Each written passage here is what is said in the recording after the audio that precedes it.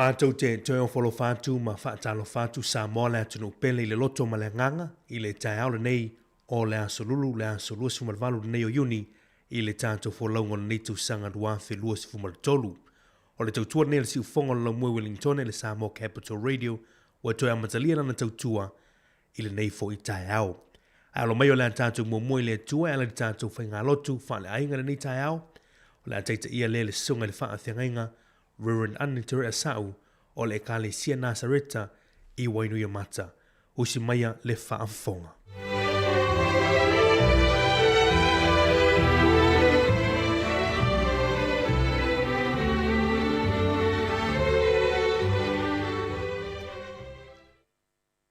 I le suafa manu malo o Yesu Keriso lo tanto o li I whaola.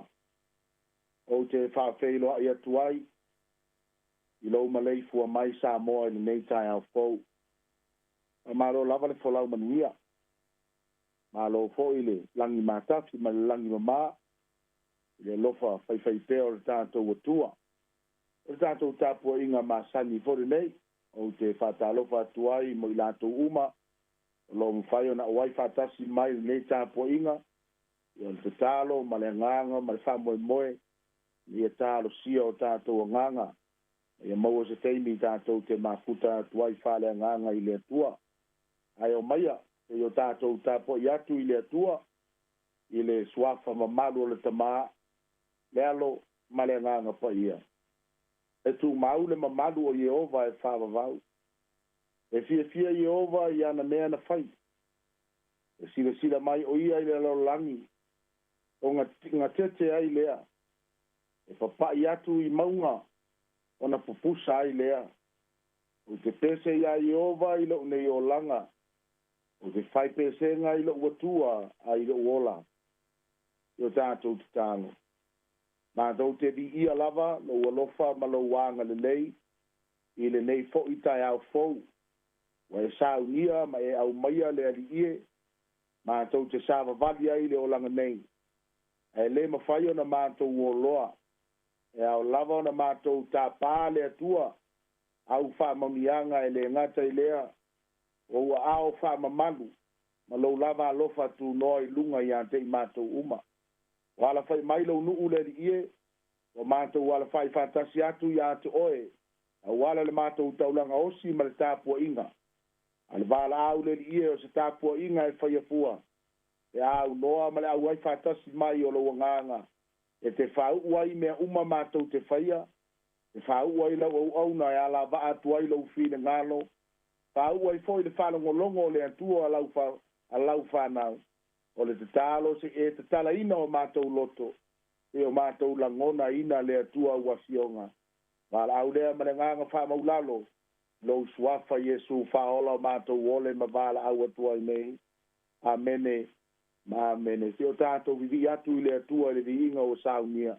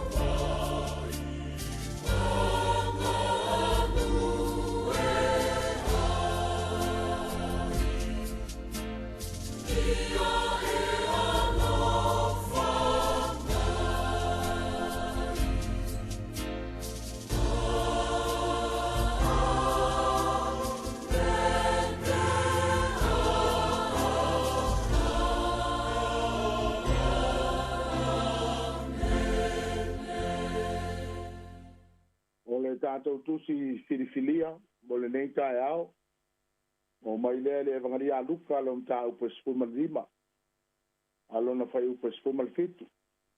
Ia whao ngā ina atoa le, whao kalafa o tusi au te manatu, o le tala manino, o le tala mala malama, o lau si la fia fo ia lau whaafonga.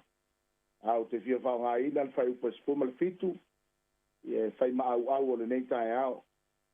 A fonga mai ia fionga le tātou ali. O nā ta mai ai leo o ia, ua whape ane. E le toa tele ea au nā louta maa, ua whaula ia lātou a reto, ua tutoe a au o te mate la ina. O nā ta mai ai leo o ia, ua whape ane.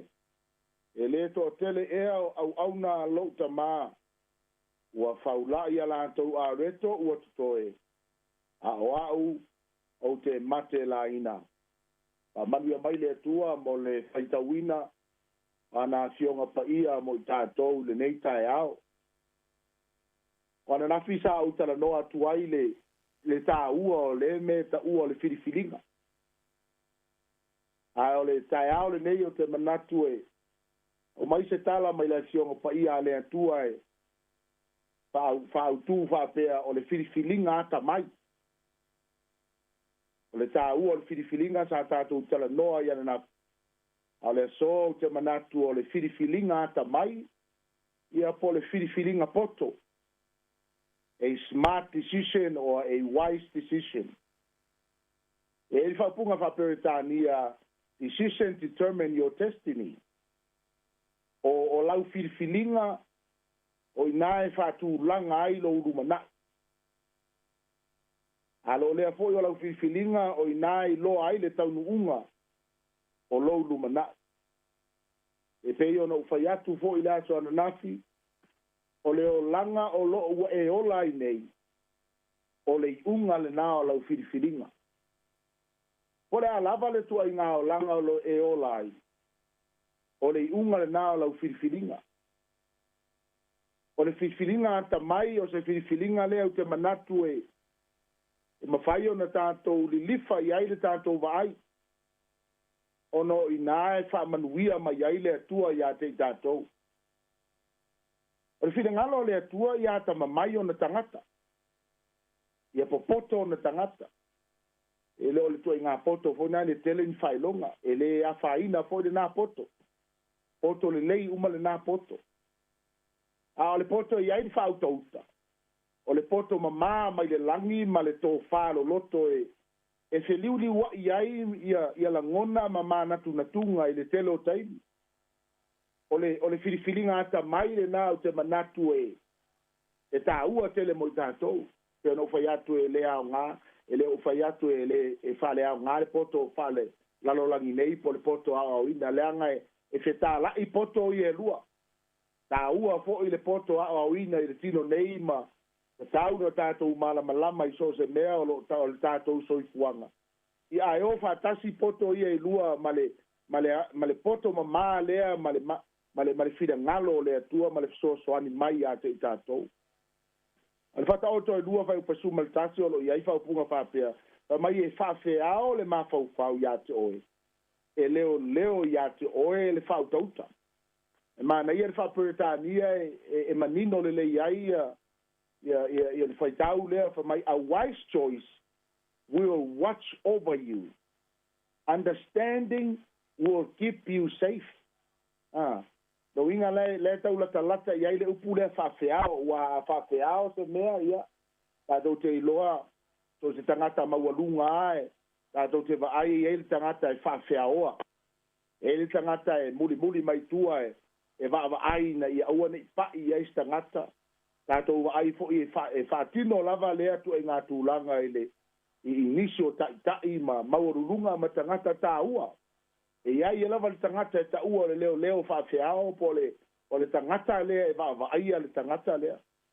E whapena po le mea le whai e le ata mai po le tangata e a po e sao lana whiwhilinga. A wise choice, a wise decision will watch over you.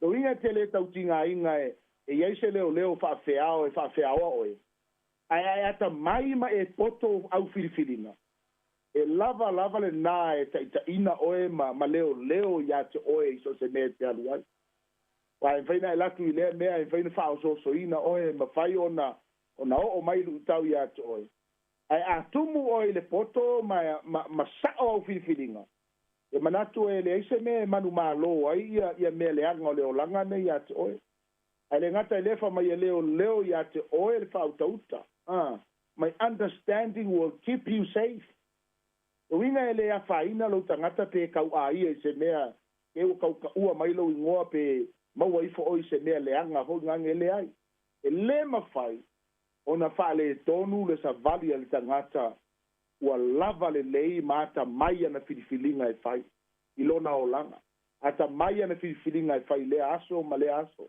o a mea tatau ona ou auai ai a o a fo'i mea gata ai na ou o'o I ai ne'i avea lo'u o'o I ai mea fa'apea ia ma me fa'atasina ai ma fa'atosina ina ai a'o I tu'unanauga o le olaga nei ae tele ao teimi tatou va'ai le tala lea pe ona mai ai faitau lea na tatou faitauina I le atamai lea o le ui'i po le poto le ui'i tele ao teimi tatou te faitio I le ui'i a tatou manatu o le ui'i o se tagata ua fa'amai mau oa o se tagata ua alu ma fa'atā ape le oa ma le tamao āiga lea sa taugani atu ai lona tamā e fia maua mai ae mafai ona u fa'apea atu le taeao nei e tōlo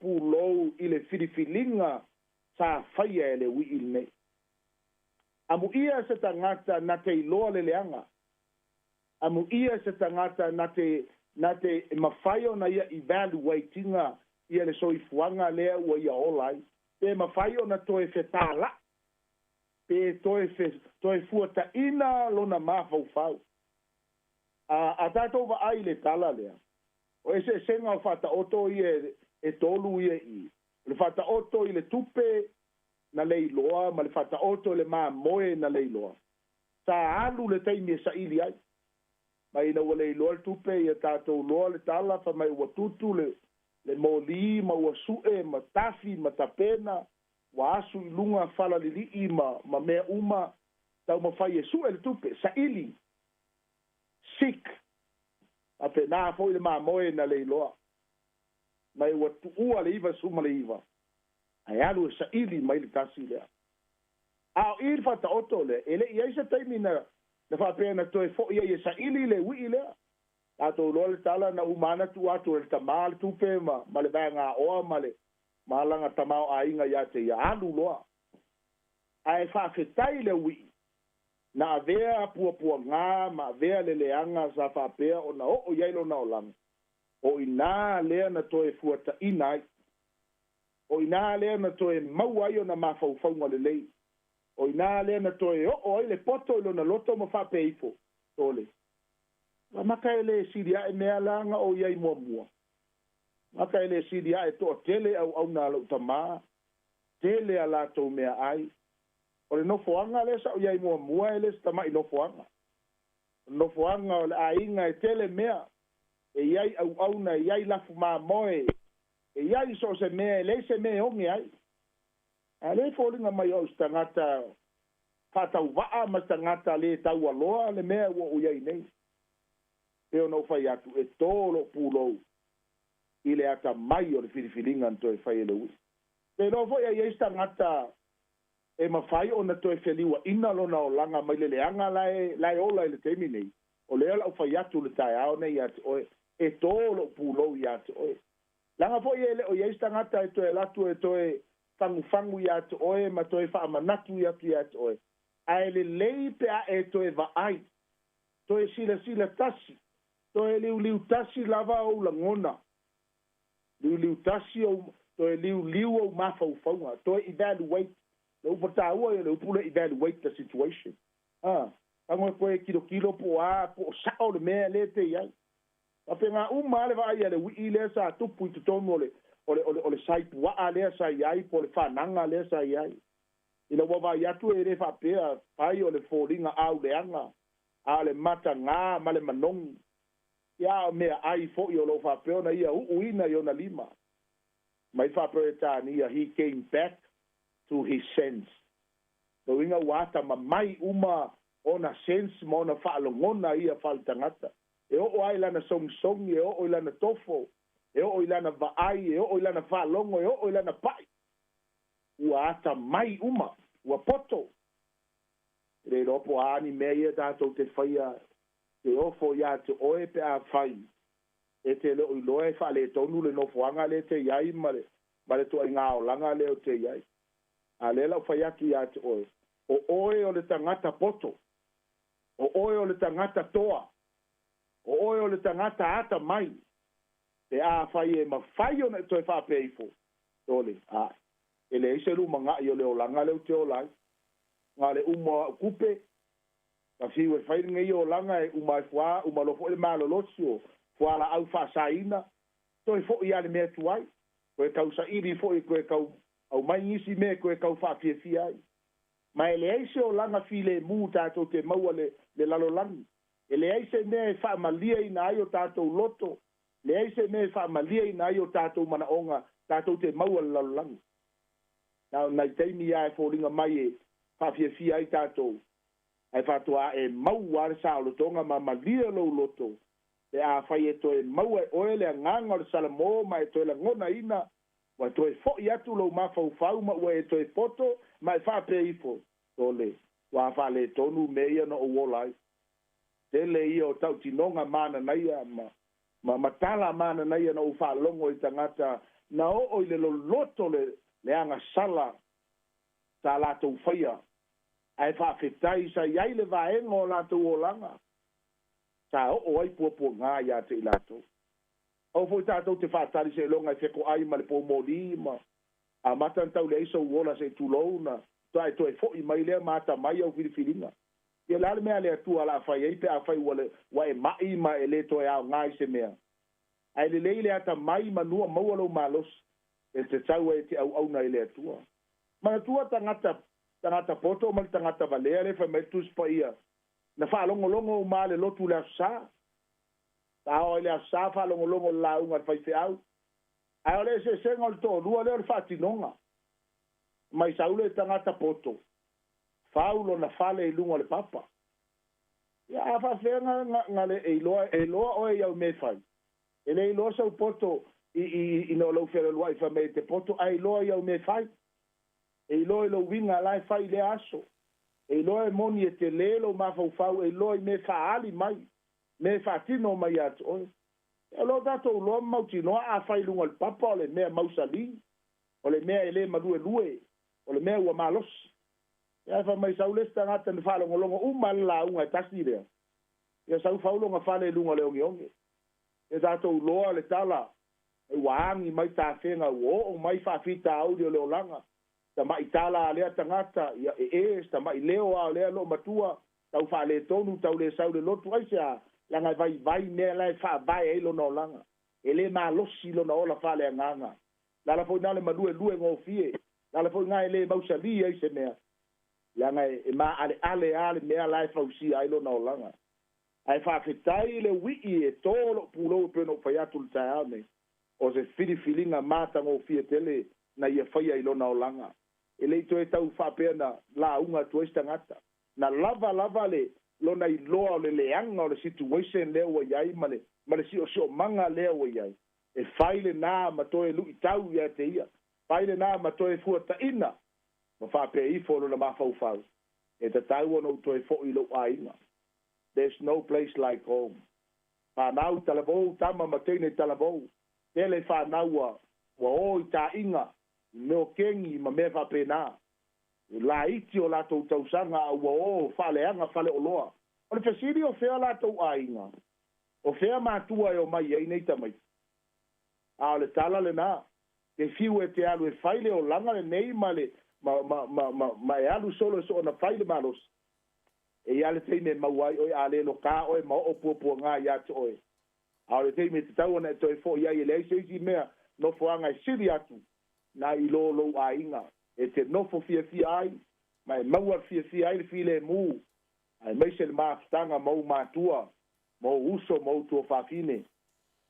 Tātou loa, tau pou e toa lima, pa mai to se fulu e to lima e popoto ia e to lima foi valea ta fena I lo le valea ai lo ai le lo ke me sa wer fa to fa ia va ia ia sa va di vali ngai pa wala nga sua ua pa sama no ai le se ta ua o na foi e lo ai le se ta ua fa ta del fa to fa ia va au popoto la o tangata filifili le lei tangata ia ta mai ala to filifilinga ele nga ave ala to la mepa ia ave foi mangai sua ua spare wa le lo po la le umi le fa ta di ai male ai le lava le umi ala ia le me tango lima tai tai al malanga foi nana walu ala to e mangkua I fo ngalo si mea ai mo le tangata fa talitali e ta pena le lei ma va ai po ua lava o totoe ia mai se filifilinga tatou loan fa le tonu ai le olanga I tonu tus paia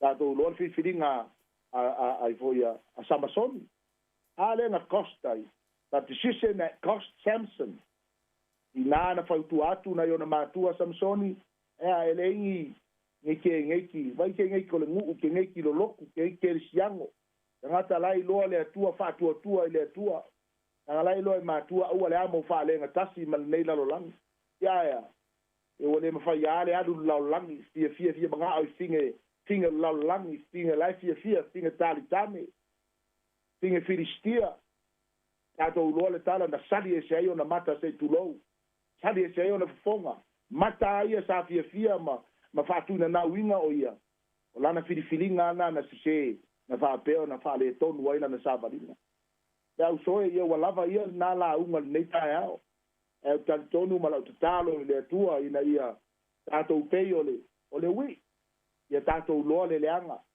ai aua nei da leanga lava tinana I lo leanga ai fai ai pel leanga o ista ngato lima sfuru ata usanga ono se puru la leanga ele ia ta mai ala na filinga a le lu tau mo oil tai al nei o oil le toa o oil tangata poto o oil tangata e lava le utanga ma le to fa mai le tua e a fai e te toi fo I mai lo tua e o tato tal le ali ia toi fo ia tu le vi inga ma le fa tai ia toi le fa malo ona o afionga pa ia ma fionga mata ngo fie la foi le ma to te fie lu ta wina ai ma to la upu wa o na fa tonu mai la wa fionga ele au tangata ele ma na o ai a si na ma le ta ua pe o na fa tonu mai au ne na fa poto ma to fie pe o atu istangat ai fie foi le fa tonu mai o la upu la ngol ta ua le ma le fa mo o fionga mo ma to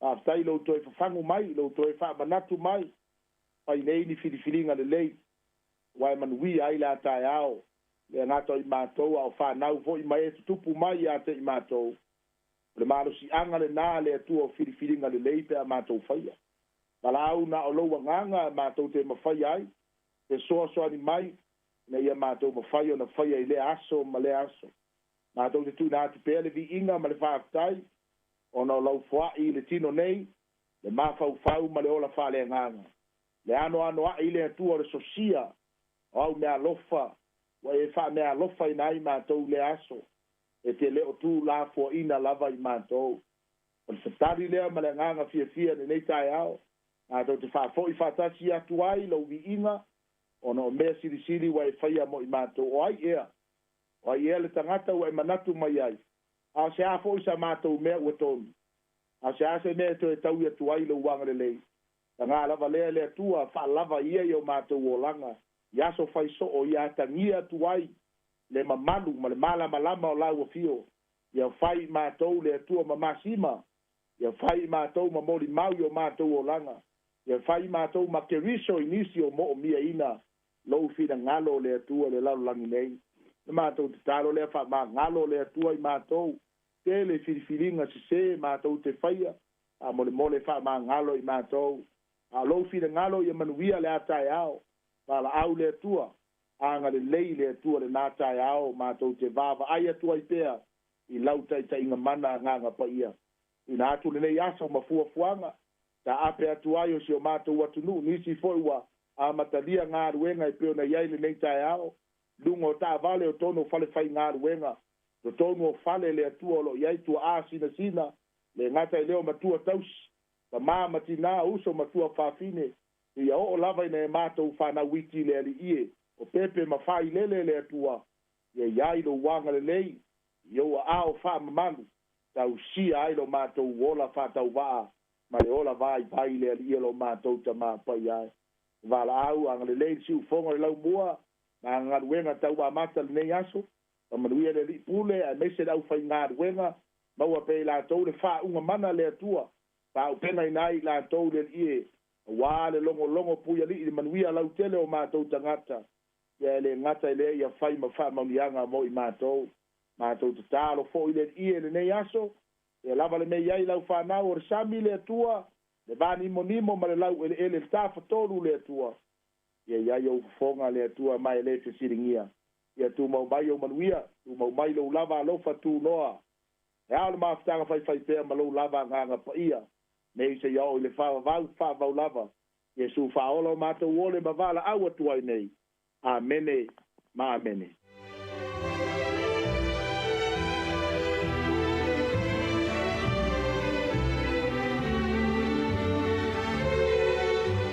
O le na ua whaafonga le tātou tunu i le tātou sauninga lotu whale ainga ni tae au, na vea i le sunga le whaathianga inga Reverend Anitaria Asau, o le Ekalesia Nazareta i wainua mata mo tātou taitai, i mo moli foi i le whaafitai mo le vi inga lo tātou tua le ni tae au, sula ina lona lofa mo nanga leia i tātou, ia e ala upu wha wina le tua le ni tae au le uto mata wina i lo tātou tunu, i whaano manga whale nganga, mo le atu le nganga whaafitai le sunga le whaathianga inga Anitaria, ona le tapinanga mātongo fia nei tae au leu whaafonga le atunu, ia ile nei foi thi au wha malosi, tō matawina i pele soi fōwha le ngango tātou tangata, o le talo i whamunia tele le tue lau sunga le whaafia le whale tua, wha pele no whaalo, ia meise le tāpu inga le kale. Sia manuia tele le nei aso, maona fōfuanga. O le ua toi tasin minuto na awhale utulai fitu, vivi inga neo le tua, toi talu mai, ia wha au pēr tau tua mana unanga si ufonga o lumua, ile nei tae au. Oh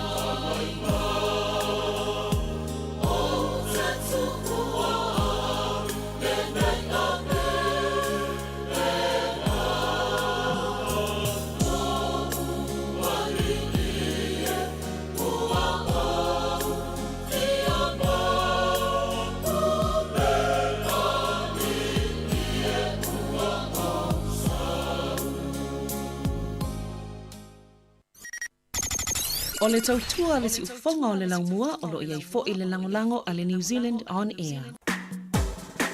Ata o le taia, si ufofonga o le laumua, aso ngafua, i le aso foraile, i le fitu i le taia, ata o le taia.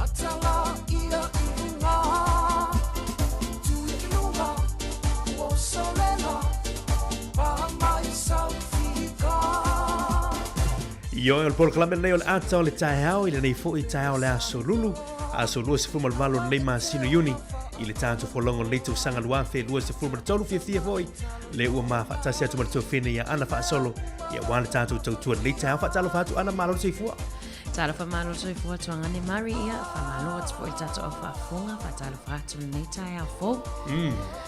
Malo lu fa fo atu ta putu fa salau nei mari lia la vai tau.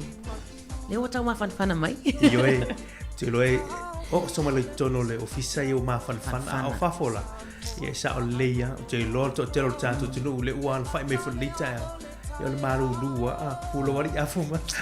Sa o lei mana e fo i o whana nei tato mātua. Ngoni. Ia me spene whana witi whatoa whana nau, pepe whatoa whana nau mai ia.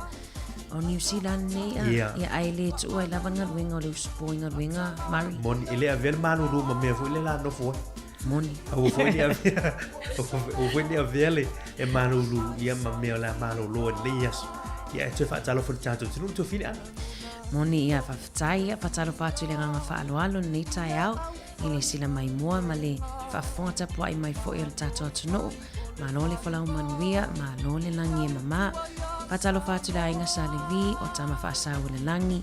O lo whaanono manu awa o e sa mua malau tapua inga. Whawhelo ai atu fo i tātou tua asina sina na i o tātou matua tausi. O i la tau i o lo whaamatua i tumu i a inga manu. A meisi le mamalu lau, whaapea le mamalu lau te leo sa mua i ona tūlanga whaalupe lupe ina. O le si ufonga ne o lau mua o amatalia fo i lan tautua i le nei aso. Ia wawhelan au nanga masani mo oe tautua ina fo i le mamalu tātou atunu. Whawhelo ai atu fo i a i la toa ala whai mai fo i whanunga le nei tai au ia i le noi matamalingi. Ia whanonoa wa fo i le ona o le wala au pa ia a le atua i e fo i e pele i a mafutanga. Pamalom fatalo fat fo e la tolo fa peona sila mai mo mau mai I so se tafo ni lau langi o e maua mai ai li tautua si ufonga lau mua ia whaftai mo le whaamanoa ino lau maota malo lawa e o atoa I fo e le tautua si ufonga lau mua ia o le maa vase lua matongani a Mari o le a tatou taltalo noa fo I whaasoa nei tai au malo Mari Malo time to fine ana le ue e whawhelo e whatatou tiru nei tai au malo Ia, mana ia le whamalosia le ona le tua nei futa o tau wina le tātou tinu tāua whai unga ma whiwhilinga whai. E se tāua o le tele o le sosia fo ina sa me le songa whawhianga inga Ia, o le filfilinga. E fai o filfilinga e whaatūlanga ina lo rumana. Ma nia. E sele te leo leo ngā filfilinga mō tātou taimi nei. Ia, Sa o lia. sa o whai. Unga ma filfilinga e whai. Ma nia. Falau i tele tātou mtau puna nei tai au. Tāu o whiriwhiringa o whai o whai. Ia i le aso ma le aso. E ma lo le wha maru tātou tiru nei tai au. Ia o le ua toi lua sulua minuto toi nei on tāle o li tūlai valu. Ia o le la tātou waka ia tu talo tau, tai, swingo le tupe. Tātou whalongo fo i mea na tupu le nei asu i tau sanga mo vai. Awa no fo i moa soi fo maas whanau lunga tātou koro klami. Tāle i tūlai valu ia whapopo mua tātou talafoma tātou tala mai sa moa. Ma lau whaftai ma futa mai pia tau tua se whonga lau mua. O la le fai salamo, lo wanga ngai, fa manu atu ia yo. Aisa!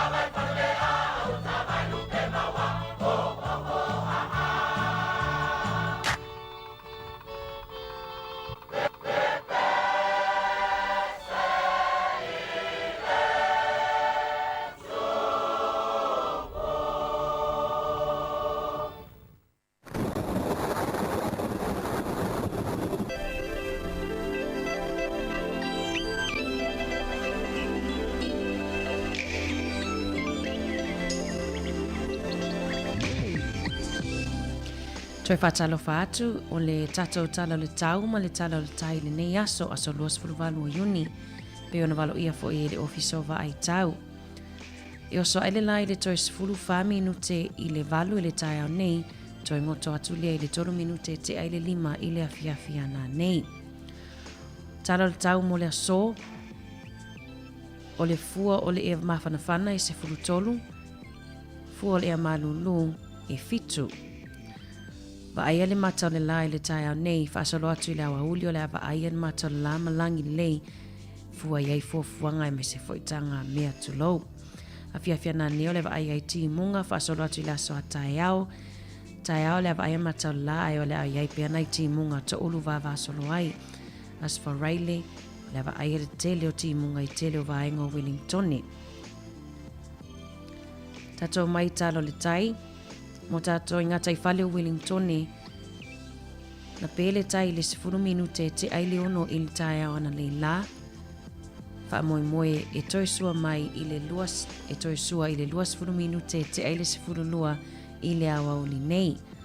Toi pelea I le toi luas 15 minute le fitu I le afiafia na nei. Ngata I fale o mana mporirua. Fa moe na sua le tai I le afa le fa I le tai awa na le la.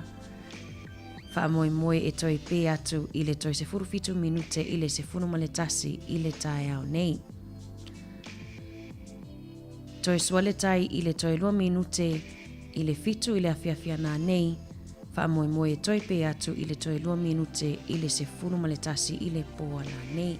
Se va ainga na I talo le tai ma talo le tau pe ona valo ia ele ofiso va ai tau I nei aso fa fitai.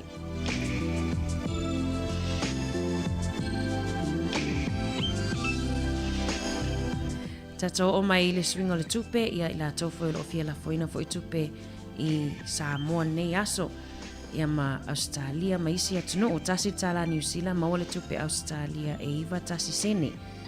Tasi le tala New Zealand ma ole tupe Amerika e ono tasi sene. Tupe Fiji tala tolu tasi sene pa anga tonga tasi le tala New Zealand ma ole pa anga tonga ma le tolu fitu sene. Tatou I ainga I Samoa mo tatou e fia la foina tupe ma lole anga lei tasi tala New Zealand ma wale tupe Samoa tala 5 sene manuel la fonga o tau tupe nei aso a tele anga lei a tupea whaftai.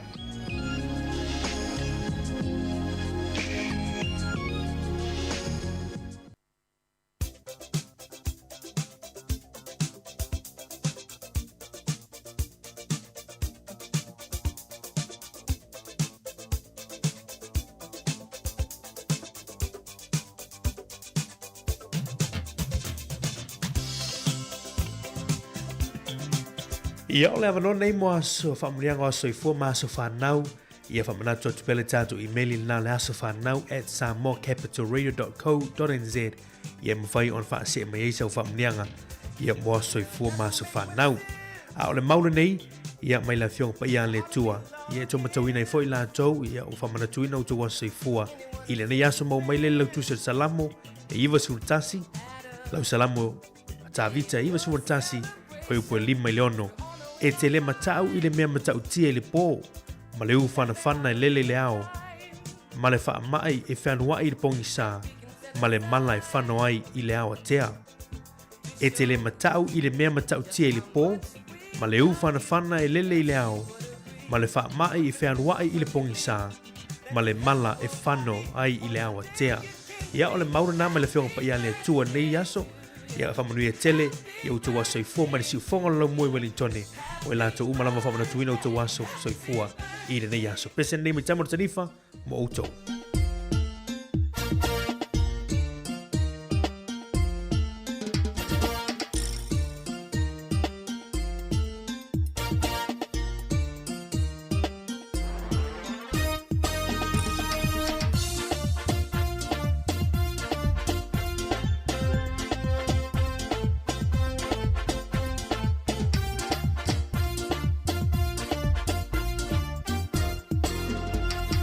Sola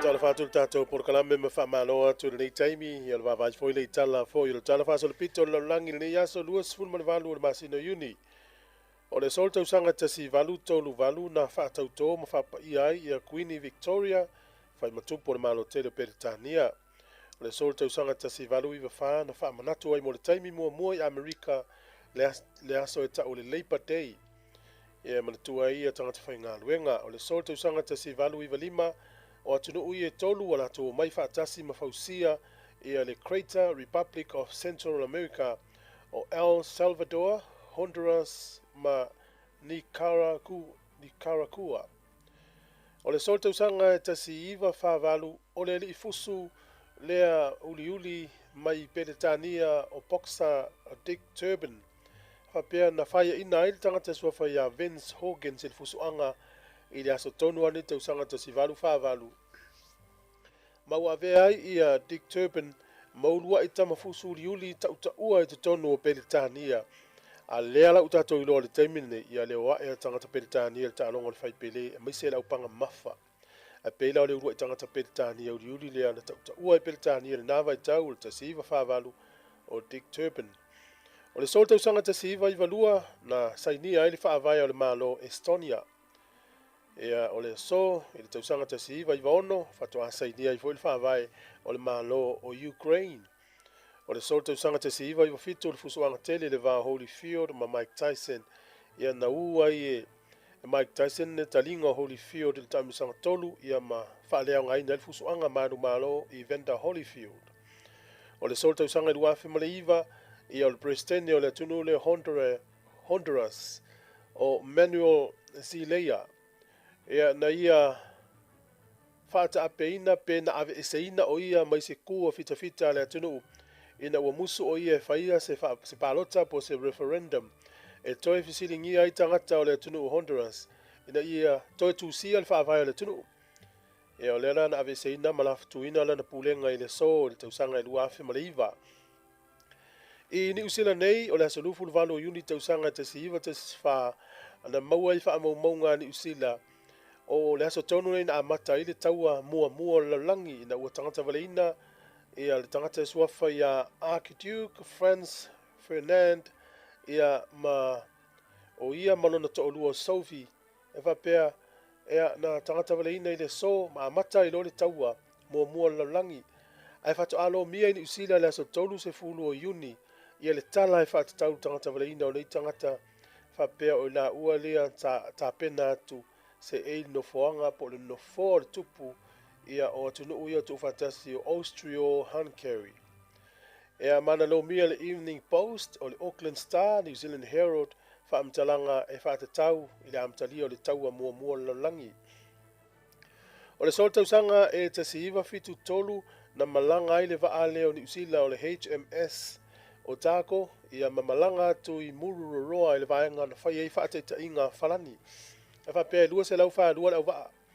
Ea na halu sa o ia le vaale ani usila e whaari lo natu te te na ua fiu wha amsinonga laulangi e tawhia whaateta inga wha niukiria whalani Mururoa. E le mawhai, sa malanga ila mani minister o le Immigration New Zealand Fraser Coleman. E whapea la na luatu le vaa mol mawina whaateta inga mua. Na malanga leo le si vaa o le usila e tau o le Canterbury. Ea maluatu sui le vaa lea o le otako. Toi foi mai le otako ia na sau ele o Coleman. Na toi oso le o Coleman lunga le vaa le o Canterbury. Ea ai whapea sa lato mol mawina e whaateta inga lona lua.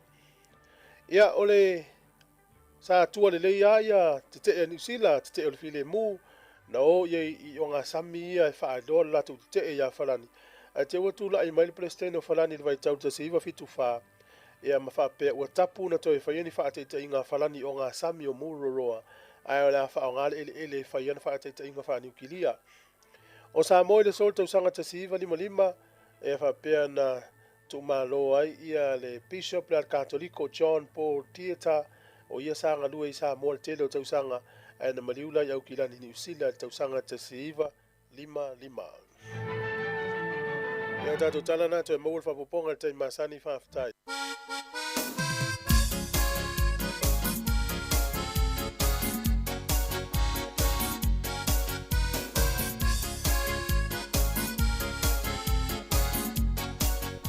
Ia e toi whamalo atu lewa toi oro minute tali tu lai balu mai a foi lawi nā atua tātou tala whasolpito fo i o mea na tutupu lalangi neia i nei aso. Mga luto lua tu pia maltuanga nei a Mari tali tu lai balu au i nā atu e whapoponga momo tātou tala fau. Le teimur tai au tu fini ana lewa aga ia te foi ma tu e molia nisi o la tu whanau. Ia ongo le asuru la tau ia o longa tono neva yaso ia ai ole ia ole toi va yaso muri nei o nga whanau. Aso really tau lunga o nga whanau kwa tono lua fa malole le finau fa malo fo le tau ia long whanau tātou tulu ia onga. Whamalo fo i le tapua inga nei mātua le ngaluenga whita fo i ro whea ngai mautou ia ole whaingaluenga lea ma tau sue tu pia waltongi no pili ngā tai leo le usupoe aweta maiti lea onga ia ole tau singa ia ele ui o tātou tapua inga ele whangaluina tapua inga nei tātou matua tausi nā tau ia leo lo ia lai fota maiti tai au Maria lawa lewa na nufuno matua poto ina le i le whanma le poto malolo ole te mi fo ile le tai au fo le wa fai lotu tai au matua mi sa matua tausi ele ngalo ai fa nau te talo matua e talo si fo ia o nga fa nau te lo manu ia fo ile o ma fa nau fesili ye po fe no mai manu ia ona la te talo matua ye matua te ele ngalo fa nau ia tama mate te vo fa lo man le te bi lungo la tele yo anga ia te fo ile o manu ia tele ia so ia o nga te to tama le tene le ia musta il fa ia o ai se mele mala mai ol por kala me ma sanya tanto una fesili moni toi whamanatu Mari le wale toi ai ni so te ni te ifo i wai ai ali sta mai titilo fai mai lo tino fo nei langa lai solo te e mato fai a onga le ai wo wale o toi fai ni so te e lawa fai ai le malolo mai ai fa malo atu i la to le wa amatalia nga luenga i malo lava nga lue ni atunu ese fai ta Mari le atunu ale ala usulta ai i fe amangaro ia ele mauale i bata falao ta maiti ia esa le ia mauele vai ngai tau sei ai le ngato le me fai tono e kalesi ia me se fo ile tau ino nei tau ino sabo sa ole si tau mai lo New Zealand wana mai na New Zealand mai wase sa dinga manuia ma mai wa ngalo mai ana fiu nei ai ngai sabo e vidi mai ia lu te pete fu ile ia ele ai o tula ngai o tatu tau ina fo nei o tatu ai ngai sa mo marol fai o tau tua moni le vabe nei masina moni le mai anei le astonai moni astonai le asmon muli ia on tatu va ia foi le aso farile la so really ia on tatu va ia foi le you life anga solo tau te amale afo tau sanga mo le tau ma foi ia tata tu piskis mas wa vabe le mele wi tau sanga te mini wa vabe te ia am tu ilo ia tele yo fufuanga mo kala me tatu ainga fa ta tiele nei temi ia ai tatu fa mo ele tua ia tau no mo via na fufuanga no tatu no fa po kala me ama ia ai fa mo ele tua na fa tulu na fufuanga moni le ia ai o te lo la vai foi sta pese i fa manat masani o tai au vai sango le mo la tele ai ia fo la auto na tatu mato tua ia malu al taya Mari malu taya la si malu taya ma nei te lo tona te lo o le polisi al ma nei o polisi la ai pe e tipi ai ia ni e fele o ele tipi tono polisi ai pe fa auta fa foi le ia le fruta le na sa ma savelina na o le pesimeni po eta pesimeni o ka mana ia Tamana. Pesi Pesesi mana ia. Me umana mana ia. inu petava I vela Malu ia le. Ia le alfa fo I tulango o malu town ni te.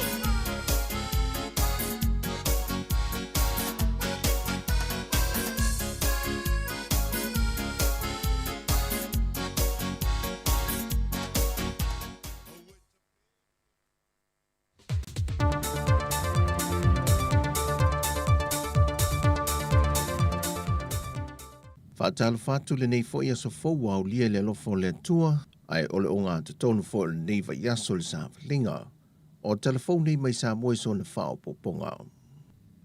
O a whaamaunia mai ale komisena o tanga luenga leo leo au apa au longo I Tina Filippo, o se osu whainga malo le malo le whaai unga le va yaso mo I lātou e mia whala au whaasaina, na tau fia mai aile o lo whaau lulu I aile vaenga su e tusi, al whaala paputonga o whaaputunga tupe mo le lumanai manui o tangata Samoa le nupi wha. E na ua maua mai ei lona whale moa moa, e le ngata o le aisa, marijuana, o tutau o la au malosi, ma le tino I tupe silia ma le lima feta la. Ta ua e awa pa au, e to a lima I lātou na tau fia mai leo sa whainga le nei, peitai e na ua mai asu e su enga, na toe wha amatu le to toru e le oa a fia I lalo mō lianga, ai ua tau fia I na au I la ue to luan wha mao nia. O le wha noa noanga le komisino mtanga luenga leo leo, na ia wha alia ai o le to telo I lantou e tau fia mai whala au wha saina, e tele I na nginga ele swafa o lea le isi ni o le nupi wha, e le wha ta wina o le aisa. O se wha noa noanga fo il mtanga luenga I pe o na ta ua au apa au, o le to telo I lantou ia o lo a nga I Yesu e suenga, o lo o lato mia to finga mawulu lunga te tono le malo. O lo taula mua le au maia ma le whaatau I nato le aisa I to tonu o le atu no. E li lifal tali tonu ngol mtanga luenga leo leo le au wala o lo whaaofi mai e pea le aisa I to tono o Samoa. O fe malanga ingala vele vao Samoa ma le motu I se sae Amerika Samoa. O lo whaawausa I linga mtanga luenga leo leo. E le ngata o le mata upule nei, ai whapea foi o no lātou tūturi loa, nisio vaenga wata ua I nisio sue suenga, wanga osi ai le aisa I te tono le atu noo. Wa whaaliel to tele o finangalo le atu noo, e whai malanga le vao Samoa ma Amerika Samoa, e siri atu I lātou le malanga le vaa lalo nei lo vaa lele. O lo maita wina le whaatu mulia o pāsese o vaa I vaiaso te tasi, e whai o le malanga I le moti se sae, ai o whapea fo il mamalu le atunu I Amerika Samoa e fia malanga mai le atunu. E le pase se lava ia le vaa e lua se lau valu se fulu, ai ua toe wha au popo I Malaysi 5 se fulu o tangata e pase se, o loo fia malanga mai I Samoa, ai maisi o le vai aso neilo o tele na amate fontanga e Kalesia, e au fia I male Kalesia Worship Center. O tau o pase se va alele fe malanga il vaa o tunu ue lua, o le Samoa Airways e silia ma le fitu se lauta la, a o le Talofa Airways e silia ma le ono se lauta la. Peitai o le pase se le vaa lalo le o tumutumu I ei o tātu tangata, e na o le se lau lua se fulu tā la, e malanga I Amerika Samoa. Ripotia le pepa tutuilo le tala nei le nei vai aso, le talo sanga I leo tangata le motu I sasae, pe mawhai ona toi wha popo sa isi 5 I lunga o le pasese le ua ova, ona le ngata le ngā whatio le tau o le pasese, ai wale ai lava se senga mali ti le va alele, e tu tono le tātou va fau, lea ele I lewa on te tala I whimala ngā inga I le va o atunu e lua. Na whate I le whaia o ngā le manu sa mua teitua fitu I a muleang Tere Brian Lima, e na ua whaata siatu I le aso fia le sakala meta le whaipuiponga, I se tasu sui ta alo le teitua fitu, le sunga va fau ese, ma whato ai loa I mōli mau, ua mai a saini lana kon karate ma se tasu kalapu I wharani, o le amalanga e ta alo ai. Ta ue muliang tele, o le naunau ta inga tonu ale I a te ia ma le pulenga, o le maua leo a wanoa po whaamnianga mō tamata alo le atunu, o le maua leo kalapu e ta alo I atunu I fafo, ina ia maua se le ni le lei ati na e o lātou a inga. Peitai, sa noa muliang tele o so na wha noa noanga, o le mawhai o na whailoa mai e waa I a te ia, le la sanga ua ia uia, ona I le ngata e iei isi whaamnianga mō ia, a iei fo I tūlanga I te tau o na mālamalama I le pui o I lātou wo atu I kalapu nei, pe a tūla I maini pe whea muliane, ai ua mai ono lātou mālamalama ai. E se whātala noanga le TV tasi, malwhaia onga le te tō fitu, I a muliang Tele Brian Lima, na ia toi whaamanatu I vaenga nei e te tau o nau tangia tātou tamata alo, au lei malanga tu ta alo I kalapu ia tunu I fafo. O le tu alalo mua ia po iai seisi na fasota ia na ia. E le whamanianga lea, ia po tu lang tau aging. Ia o na watwele iel tu alalo, ave fo iel sosoan. O na mantua fo I tele yo tu langa tu lai mai fo I sitamata alo ele ngato tātou nei. Au fiti tonga maisia tunu. Ia mene o aging, e te tau ona trust, inga te tata nei o le asau e avea mau manager, e whatar tono ina tūlanga nei.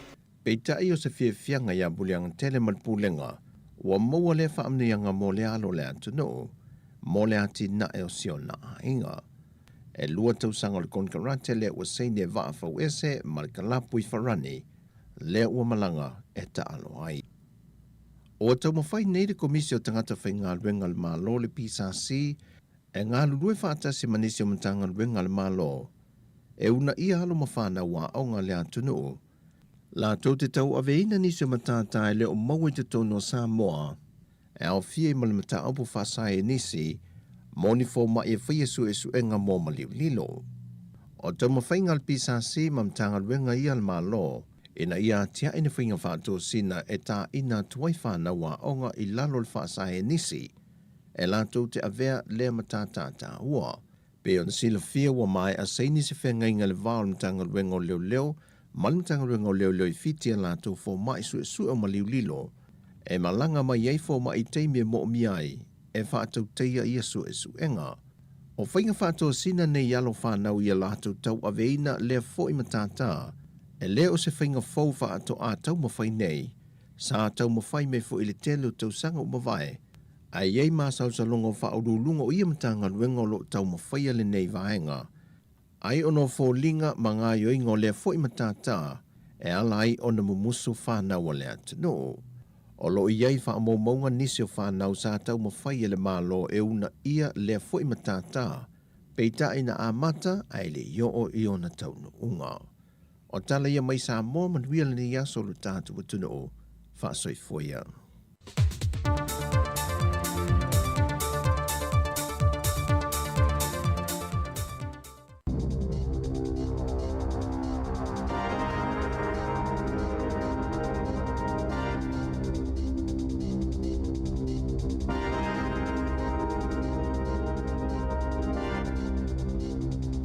Talo falava o talafou mai le si ufofongo le lau mua mo le nei tae ao le aso lua se fuluvalu o Iuni lua afe lua tolu. Na whaalawiloa mai ana nafi le ua filifilia e avea ma whaatonu sili o le komiti whaatonu o le te whatuora. Le tamaitai ia Dame Karen Boutasi e suitu langa ia Rob Campbell. Le ana whaamalolo mai ilo na tofinga i le masina o Februari ina ua ia whaiani whaamatalanga e tuua ia i le vaenga wha upufai ale National. O poutasi sa onga ia onga whaafo mai, mai se fulutausanga onga lue o le whaatonu sili o le soifua maloloina, e o mai i le luafe ma le ono, sa awai foi i le komiti whaafoi o le te whatuora, o le asomo mua o Iulai e amatalo i ai i lona tofinga. Na whaalawiloa mai e le minista o Tupe Grant Robertson, ma le minista wa onga Jantiniti, le se laulua se 10 miliona tā la, ua whaanga ngai le malo, e fesosoa ni ai i le tutongina o a onga whanau i universite ma onga matata ese. Whaapa sene si iti ai i le luafe lua wha ma le luafe lua 5. O le afesosoa ni e whaupopo i le 5% sa folasia le malo i le paketi o le tausanga nei, ma o se si itanga tele lea i totonu o le 20 tausanga. Peitai, na whaamanino e Robertson, o le afesosoa ni tupe o le a lefo i ai le whaafitauli, o lo ofeangai nei ma universite i totongi o ala tautangata whainga luenga. Ua whaasalaina le pūlenga anu ua porirua, taluai ni whaasea na whaa o atu whaatatau i le manongi leanga o le whanua o tanu mia i la pisi i taua, whaaselau mita le mamao mai i whale o nisio a inga. E se lau whaasfuruvalu whaasea na whaa o atu i le maasina o se tema i le luafe luatasi. Whaaselau lua i a se tema i le tausanga taluai. Na whaalie se tasi o tamaa e nofo i taua, Phil Duman. E tusa male se 5 tausanga talo na ia whaalongoina le whaale tonu o le manongi mai i lea no fuanga. Ma o le anga luluele pulenga nu e whaatala noa mai ilo se fuafuanga e whaia i lea no fuanga.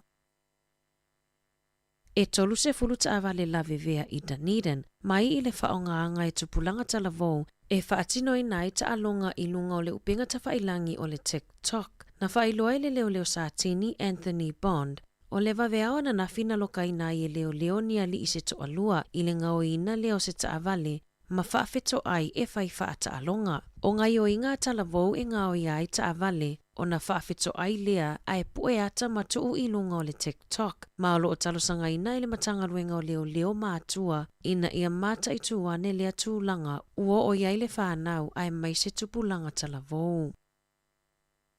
Ua whaia se suinga i le whailunga o le ingo lea ai o Wellingtone, lea e tu i lunga o le maunga, e suia ai le mata i tusi o i le polo soka, e whailunga ai le taamilo sanga soka o le ipu le lalolangi whaavao malo o le FIFA. Lea e amata lia i le aso 20 Iulai i New Zealand, e iwa taalonga e whaia i Wellingtone, e au fia ai taamilo sanga e se 10 ma le quarter final. Ua talosanga ina ile au whaitofa o le soifua maloloina, ina ia whaia suesu e ngā tina maitanga mo le whaamai o le syphilis, po o le siama lea e pepesi mafua mai i whiusua inga se itulou. Na whaalia ele so upon matanga luenga o le soifua maloloina, ua si itia le numera o pepele i whananau ma pepe fou, ua afia i le whaamai, e pepesi mai ele tina maitanga. Mai le 5 tausanga taluai, e 25 pepe na afia ai. Ua fautua ina ia whaia whaalua suesuenga a le tina maitanga, mo le puipuinga ma le saunga le mu o le pepe. O afianga i pepe e iai le siama, e mawhaio na mau ai soifua pe a whananau mai, pe whananau mai foi ele i o ile aso e tatau o na soifua mai ai. O pepe whananau mai e le whaalia ni aunga, o afianga i le lumanai e iai le longonoa, ma mauai i isi whaamai. O tina Maori ma Pasifika o lo mawalalo le numera o ilatau e whaia suesuenga i ia siama, e tusai ma whaamau maunga.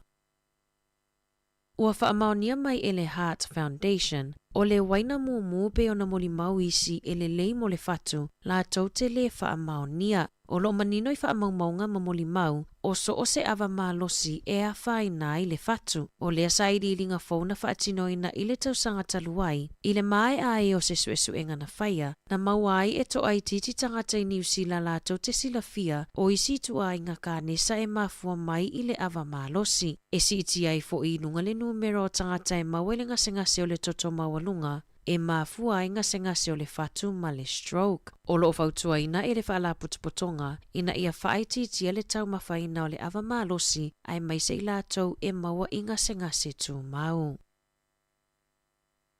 E fitu se lau 50 tangata whaingaluenga o le avaea mai le ofisa le New Zealand Post i le isi 5 tausanga o lumanai, mai i le toa whaafe 5 se lau o tangata whaingaluenga. I se whamatalanga mai le pulesilia le ofisa, ua te leina whaongaina e tangata lunga o penga ta whailangi e fesota ai. Peita ai ua to ala iti tangata e whaongaina le au nanga. I le 10 tausanga taluai, na o atu i le 10 meli ma whaamomoli e kiliwa i le vaiaso mo le ainga e tasi. Peita ai ua whaititia i le na o le lua. O le lua 10 tausanga taluai, o lo whaamawina e silia ma le piliona meli ma whaamomoli e whelafoa i le mamalo le atunu i le tausanga e tasi. Lua 10 miliona lea ua whaititia ai. O lo valo ia e le New Zealand Post, e ono whaititia i le 10 miliona meli ma whaamomoli e whelafoa i pea o atu i le lua whelua valo. Talafou ia mai le siufofongo le lau mua mo le neivaenga o le tae ao.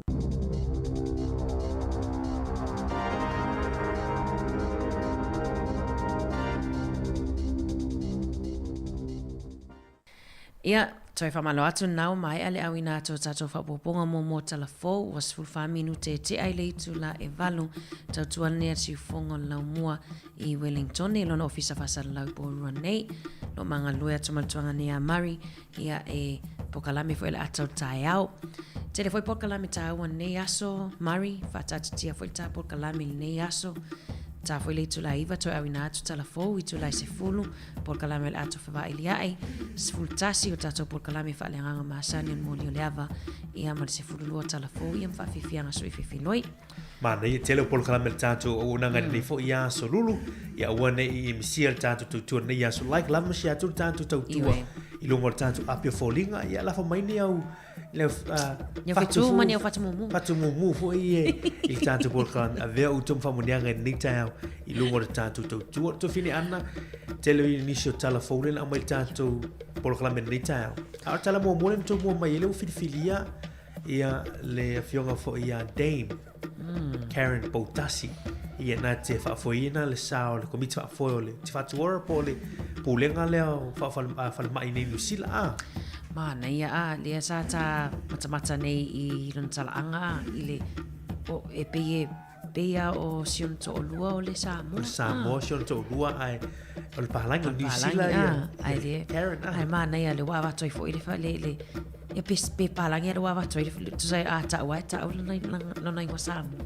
Potasi fai ure ye ia le sunga whaafenga ia Reverend Samuel Potasi ia wa whailangi lan fola a le o le mana o le whaonga le sua Potasi ia whai o sia hoi tina ia o le ua o le tūlanga le o le taita inga o le komiti whaafoi o le whatuora. Moni, ia ai pei fo i o le teini fo i le vona whaauina CEO Pulisili.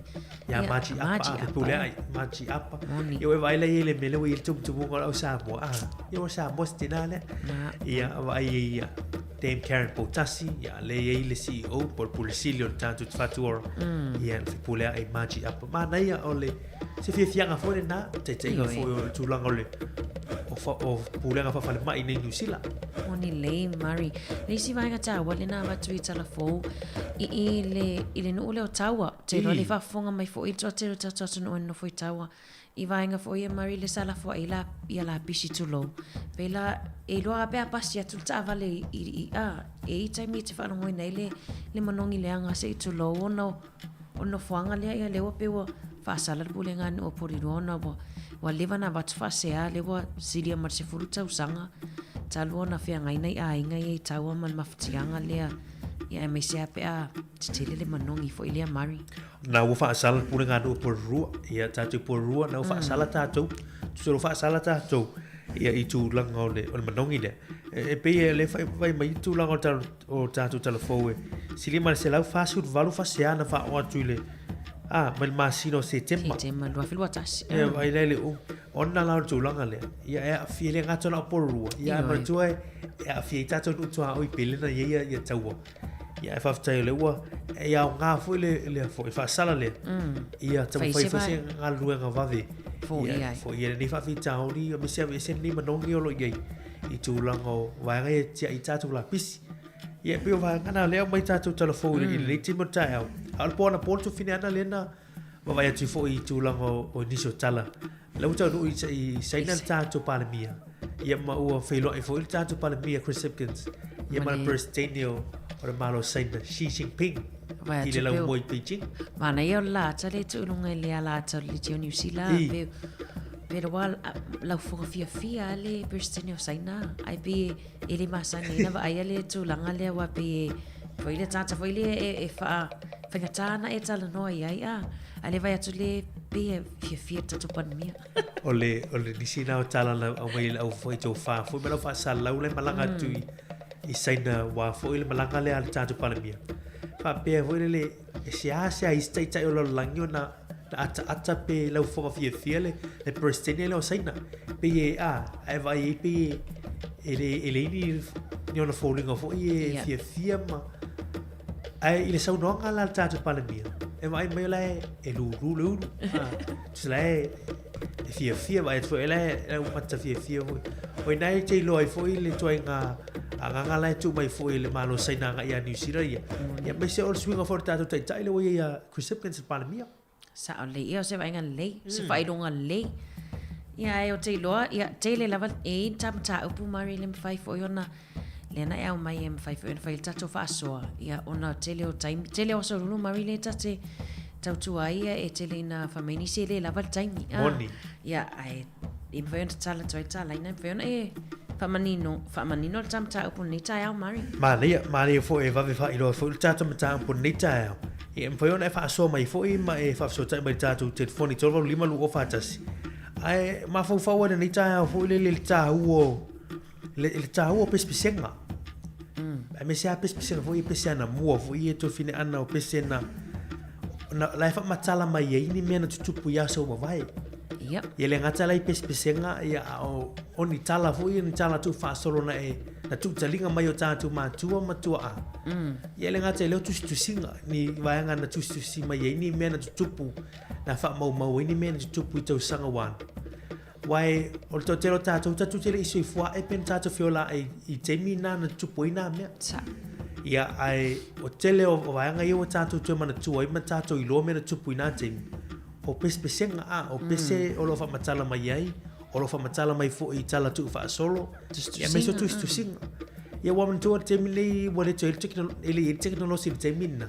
E fa mau ai ni me. Sa ole. Ai pela o pespesenga ma vaanga umani na fa mau ia tatou tala ma mena tu. Sa ole. Mana ia o le fo ina e fa pia a maliu le tangata I tele na tusi pese. Pe tusi le vi ia po le tele fo yo no. Te mana na mai fo I le tele o no I tele o talaanga fo yo. O tala tu fa solo. Po tala tu fo ia so. Ai mana ia tala lainga o le ase ta o pespesenga mai ana mua. O lo fa matala mai I tala tu ia ma mena tutupu ia so ma vai. Mana ia fa fo mai foi la pese le ia tama sese. E pe ina le ta va tu se au ngol tatu fa so ni ta o mena tutupu. Ala fa mau jo lang o tatu pespesenga.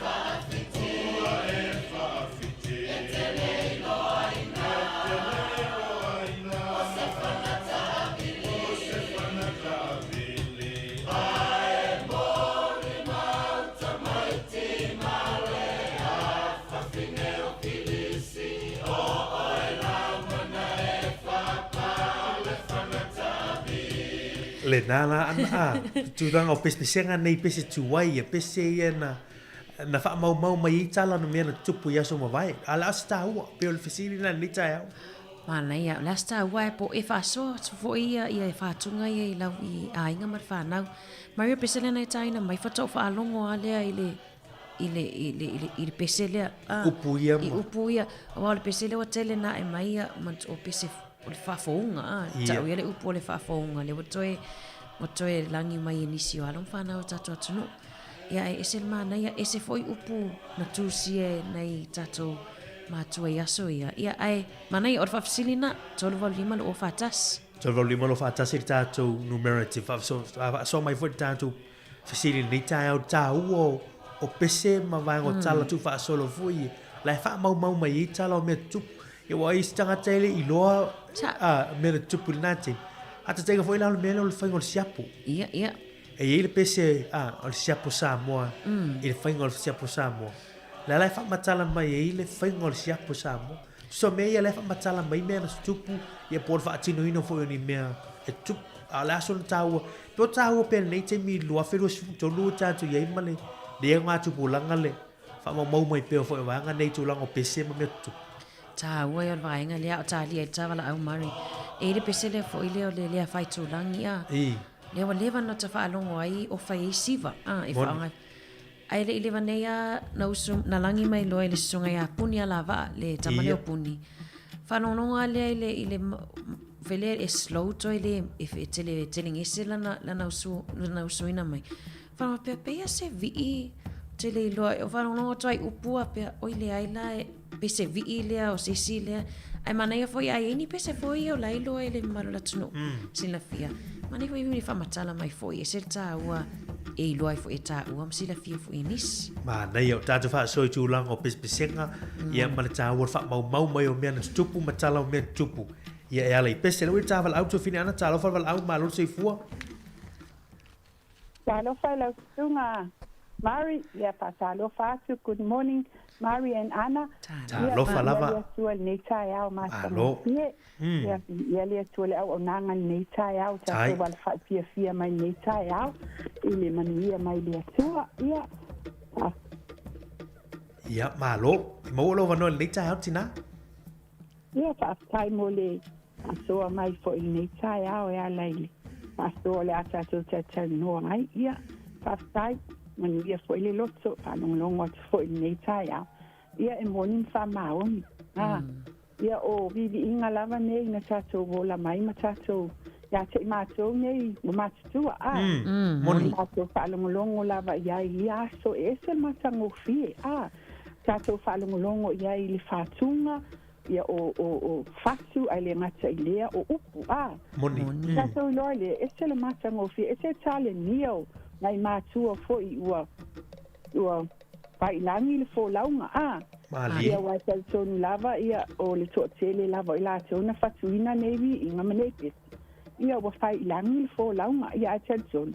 Ia o tupulanga ia wai ele saini nei. Ia pe ona tau noa ana. Ia pe o toi whaafounga Moni. Ia ua tele ni tātou whaalongolongo nei taimi. O se mea le mani ia ilo loto ona le atali o te au tama. Ona o le taimi nei, ua fia lava ia e whaalongolongo I vi o tio mātou nu. Tala lava ia I tio mātou nu I Samoa. Ia o taimi umama te o ai tāwali. E kangoanga ia play. E play ampai mai mam. O le vi leo tātou nu. O lo langina fo e nisio. Tama mwhanau ali nei fo inu. Mali. Le pangoa li I sāfuni. Ia e te e fia I lalo loto. Ona o whanau na whananau I nei ia a o leo ua whaalongolongo I lātou I whātunga fo I ma e o loo lātou langi ina o loo fia I lātou o loo fia I lātou mana ia na mai ai le loo loto o le ai la o la ai e fia fo I nei whanau na ola I nei na whananau I nei e whaalongolongo whaalongolongo fo I vi o tātou nuu malala whanga I Samoa Mali. Ia ona sili mai lea. Ia na o tau mwhaile whaamtala iai. Ia e ona mana ia fo I whaalongo mtatou whaalongolongo iai. Ia e watu ai fo I le anganga whaatai na ia fo I ialo o atunu si o tatou atunu I le langa mai me le ia wa e ao ngā mo alo ma whanau na whananau I nei. Ia isi whanau ele I o ala tau I Samoa.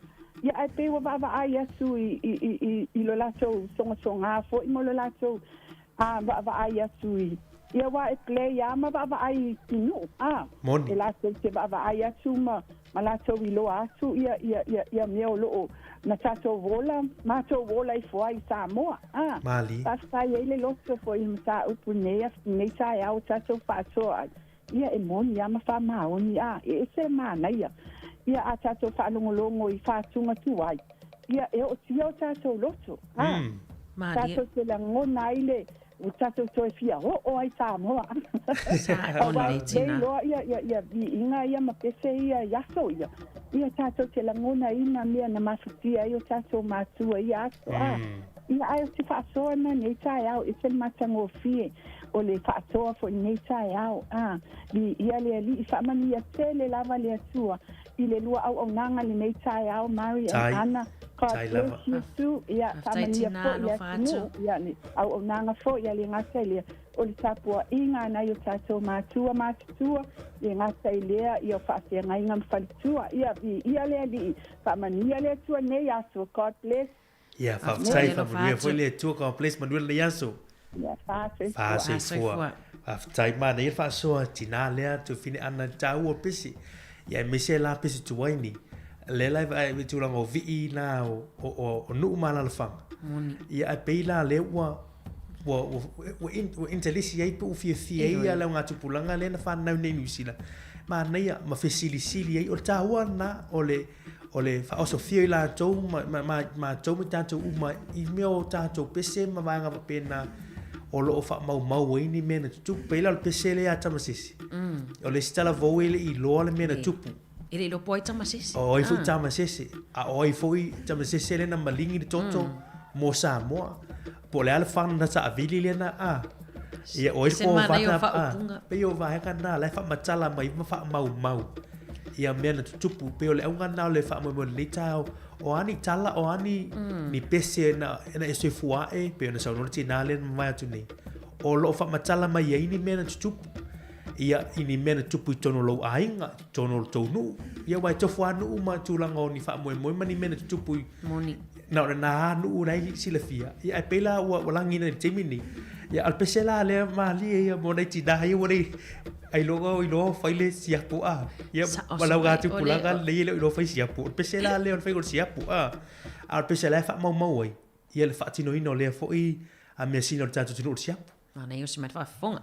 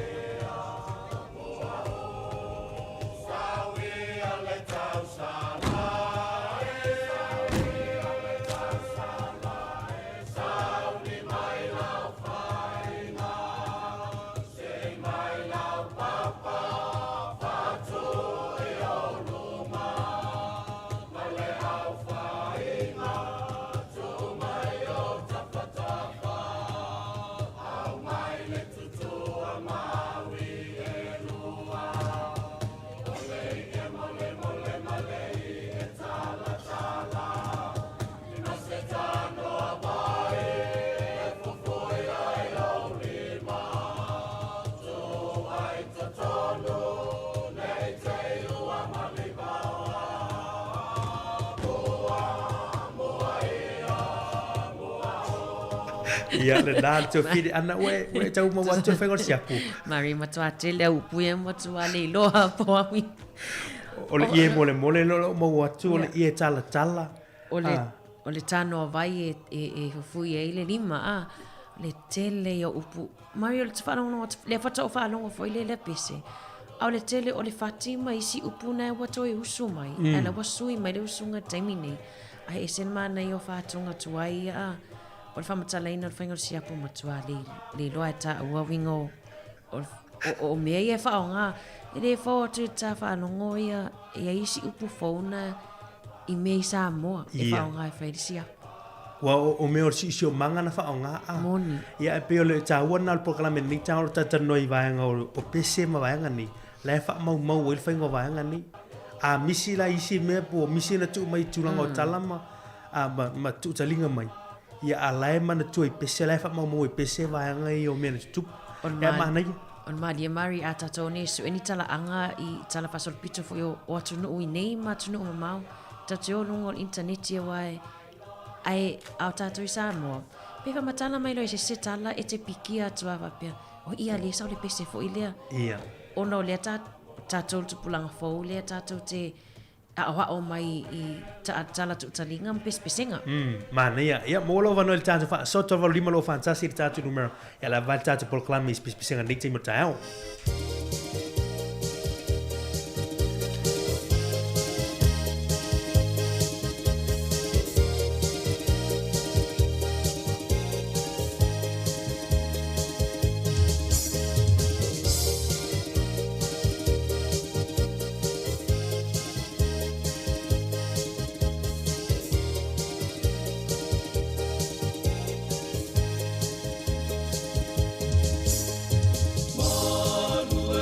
Ia ana wiri taha wala au nunga tātou leina tā lofa wala au malu sei fua.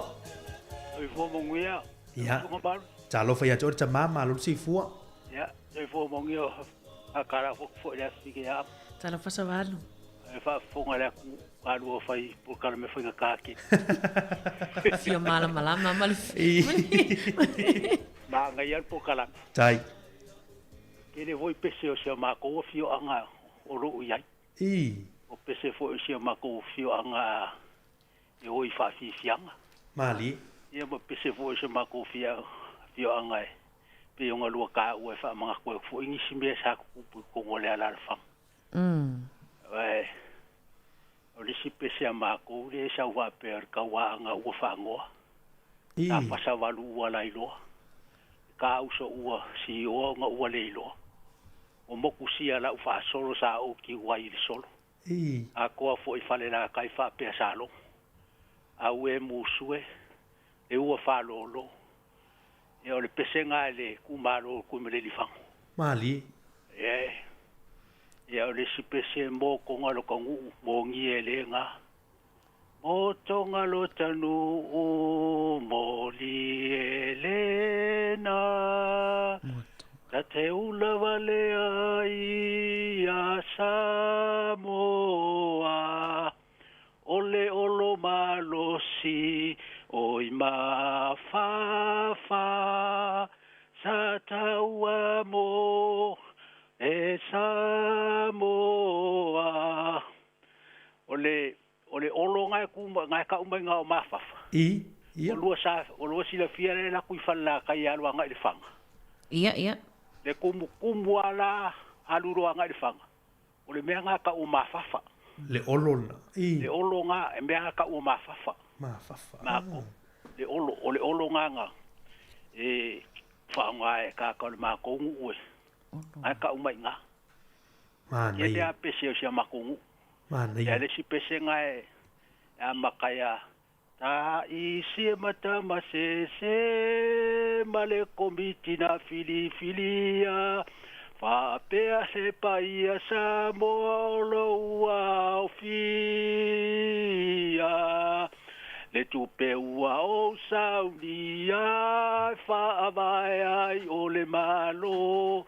Awele langi o le tui male ali I whano ua tu malo. Aue tangi,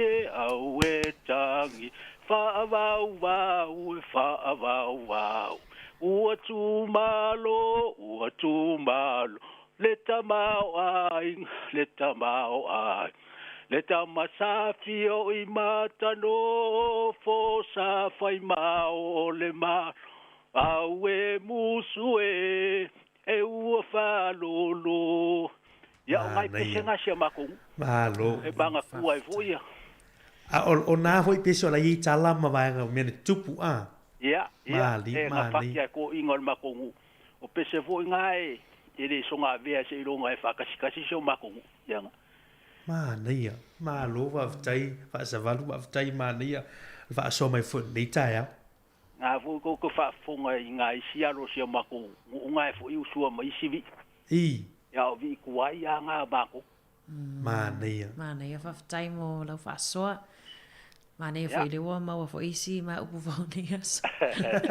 E lau whaatu ma mia. O te ati ma whaasavalu manua nei aso. Whaftai. Whaftai, ia. Saifuia. Saifua.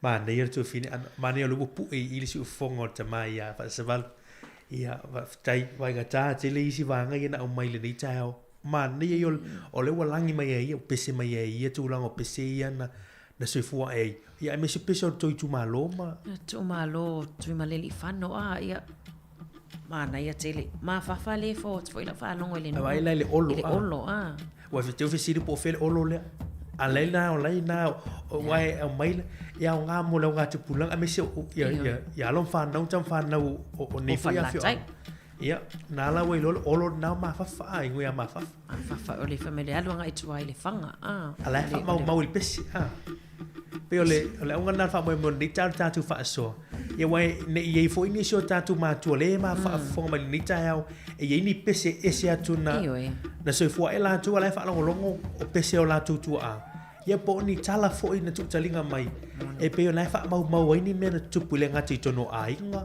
o le mana I o le wha aso ni tāiau ia to e su e pe to e sa ilima ma to e wha mau pe to e pesi ma pasi fo I seo ngā tupulanga le anga I mai ma nei e se tā ua tātou sa moa I Mari Oilena e soifua nei tātou sa moa whai aso ngā nuu po Culture Days I o I e tele na I whaalongo I pese whaalanga nuu I o pese o tala tuu whamanato I fo ia tala tuu talinga mai Samoa ia tātou tupulanga tala vau o le vi o whala la taile na o vi o vi o le tuu malo tui ma le whanu ia ma le isi ia o tele mani ana ia ata to ina mai uma vai ni tau tatu por kalabi ia mani fa fo mer tatu tu ala to bola va no to lima lo fa tasi tatu numero em foi le fa so mai mo la to ia fa fo no New Zealand o fa to lo lima fa to Wellington moni ia foi ani si pese Mari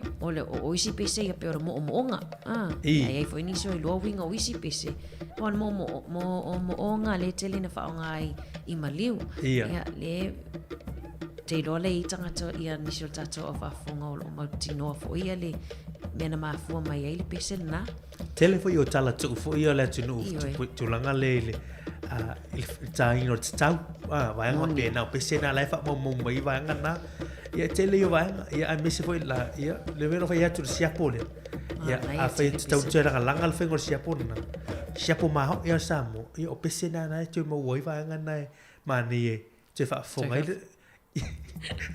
li tu pautina ia te fa olola tu langa le o tatu mesina le siapo na ala vai foi faita fasa langa fa pisinisi ia mani fasisilanga foi tatu ofisa ia to tali mai fa au tatu fa so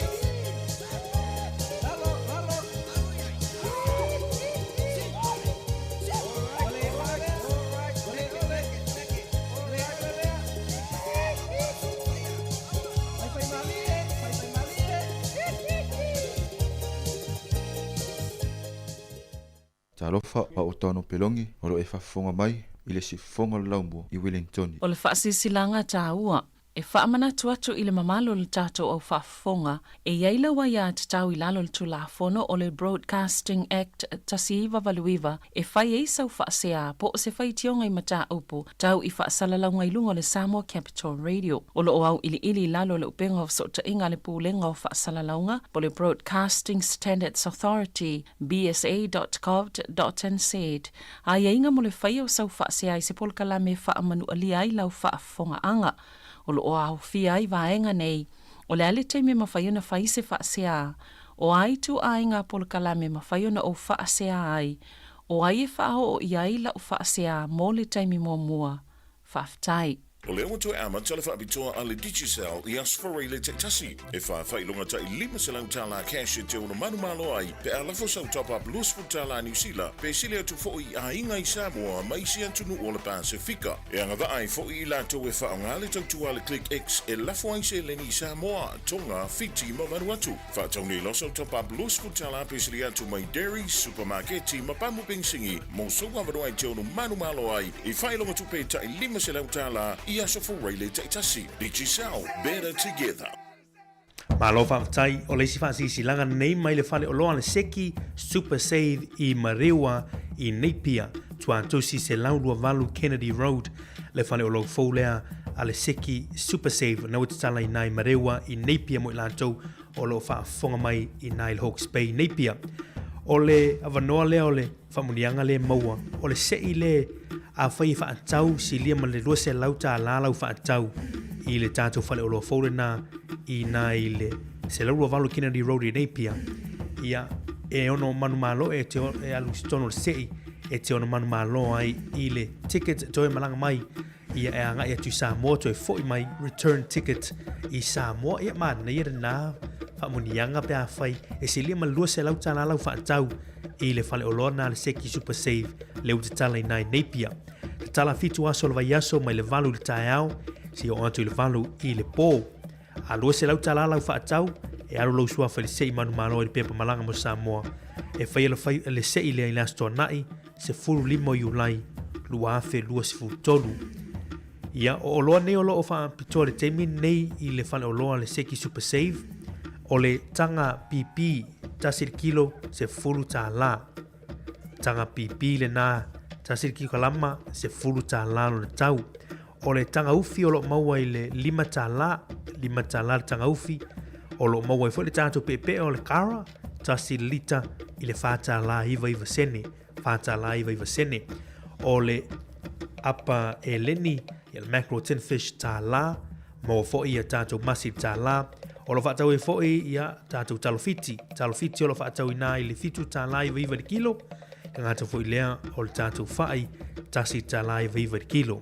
O lo mawai fo i a le pipi vela na ua wha vela i a lua ta la, mawai fo i le maa moe lua ta la i a vaianga i o vai aingo lea wuli, mawai fo i a keiki pua i le lua ta la i a pio vaianga na lo whaatau i le teimi nei i le seki Super Save i Marewa Napier si tuatusi se laulua valu Kennedy Road.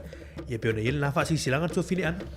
Ioi malo whaftai mari ia Napier le iai whamanino atu nei te iwa mai mau spinisini sisi alo i Napier le tele fo i whare ono i nei ponino tu sala ele mawala i nei porua ma Wellington ele vahanga le o lo walu lo sua fai tono se ipia sini malu se la tala la fatau te i fo i wa vidi ma sisi pena fa alongo le le atu afa mai mari anu se ia anu se mana o ticket le alu i Samoa le ai o Napier o la tu i le Hawke's Bay i Napier le fa fo mai la Napier ia la me tu na vano le tongi la i tia le vanga le tupe mo le tatu ticket na malanga i Samoa me au kilani Samoa to fo mai mana ia o tau tapa se Maria tapa se le metu wa ia le asiasi i tatou ala vai le fa fonga mai o Napier ai o le a toi sfutasi minuta tani tu laiva e uta vala auto fine ana ia e fa tala fa tu vala awen ngan laina talofa alo so fo manuia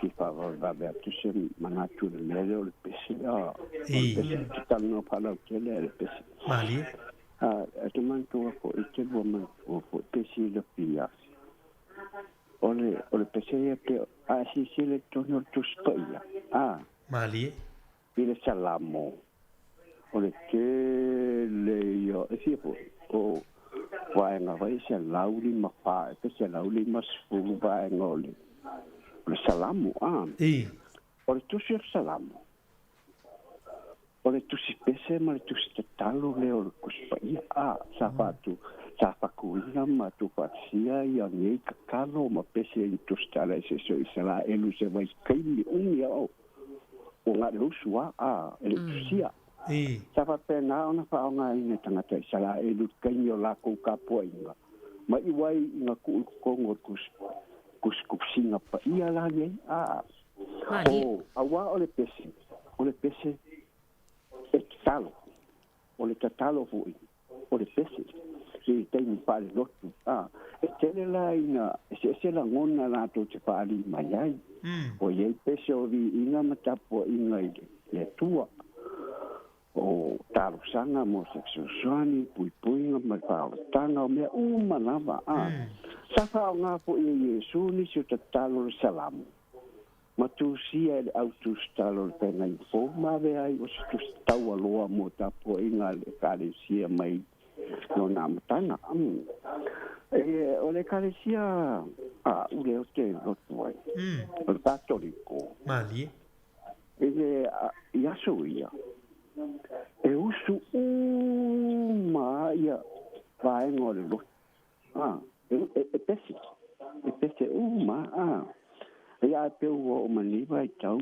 le panga o como fili ava ngo o no le tau le pese i tu mai la le tato wanga tato watu wa o le au mai o le muri i mea i o le pare le talo tu spa ia apo o le e mo moli ai a fai fatunga ia soia o pese e ai moni ai lau sau noanga sa le tu sia Mali o aso ia e pai mo meo soani ia o lai taimi o whaefianga o pese e mo moli mai ai e lanu mea lai tama o ai ngai la tō o vivi ingo le la tō nu Mali o a whaafita uli lai whianga iai e mo moli mai ai po i la tō whaalupenga te o mea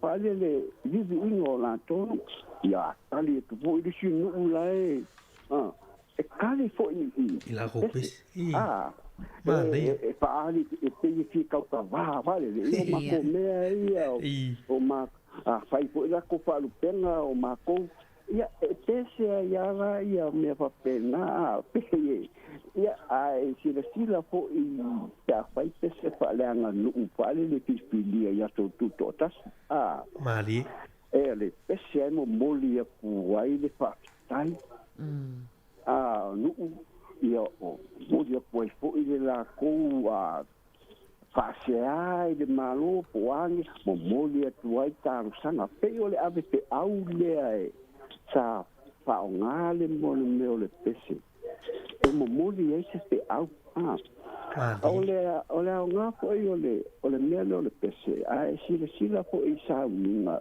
fai lotu ia ata ia fai pe au na o ia la talo on behalf of o kaka uma a usu la pese us patas o tato sa talo patas si lai mo mori a ko ale le talo patas si tangata a kasi le pese le fa ya e la ngona le on pese pe ese le mari po i se mau se tasi po io tangata ta ua ya so ia o lana mau kasi le pese worth 5 prayers una kasi pese wo lima kakalo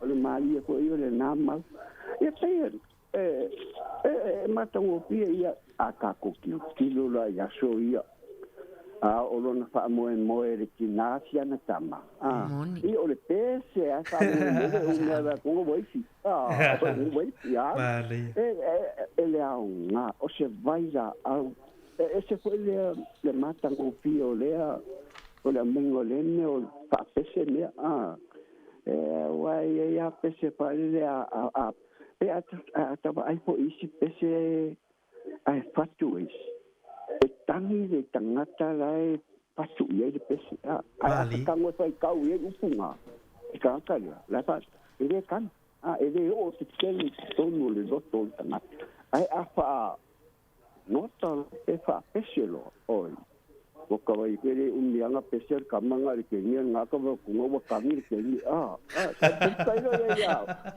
ya o e mai pere Telo yo let's just no vai ai bia le basa dia ya te pena tangi po le mai tai le na ia ni se ta po le ata sa pasto na ono le ta o le mele o le pese ai e talo le pese e pese po le talo fa pena ho ida li tato wana luma o mana onga o kaitiona e pese umana me ia dela o mai vai te uma faina tu silalo ia ai ka sai ka kusiste ia ka pese lo ai va ve an kamanga kua pe kamanga kua le pese le ia o fai po mo me pe se rifer ia ka nga ka tanta taranga ia fai mai po le pese ora ia ka mo o ko mai le na ia fai wa tangi ni mai se pese ia ka wona Mana ia te lau faso. Tai lava te mama duel le ia solo fatu boy. Lo fatu sei fui ha. Talo loma ia toi ina na tusi la tu love song ia so ia. Toi ina. Ese le mana ia Mario e vai le ia PCA tangi tangata lai PCA. Ia, e talo loma ia toi ina na masani. Tangi tangata i pia na PCA pe tusi. Ai matu mo fie te le faso atama a matamelan faso i salamo sa ole lei te fa no i salamo le te lei pese mali e te lo ale ole pese o salamo lai mana e foi le ole tatalo tasi tatalo ai o i tasi le pese au fa lima le o tatalo o lima tatalo mana io vai ngale lo i stato val au fatalo fatu maulo no no laina talo fa malo se fu te mama wolo no ia whaftai ua mawasa no lana le tilo atu ia pe ua po vavele lo taingo la o taingo tala mai samo ia ai whaftai mo le manua whatalo whatu fo i lua vase lua mari ma ana nitao ma tangofu ia ua pe o tau alu lai tita tato tami foi lele ona whalongolongo pe o tau se lai titi e sa tato mo le matau ai leise me o e maneia ai ole ale tele semana tu vatu ai na sina so ani tu foi le ta pu foi le pe na tala no mais si ta ma ho lo ma vai atu e winga ile maunga le o mafafa ia o le o manino tele lo sunga ile me tu ia le maunga le tu tongo le va o ma to false la ma falla tai mana ia ai le wa ole ana ole fanga ole metele ole tu malo ai play ole fama ndo ina na ya te lo de te wa lo tu fasili po fe ole fanga ia ole va to no falsela mama fafa ai wa ma fa so ta male le wo fa lo tu lo le fa to lo au sa lo mai tu ai le fa falsela a que le lo se ole le que te le nga ho na le lua le lua fa so ma le lua ta o pule o manino tu fo mala mai pe a fo na lo sa no e tele tangata e feo lai fo ai no mala mai me ola i mena tupu mai tono rato no mai tu maro mani e pe na o le to te e tu nei lo para o tu sa no nga stabale fa pe mai ole sa na ai sa o wala nga ai o so tu ia ma to le mele mai tafe fa se la o so tu le lu le bonga ma fa e fa ia si ma o lu te le bonga nga ya lu ta bil min mani ya le la wa mo sa lo po o ia ma tu ma o lu nga le me so fa se ia mani ma rifa vangu a to la lo por me la nga le fa ngo ole io le va to no la ma to pa la ta ya le si tu lo so le no na ma ta fa le tu mai tai le sam ia mo le lua si do fia te o lua o to stai ia na lua lo ai le tala le fa tu ai a wa nga pe ya fa tu wa nga le te tala no mai foi sta mana le to au lo ne au le vole pa se pasi ai so no ma te lo se o matawha e tu se motu foi le po se no tu ese ole nu tu mai tai le sami e vai sami ana pa yana o so tu ai foi le tai pe le alu le tu nai i fangaloa o so tu i le wala e ala wala la tu ai langa le se senga matafa tele na le fanga ina le wala nga ai o so mala tu sam o mai sa o tau mai fasela e mai fanga me o va ko yo papa va na foi le o pere ta i fa sa va tu o le no tau ngai matafa e ma na yo se tai mi pe de lua se tu e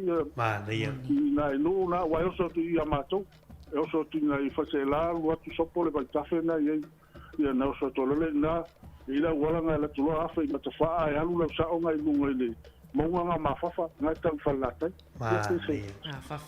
Tai la vea te mal fa so man le cha man e mala mala mai ni si vai ngani.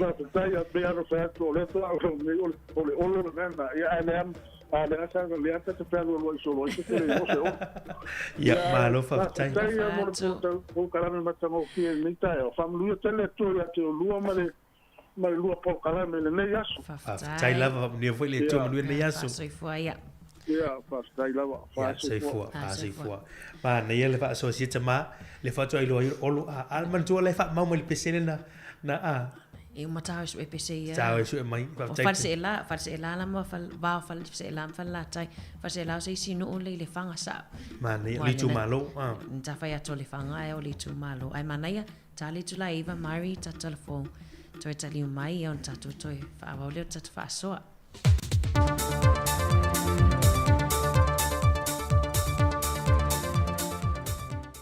Whaatala whātu le nei fo ia so fau au lia le lofo le tua, ai ole o ngā te tonu fo le nei vai aso le sa whalinga, o telefoni mai sa moe so na whao poponga.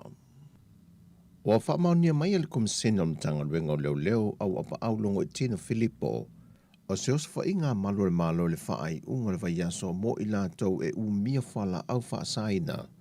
Na tau fia mai ai le o lo wha au lulu i ai le vaenga su e tusi, al whaala paputonga o whaaputunga tupe mo le lumana i manui o tangata Samoa le nupi wha. E na ua maua mai ei lona whale moa moa, e le ngata o le aisa, marijuana, o tutau o la au malosi, ma le tino i tupe silia ma le lima feta la. Ta ua e awa pa au, e to a lima i lātou na tau fia mai leo sa whainga le nei, peitai i na ua mai asu e su enga, na toe wha amatu le to toru e le oa fia i lalo mō lianga, ai ua tau fia i na au i la ue to luan wha mao nia.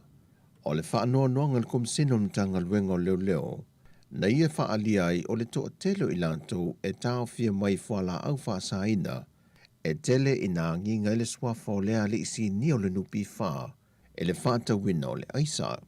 O se wha noa noanga fo il mtanga luenga i pe o na ta ua e awa pa au, o le to telo i lantou ia o lo oa nga i eisu e suenga, o lo o lato u mia to finga mawulu lunga i te tono le malo. O lo taula mua le au maia ma le whaatau i nato le aisa i te tonu o le atu no.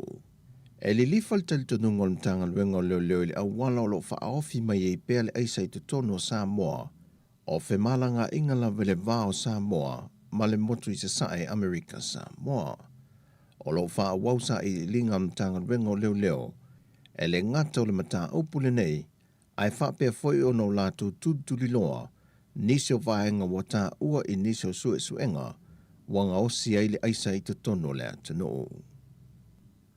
Wa whaaliel to tele o finangalo le atu no, e whai malanga le vao Samoa ma Amerika Samoa, e siri atu i e lātou le malanga le vaa lalo nei lo vaa lele.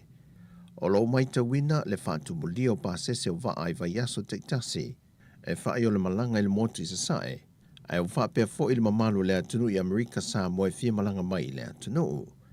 E le pase se lava ia le vaa e lua se lau valu se fulu, ai ua toe wha au popo i Malaysia 5 se fulu o tangata i pase se, o loo fia malanga mai i Samoa, ai maisi o le vai aso neilo o tele na amate i fontanga e Kalesia, e au fia i male Kalesia Worship Center. O tau o pase se i vaa lele fe malanga i le vaa o tunu ue lua, o le Samoa Airways e silia ma le fitu se lauta la, a o le talofa Airways e silia ma le ono se lau tā la. Pei tai o le pasese o le vaa lalo le o tumutumu i au tātu tangata, e na o le se lau 20 tā la, e malanga i Amerika Samoa. Ripotia le pepa tutuilo le tala nei le neiva yaso, le talo sanga i leo tangata o le motu i sasae, pe mawhai ona toe wha popo sa isi 50 i lunga o le pasese le ua ova, ona i le ngata le ngā whatio le tau o le pasese, ai wale ai lava se ese senga malititi e le vaalele, e tutono le tātou vaa fau, lea e le 11 te tala i whimala ngā inga i le vaa o atunu e lua. Na whate i le whaia o ngā le manu sa mua teitua fitu i a muleang Tere Brian Lima, e na ua whaata siatu i le aso fia le sakala meta le whaipuiponga, e se tasu sui ta alo le teitua fitu, le sunga vaa fau ese, ma whato ai loa i mōli mau, ua mai a saini lana konkarate ma se tasio kalapu i wharani, o le amalanga e ta alo ai. Ta ue mulianga tele, o le naunau ta inga tōnua le i a te ia ma le pūlenga, o le maua leo a wanoa po whaamnianga mō tamata alo le a tunu, o le maua leo kalapu e ta alo i a tunu i whafo, ina ia maua se le ni le lei a tina e o lātou a inga. Peitai, sa noa mulianga tele o so na wha noa noanga, o le mawhai o na whailoa mai e waa i a te ia, le la sanga ua ia uia, o na ele ngata e iei isi whaamnianga mō ia, a iei fo i tūlanga i te tau o na mālamalama i le pui o i lato wo atu i kalapu nei, pe a tūla i maini pe whea mulimuliane, ai ua mai o no lato mālamalama ai. E se whātala noanga le TV tasi, malwhaia o ngol te to fitu i a mulianga Tele Brian Lima, na ia toe whaamanatu i vaenga nei e te tau o nau tangia tātu tamata alo, au lei malanga tu e tā alo i kalapu i atunu i whafo. O le tualalo mua ia po iai seisi na whasota ia na ia. I le whamanianga lea, ia po tulang tau eichen. Ia o na watwele i le tualalo, ave fo i le sosoan. O na mantua fo i tele i o tulanga tulai mai fo i sita mata alo i le ngato tātui nei. Au fiti tonga maisia tunu.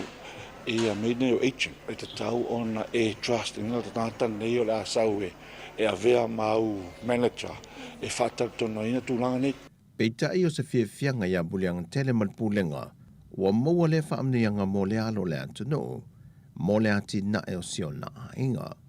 E lua tausanga le konkarate le ua seine vaafau ese ma le kalapu i wharani, le ua malanga e ta alo ai. O tau mawhai nei de komisio tangata whai ngā luenga le mālo le PSRC, e ngā lulue whaatasi manisi o matanga luenga le mālo, e una ia halo mawhana wā au ngā lea tunu. La tau te tau aveina nisi o matata e leo maui te tono Samoa, e au fie ma le mata aupu whasai e nisi, moni fo ma e whaia su e su e ngā mō maliu lilo. O tau mawhai ngā le PSRC ma matanga luenga ia le mālo, ina ia tia ina whinga whātua sina e tā ina tuai whānawa onga i lalo le whaasai e nisi, e lātou te avea lea matātātā ua. Pe on sila fia wa mai a seini se whenga inga le vāo mtanga ruengo leo leo, mali mtanga ruengo leo leo i fitia lātou fō mai su o maliu lilo, e malanga mai ei fō mai teimia mo miai, e whātou teia ia su enga. O whinga whātua sina nei yalo whānau ia lātou tau aveina lea fō i matātā, e leo se whainga fauwha ato a tau mawhai nei, sa tau mawhai me fo ili telu tau sanga umawai, a iei māsau sa longo whaurulunga o ia matanga ruenga lo tau mawhai ale nei vaenga. Ai ono fo linga ma ngā yoinga o lea fo i matata, e ala ai ona mumusu whanau o lea tano. O lo iei wha mo maunga nisi o whanau sa tau mawhai ale mālo e una ia lea fo i matata, peita ina a mata ai le yo o iona tau no unga. O tala ia mai sa mō manuia ni aso lu tātu wa tuna o whaasoi foia.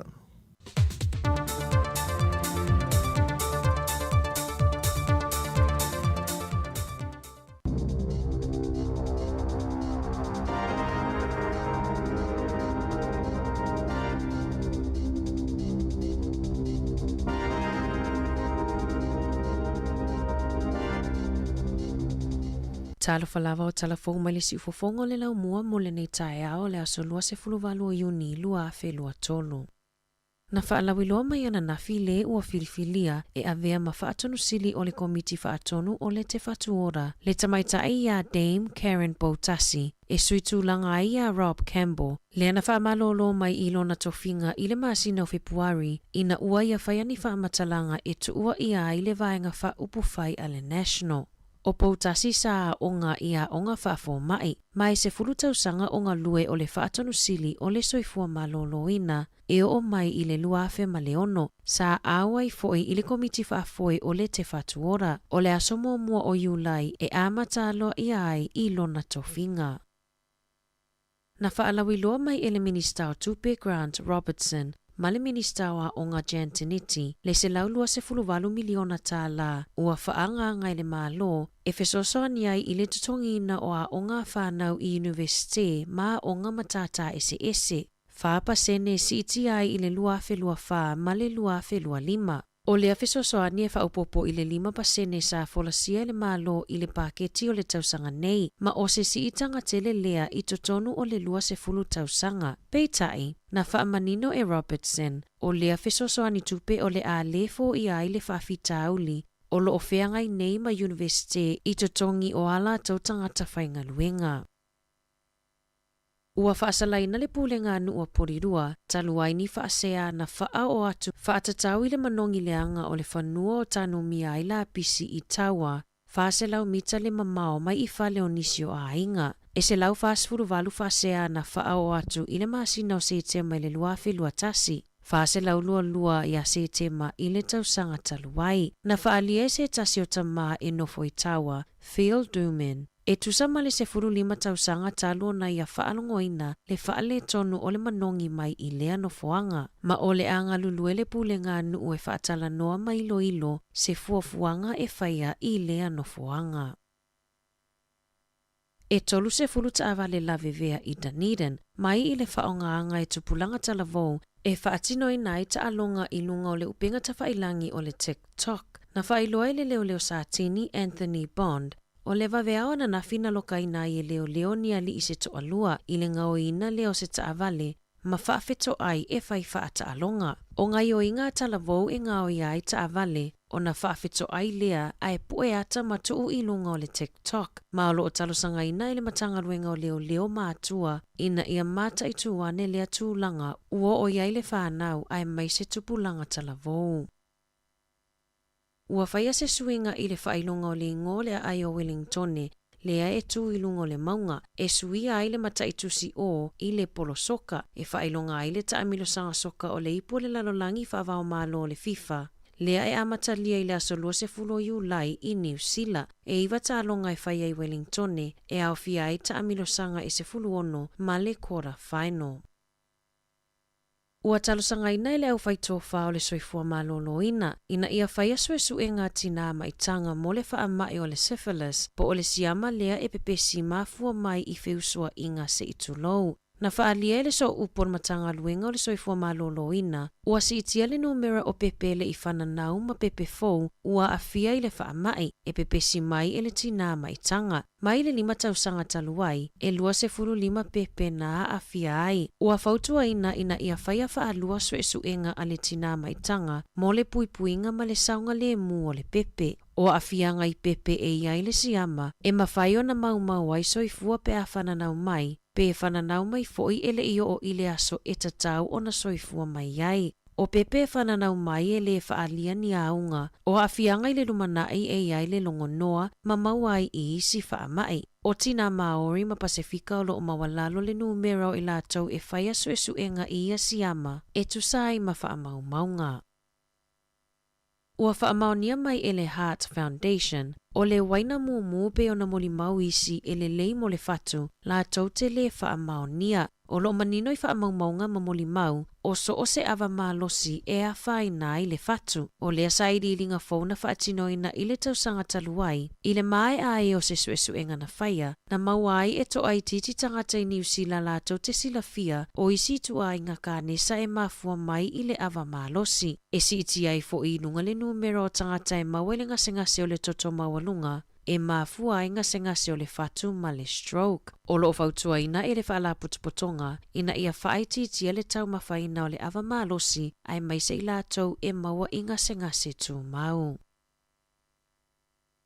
E fitu se lauli ma se fulu tangata whaingaluenga o le awaea mai le ofisa le New Zealand Post i le isi 5 tausanga o lumanai, mai i le toa whaafe 5 se lau o tangata whaingaluenga. I se whamatalanga mai le pulisilia le ofisa, ua te leina whaongaina e tangata lunga o penga ta whailangi e fesota ai. Peita ai ua to ala iti tangata e whaongaina le au nanga. I le se fulu tausanga taluai, na o atu i le se fulu lua meli ma whaamomoli e kiliwa i le vaiaso mo le ainga e tasi. Peita ai ua whaititia i le na o le lua. O le lua se fulu tausanga taluai, o lo whaamawina e silia ma le piliona meli ma whaamomoli e whelafoa i le mamalo le atunu i le tausanga e tasi. Lua se lau lua se fulu miliona lea ua whaititia ai. O lo valo ia e le New Zealand Post, e ono whaititia i le se lau lua se fulu miliona meli ma whaamomoli e whelafoa i pea o atu i le lua whelua valo. Tala ia mai le siufofongo le lau mua mo le neiva e ngole tae ao.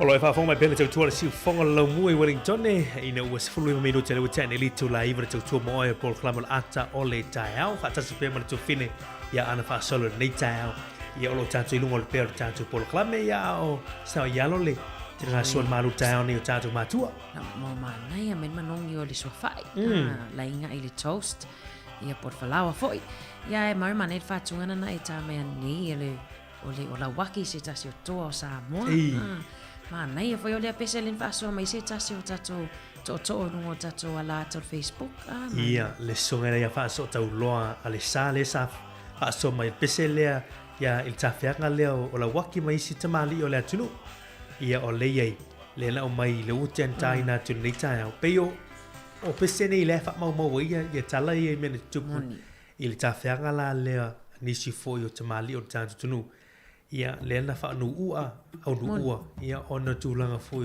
o mau sa mo se le matango fie ta toi pe mta po fa pele fa toi mafuta mai ia o mta po le sa fa so ia na leila ia o ta o pispisinga ma fa tunga fa langa no e tu talinga mai fo itala tu fo ile ia o ina itu pulanga talvo ia so nei po o mana tua pe po o fa ta o pe nei tain ma li o vanga na le tatu te lungo tatu por clamer fa so nei tai tu longa o pispisinga ma vanga ta o na lai fa mau ai ni me ta o tupu ma meo na tupu se fuanga o tatu tangata ma tatu a inga me so no mana la fang to fini ano tu man tua ia tangata fu ia lena a ve fa pangota fu ia pe pangota tu le se fa polonga tangata fa polonga me se ala la Afrika tangata uli tu lo fa man tatu tu no pe tangata na masane fu le vanga leo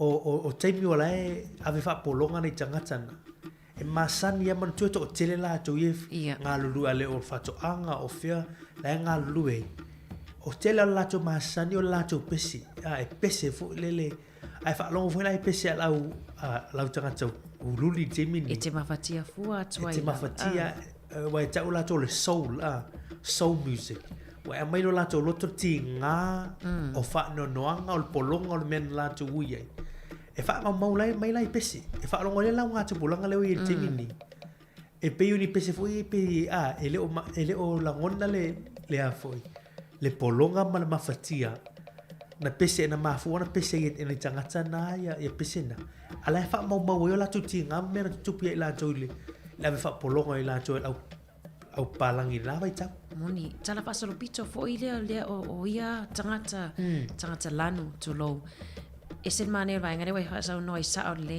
tele o pese ana tangata ita fa no fa no le ai upu le etusia e te mafatia toi fono fa matalaina sa oi fa matalaina o taimi o fa polonga taimi o te tele o fa ilonga lanu ia so moni pe yo na mai tau fo yata ma te fanga temini ai to act mai la ma to to fa tino me tangata nei mena tu ai tala pese pe langi na foi pese ese yo fa lo na foi oi se foi pese o pese foi la pese la fe tu buena palang pe yo ni pese foi fa fe foi ai fa lo foi upo pese pe yo la o te mo fai mo ia tangata yo lo foi be le ngai la tu la vai ta se lia se singa mo tata pun ni tai au pe o le so tai mo tata pun ni tai au no ta o fa tunga pesinga mari telefo ia pese fole wa e mai ia pela to sa mo ta longa to sa mo le na mat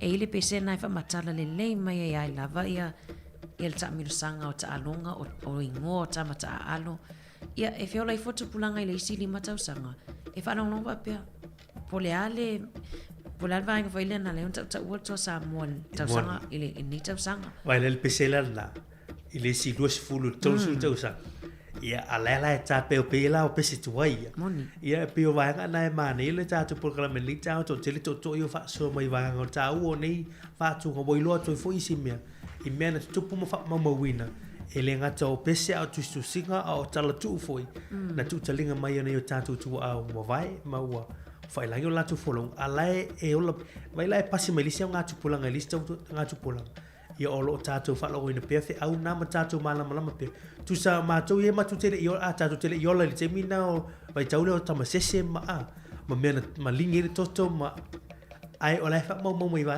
na pe ana ia sa onelei on vai nga foi le stan u folio mo wala so matafa ma na ia le foi lo atu foi le no foi tu mai tai le sami inga tai fo o le fanga se la le fanga ia le foi mai a pele tai sa vale ai a sua yo i pau ma na ia le fatu ai lo atu o ta wana ta tu fa so ile nga tai e mawai fo ia Ia mami au ngamari.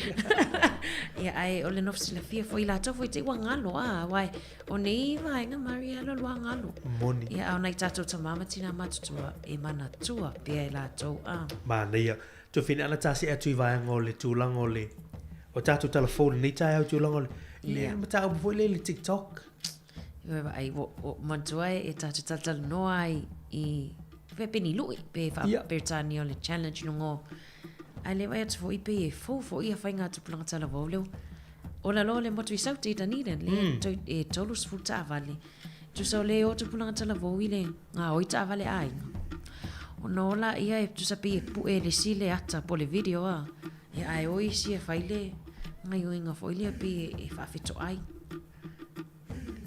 ta so ata vale ta so ai lista vale o me ma hoina lo tu la me te min nei avai la o top se food wale ele o to ye se fe po se popole tu pulang tala vo ai pena wai ta vala au ya lo so ta vala au ta lo vala ma lo se fua fa ta lo fa tu la sunga mari fa ta lo fa tu fo ya ana ni ta ya se fo mo ya to tina o wolo no le tu no va se lo ni ta ya le o lo que fa so o lo que aka tu ai do por kala me fa sa o lo que fa so kula ile unga nge o mata fa anga ka o mai o lu ia se fo ringa mai fo le lu fa no nga o le na o ia o le fanga ai kai mira que era sa ni si la lo que samo ia o lo que fa inga luenga ia ava ila le ska sanga o le singa fu o le kai mi ma ngai anga le ka fa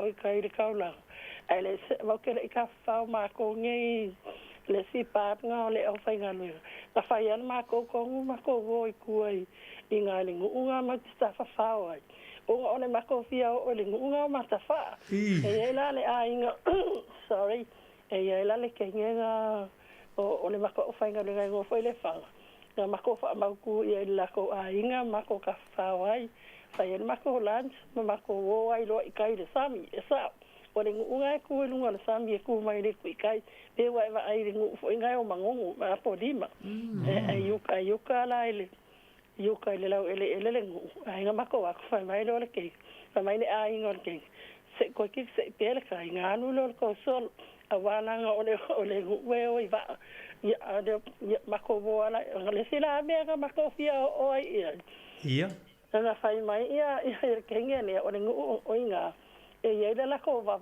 sa mai ia ni me ka o va me foi nga ia so ala ia mai la ele nga e ka ai o le sam e fa mai la a wa ku ka nga ko le foi nga nge o ai wa pisa o foi le ma pa o so le sami le asa yo le ngu e va me hanga le ko e va ai le fe e wo wa sola ai po va lu la fia o la mo ke fia o le ngu mo ke fia ma ka le me ku o le ngu ma le fe ya ake lo mo ke le va se fe sa o ma ko akua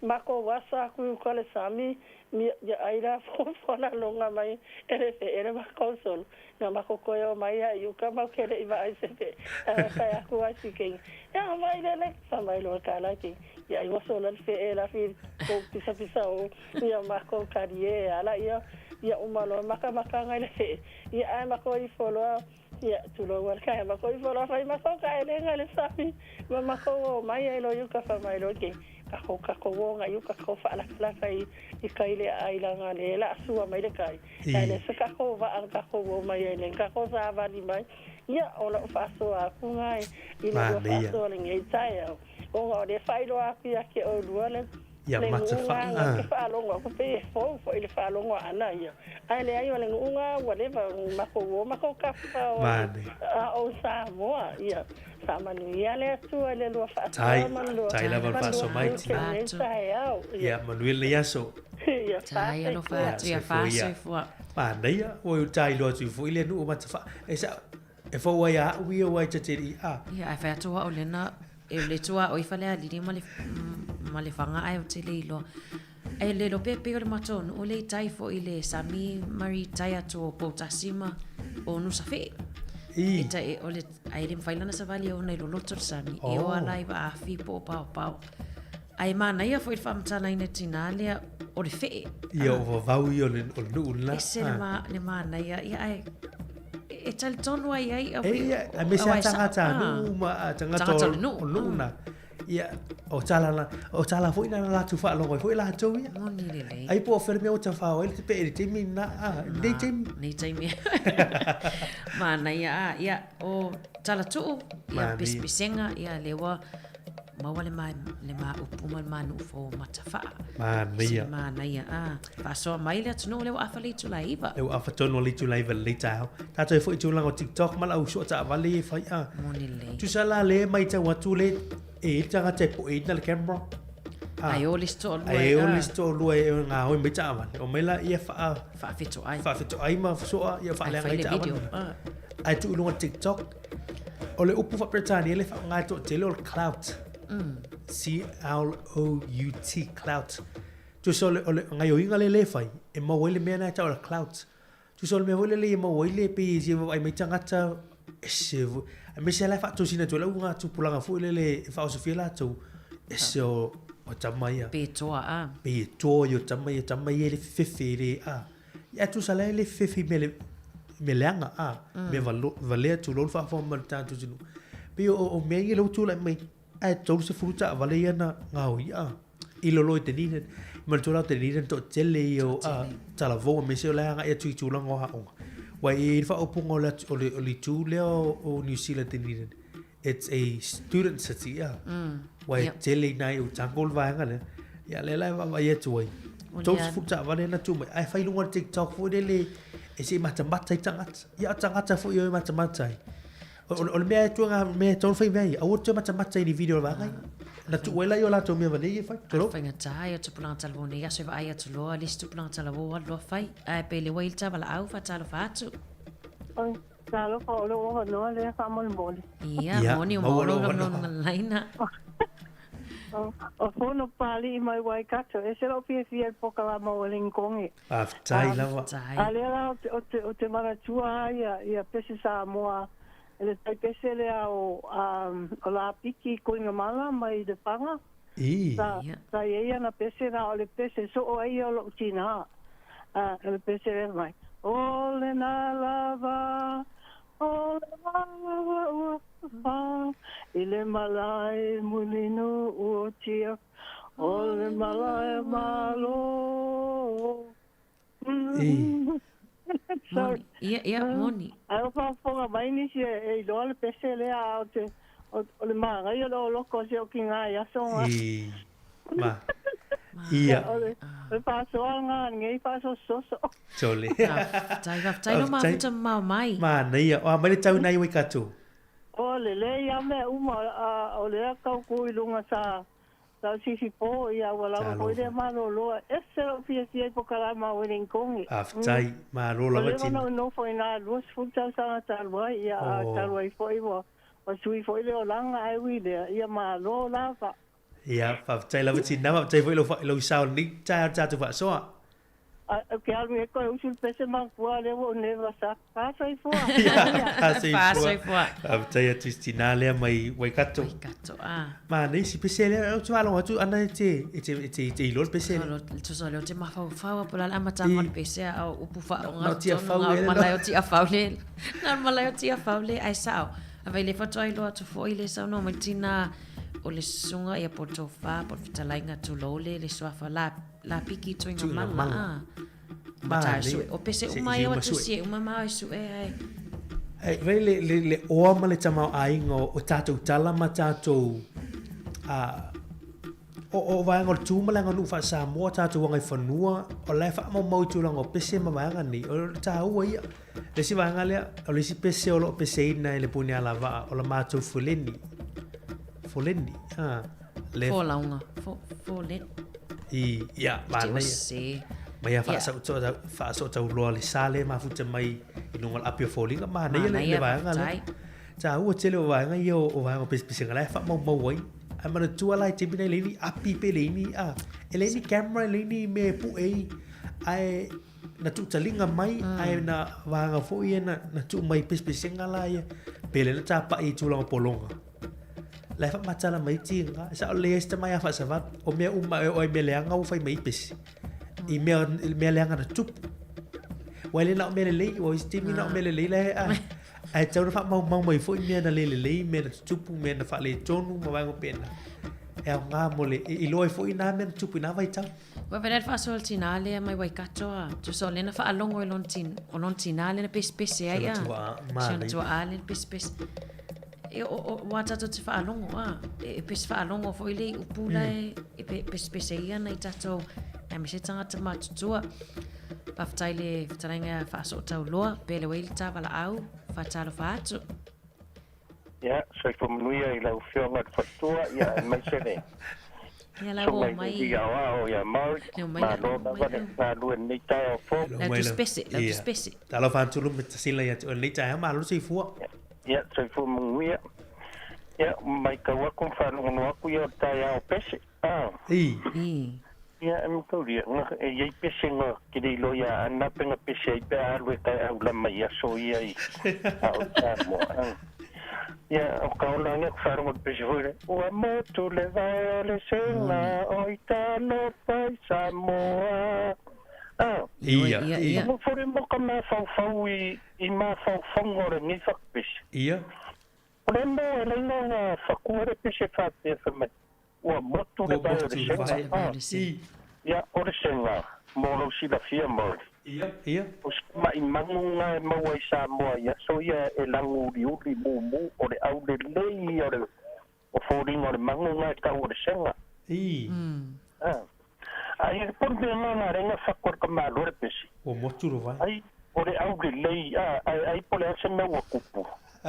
Foi uma feina na falpunga mai o moto leva le senga o italo fai samoa o le sa fai mapoi nei nga luenga ma nei nga luenga sa pele ile wanga ma le pese i nga kani ai fa lo mo i le kele na fai la unga i le tala le ngai vai kan ia e kere me fa lo fa pe ia fai la unga e la unga pese oye pese le la unga ia ai den fai la unga pese de winga na markala e sa oye le fa so askama nga mo se e fa makala uma mai e pese ia ki oe ia kulanga e peo ngai ai. E o kia hoi lau loko e o foi ai upo pese e ke la ngonga ai le mawhanga lau loko pe a mawhikia. Mali. Ia e peo re kulanga ngai i le kako por kalame ni ka e au. Ia o re nuu ngai ke roa kalungoa ia makawha. Ia e kele inga mako whango ngoka e sei kurou i le kua oio wae e so nguu ia re piko nguu ngi o le whanga maka kua i whanakai. E kele la inga mako aku mako whango ngoka mai rau ka wha maka wha wha solo mai aile. A mai fwoi la rau maka wha. Ia e whango ngoka aku i ngā kai o whanakai ngai maka wha e sa maa ngai ai o rungu. A langana rungu e le e so e le elea. O laua ia ia ua ka vale ngau sau i vai kaimia ua whai ua sua kura ua ka vale a lui matawha i kua i kokongo re ngu leo makawha mani ioe ia peila rengo wharongo hongo re whaungonga leo koe karsanga e whai pule o wharse lama re whanga whamore mole le mingska o ngarun keke le koe fia whaale le a sa o le le a whaingo fia le le inga whaida wala le i makawha wae oso aku i kua o wharse la Ia. Alua ngai kai makawha. Mane. Ia, ngā maua foi leo ka vale wae, e iai foi ia ka le sia na whau e lai ei whatsai kai i piko ngura makawha. Mane ia. Ia. Mane ia. Mane ia ia singu. Mane ia. Ola kai karanga aku lupu karameningi kai au fau, ia e whaf kai kele mor mako wa ngoa. Tai la maru masila, mane ia luo i loa tui wile senga le manu leo senga. Mane ia whaftai. Ma ole au le lei o si mangu nga. Ai au nga o ka mai ki manu e ki ngā le la ki o si mea ola. Ia. ai mau ma or fa me me e de kai fo ye kama german awe ya baru ya tele ya so abi masila bahasa fu ya ma da yel pa so mer tama ya lo masila le ta io e mari ya ma le fa manino mai le tele o pese fo ya o motul vai o se motul vai sa o le ya ya vai la e pese ya tele la pese o tu vai ta o tele o te mini manie ai mi sa me yo lo a ma ta fo ya nga pese o meu polifesto vai ngo fa fifiang ai fa matala la yo wingo o pese ye pese ele na le pese ye pese ai mani le pese mala pese sa ole siro betu si ngana mai ai mala pele mele tano mai sa ole mana ye ole tele ya le fa pe mai ole o moto va se ngai sa ole ta tele ma fa o loto fo i wingo o por pese le ai sa ona o pese te mina wa lo te tai po sa mo ai vai pese na te lo na pese le e le winga lilo le na mai tu e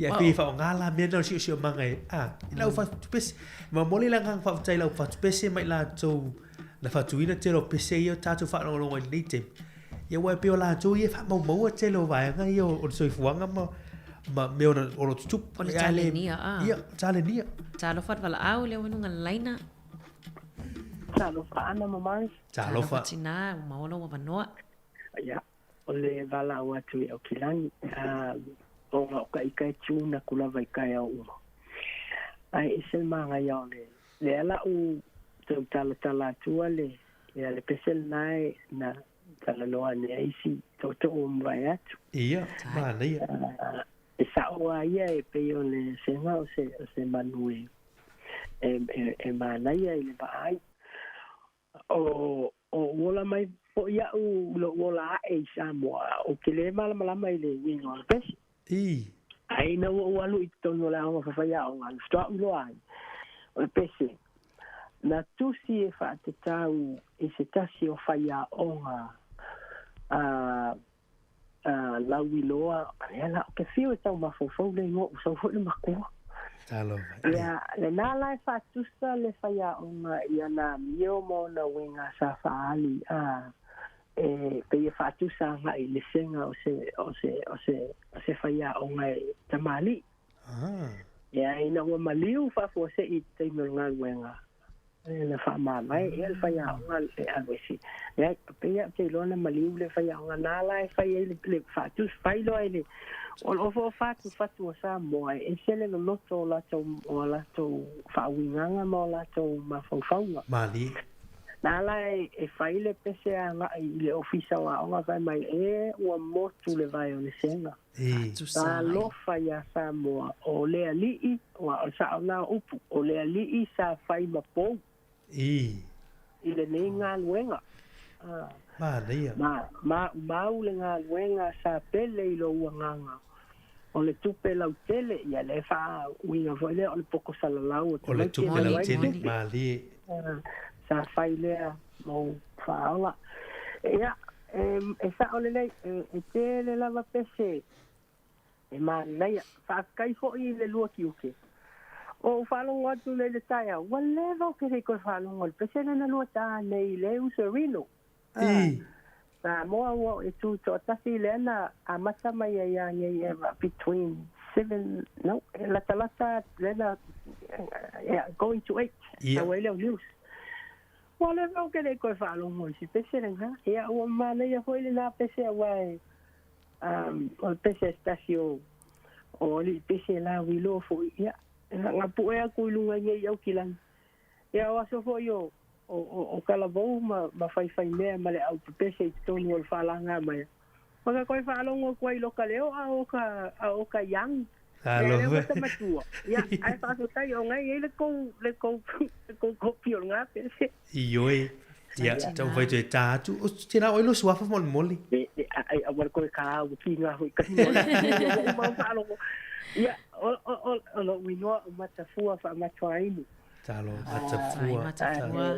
Okay, fa se kai kele o pe o mel na e na na wai fo ilo taloto ka kele undermining ia isi le tio mal telefone le social media te fa stai lava u le kopulenga ole le lei kele ole whaasoanga o ko selection, o music selection. La vai tau whaiama tau tata i kua i kako pese kuai. Ya wa au nge nga mo wako male koe maua. Ya, o mau ngai whaatunga. Ai ma leia lua topic fit ang kai au le i umino time. Alo fakele mo o lua. Tai atu ya tina matafua manue tele yaso. Amuele to ya oi. Ya, whaatai. Alo whaatu soifua. Soifua ia, tai. Neia ana le. Whaasoa tina ya matafua matua inu. Te leo e mari leo te ata le laina lena whai. Leo te tusi e lalo lain upo pese lena. Ele laina mai tina ya matafua. Le li isa whai ma po. Wawai. Ile ngā luenga. Tusawa. Na o ususua o le po. I. O nor pese whaalongo fo i leo. Le li sa whai ma po. A leo le po. O le po. Ia o se po tu toi ngā luenga. O le mahana ia foi o le siva nga le na o mai il tina ya matafua ni tau. Tu so le whaawinga le whaia onga. A o le tupe lau tele. O le tupe lau tele le whaawinga o le onga. Ia pe o le potu sala laure lang pen tau no tina matafua. O le tupe lau tele na. Ia ai ua motu le vāna seng. Wale mai le ngā luenga. So le na whamatala mai e lup matsila le senga ai au li lei. Ai le lawa motu le vāna senga wale a toa le ngā luenga o na o maliusi whai a onga lea. Talo whai mana ia. Le wisi tā wala au. Talo whātut wala au. Talo wha malo se fua. Malo adong sa koe alua koe lunga le leinga vangi whafonga anga le kungu. Ai mo sa nganga si kamanga sa ngua mai de vai nga e la kule maunga ma whakaula. O aso ia le isi awal kene. Ole awala sopo nga i makongu anga i whasera. Awala sopo. Ala ua kaua kule maunga leo ma whafa. Kaua kule le vai nga i nga i whasera. Le vai nga ka ua le lu le vai o liu singa. Liu singa. Liu singa. Wali ua le vai o singa. Wali ua le vai o singa. Sai lau fai pese a si ala la whanga ngā si kulo fo i wharsela. Ngā sa whai ngō le ngō ngā wali ua le vai o singa. Liu le vai o singa. Ngā ngā le vai ngā. Ngā koe kere ngā o i ka whao ngā funga e ma wha malu ua i le vai ngā. Ia a o se i kulo fo i se i ka ua le fio ngā masuafa. O maka wha. O le fio ngā ngā le au suru ape. O le au suru ape le malo fie kauma. Ia. Ia, o le fionga ngā su ape wae. Ia, ao. Le siwa o ke ala kua, ui pese al mako ngu e ka uofua. Ia, pese ang le mamalu le ako ngu, ke ufai ki o ingai sesi. O le si pese al mako ngu yaso ia. O le vi o le mako vai. O le vi o le vai. Vi o le mako vai ingu. Ia, le ala ukango e usu usua. Ma leia. Pese e usu e le kaimi pese wha makala. Karia koe le makongu. Ia. E pe yo ni ufi e tutupu isi o utino. Ina wata wha longo longo. Alua e le tala i fono. Whamai e fono. I le maota i matano fo. O tula fono o si o uwai. Ua wha asa se lo o matua. O nā alua ne ma se taulua, ua wha asa ina pate uli. O nā mimita ne ma se ie uli. Ine i wha apea ne ai, o la e alu e a suvai. Le lua wa whonga anga ma. Moni, neia. Mari. Ia. Ma le wha whonga raku, o le kaulua le ka ua vange wha whonga raku. O foi meu mo ngiu sami vonga de mai o ai fa kaurua popo wa me nga ngau wai vai de foi ko ke vai meu mo alofi le alofi yaso ia o me nga e mai yesu ye de ava e mai se pakeke po se apa yaso mai le vai ia le kaurua pe se kaurua popo ia me nga wa de ngi pa ngi ai e wa uri fonga nga fai le kaurua popo e ku mai vai o me nga o kaurua fa ina se lo matua na alua ne ma se taulu me la nga e vai e fa asala il pese ne man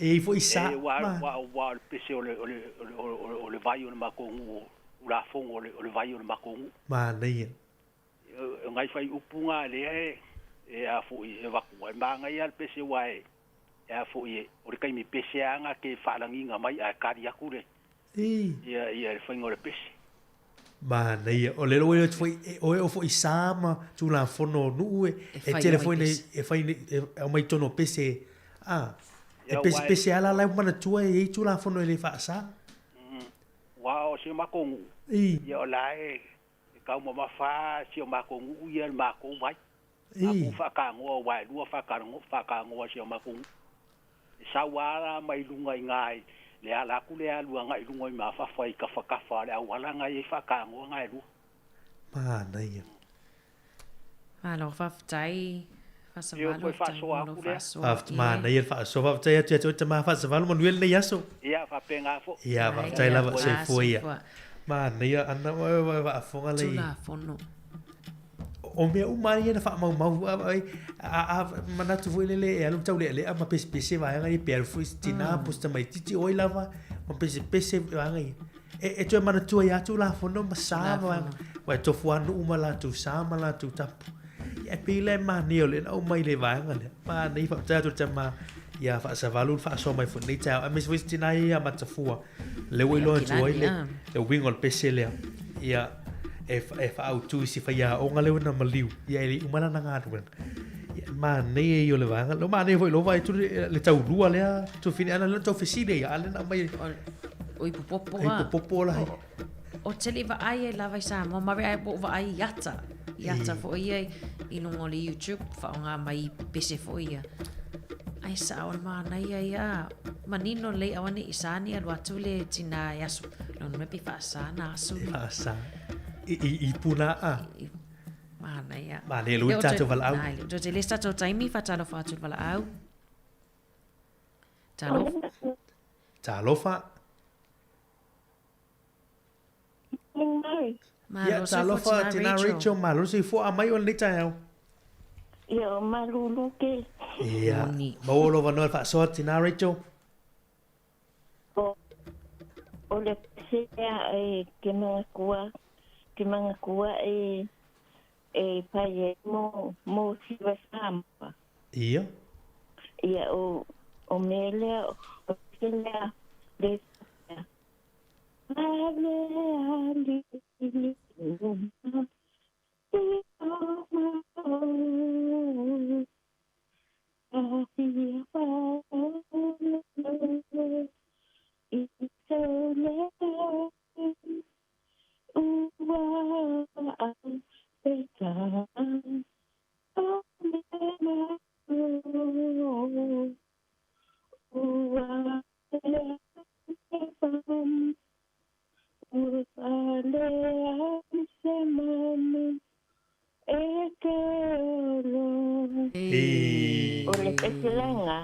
Oke mga kuha elem fainga misi pe a faingi si basamo moni ingi me ako ngani su enga kope mani lava ele fai moni au le pesinga o kusa o pesinga o palonga ya soya o do na ai o eu sumaila o la panganga o iswala ni tawa ya mama silia wale le usu engai kanga kapa madi le papea mo la samolia italo ana ia pese ia o pesenga ke ele katman kuha ya songe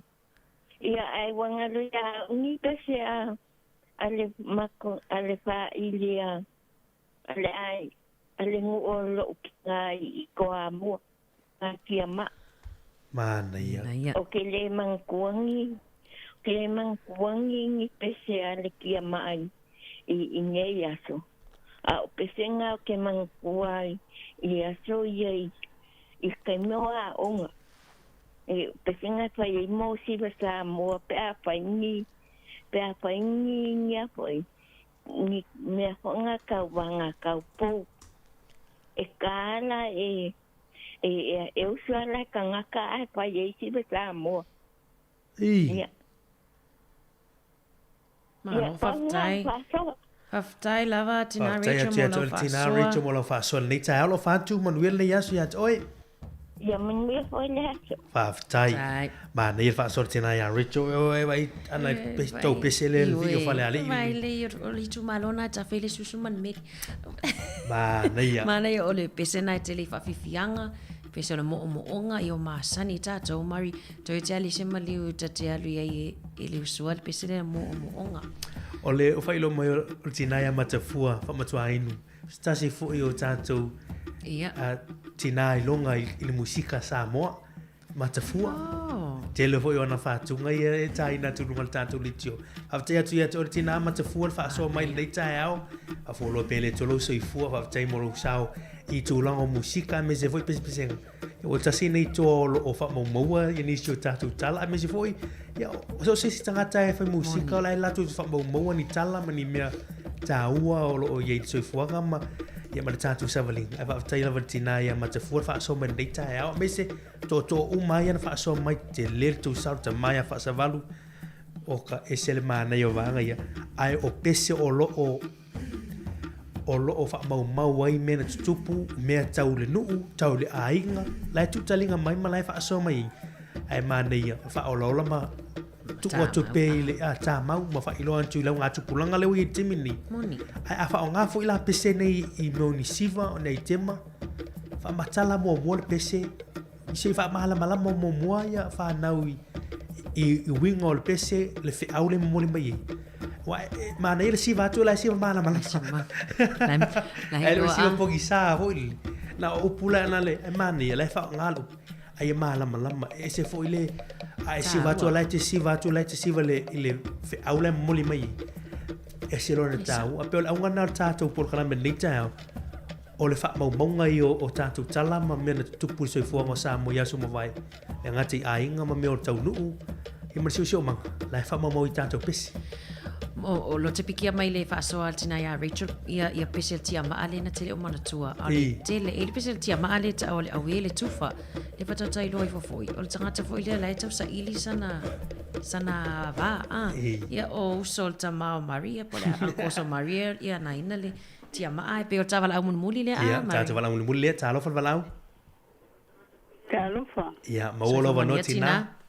Oi le o te lelo po ma uta wa mano po tuai. Leo mo lo vano la wala muli nei tina, ia. I la o le on te fa tali le o sia o ti sia te le pese e mele te no le pese na le ile wa le senga. O le mano na o ngoto no le na. O lo ngota senga. Tai senga. Pa lo ti foi te o tina tai senga. Ia. O le mena no fia to foi le mana ta o tele io na po tanta o nai to ina nga mua wa no fili lo tama lo grandfather io termina lo grandfather pues masalo po la te sa do mai tina io no fili le isi o grandfather o le ale wingo lo ole ile ngo fa mai te lo o le manu na e tāua tele i tamali o i kangata tamali. To se la fai, to se fōlinga e whamanatu o le manu la o te fisia. E sawa le matau whali tau sanga uma. E tamai manu nuri na ele mea mumu ta amile nuna ua. Na sawa le manu whele lele ai. Ai o tamaiti tuli, a whatu le toina. Aua. O le manu le lina foi sa urasi tātou. Ia, e sa wafele lea, e fele lea ia, ia to ia rurolea.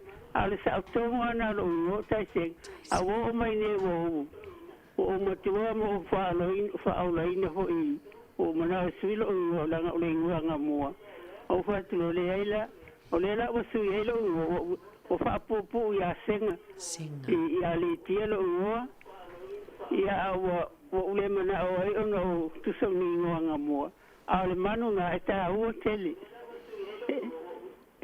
tele ona po na tangata na ia fa pele e ma si kwen fa ele ota mai te tuli le manu e fai e aua o le manu le ina sa wa se mai tato ia e uma e se le ia into le lo le oia ia lo ngana lo sia lo te fai la lo wingo to no na mana ia o tai senga ia pe fa lo pe o le uma nei ai nei te pula le upule o le tai o le senga awa le ngana ia o sia tina ile faftai tina lo sa faftai e tole tina mana ia o le vaenga le fai lo le tau fo na manu na vai te ia ale sa un tono ana le manu e fa pe te le isi o ko en fara no fai mo o le manu le li na sa wa stato talo ia faftai manuel to Manuel le ia so tina faftai lau le fa so mai ia to por kalam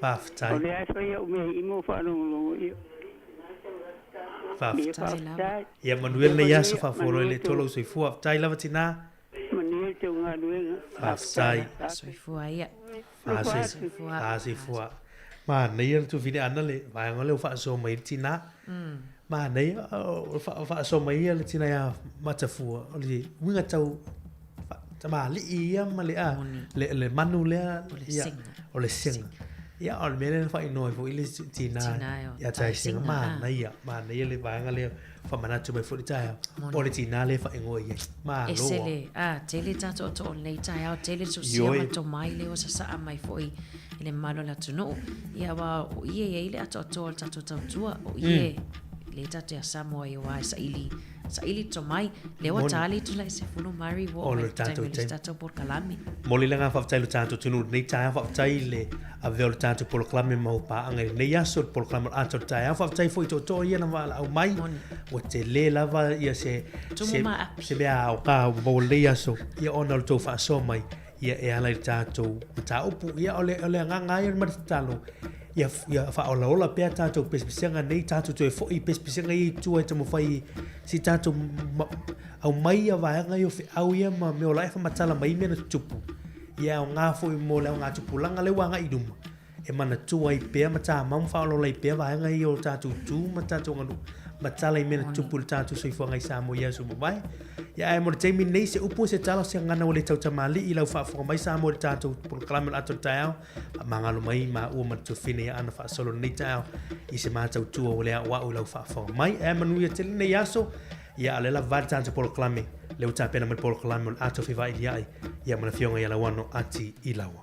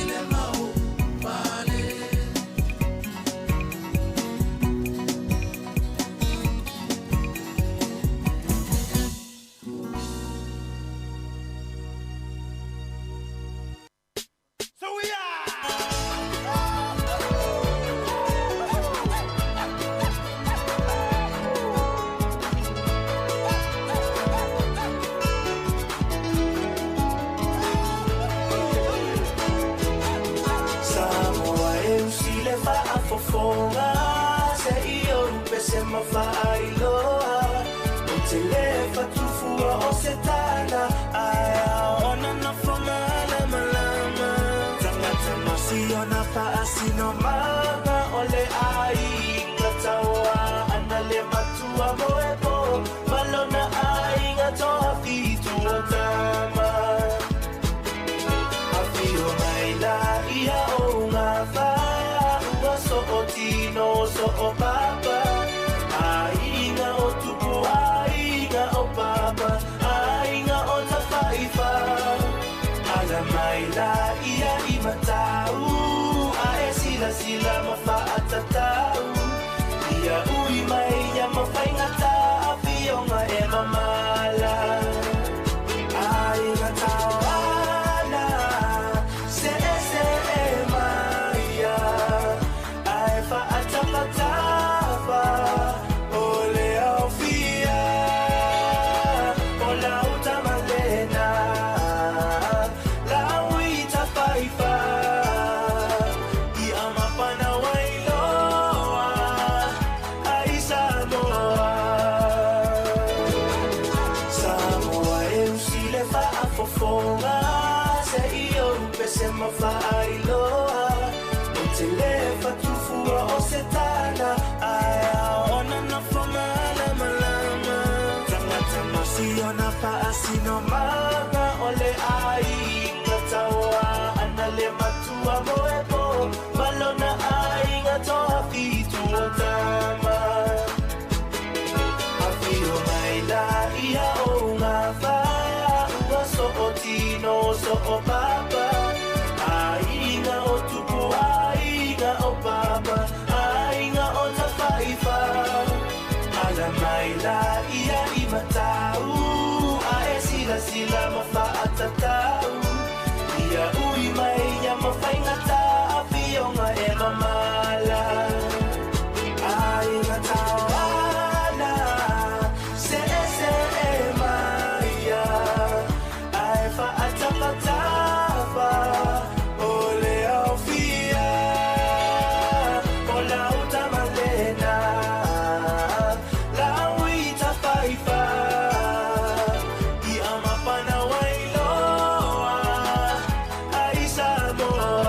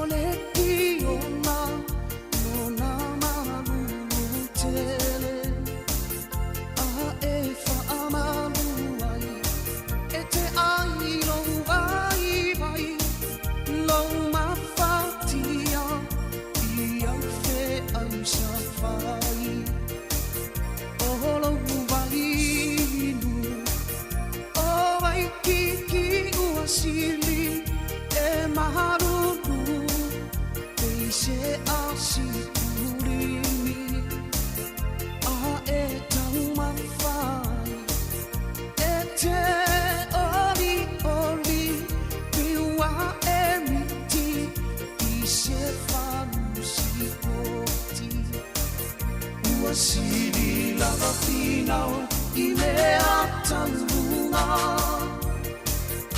Ua manana I a tele o na wharesa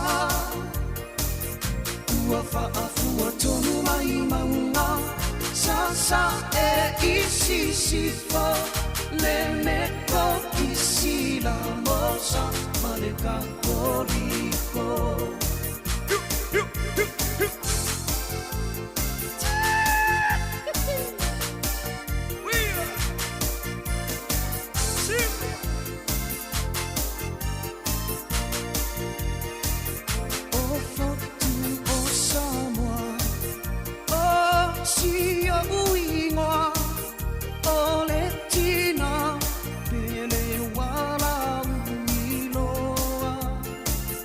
Ia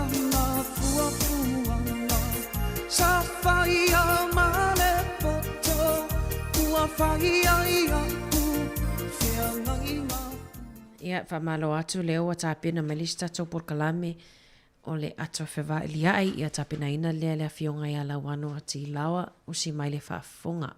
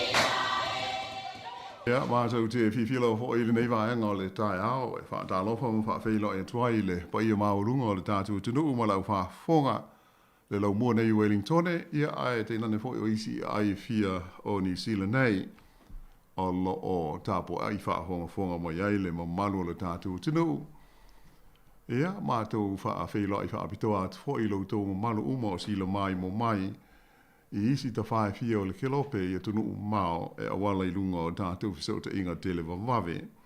Le Facebook ma le YouTube I le tautua le nei e le siufonga le laumua. Ma lo ale langi o ma le soifua lau le lei.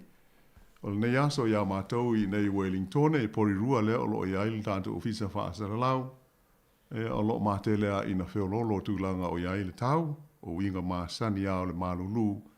E ai whaafta I le li o lo o manuia nei vaenga foi o le tunu o lo mātou o no foi ia fa pena foi mo nga talo sia o lo fa pena o manuia foi ia lo to mo malu uma o le nei por kalame pe ia ona masani ai so lulu te tasi ia e tala to ila va no tātou tala noa ia inisio mo ta opo a fi ai lo to so I fua ia mala tātou no pia I Aotearoa ia mo se foi o le lo mo I Wellington fa talo fa tu I foi ia ile malu uma fo o lo o masani on na fia ia e fa fonga mai ia mo tu fa mai fo ile tatu por kalame o ana fa solo le ma o te to lua ile tu ina fo ile nei fa o ponga le ato fe vai dai ma lo ana lu spo fa tai fo ile so ni mai ile ato fe vai dai ma lo so fo la fionga la wano ia toi fa ma lo fo ile fa fonga anga si tato tunu nei aso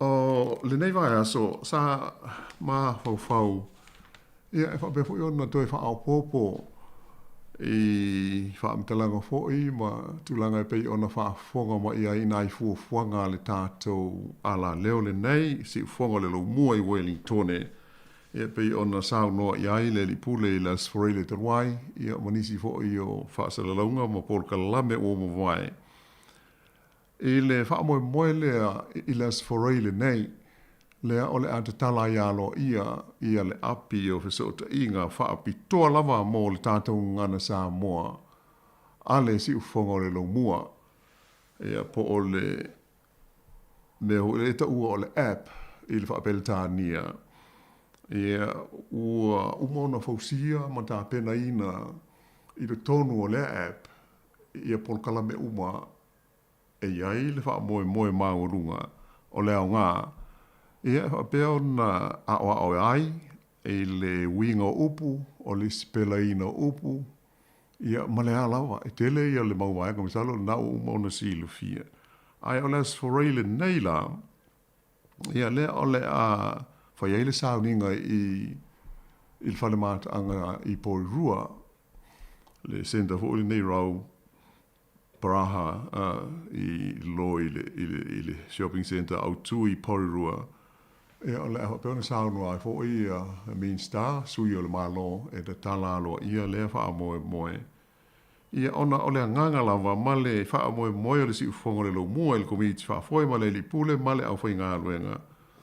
Ia tau la mua pea ia le nei au onanga i le tata wala leo le nei, i le tausia, ia male wha o ngā ina o si tātou ngana i nei atu no. Ia e tau mwhai lava i le mea silia iai, i na ia sao, ia malelei, ia le tu ina atu le au onanga i si tātou ngana. Ia i fo i anta iwi mātou te whaane tonu ai male ato toa, ia e pei o le au ngā, o le fausia o le fo i wha moe moe.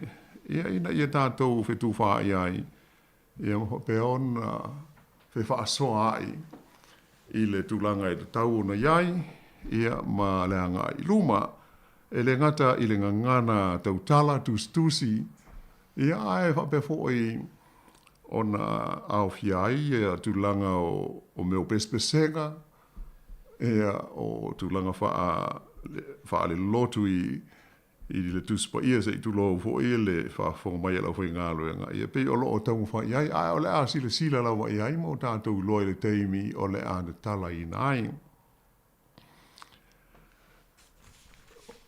O le tele a fo i o tātou whisota inga i aso whai pēr.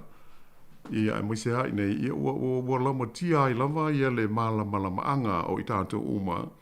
Ia ona o le tele a le soi fuanga nei, ia o le ngana peretania o tātou whao ngā. Ia ai o le au ala lea, ma le nganga lea o le si fuanga le lo mua ma lana tautua. Ina ia awane i ngalo si a tātou ngana. Ia i fo ima tā upu wha le nganuu o le a o fiai i le tonu o le tātou app, i tūlanga o le winga o upu, ia mālanga upu mana tūlanga uma wha pena.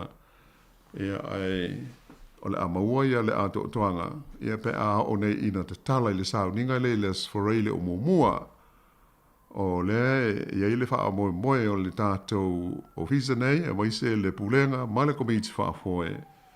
Ia e awa noa so stasi o le mamano o le tātou o tunu upe a whai e le i maua sou e le aini wala au po ine ialo ia wha apitoa. Ia ai asa ia i so ta inga i meli ma tūlanga o so ta inga lutele. Ia mōlu malu o umao na longo i nātu ai a whai ele i mawatu se wala au whapea mō tātou. Ia ele o tu ia lama o lo de tala le a wanoa o na tātou whēno a iai la lea.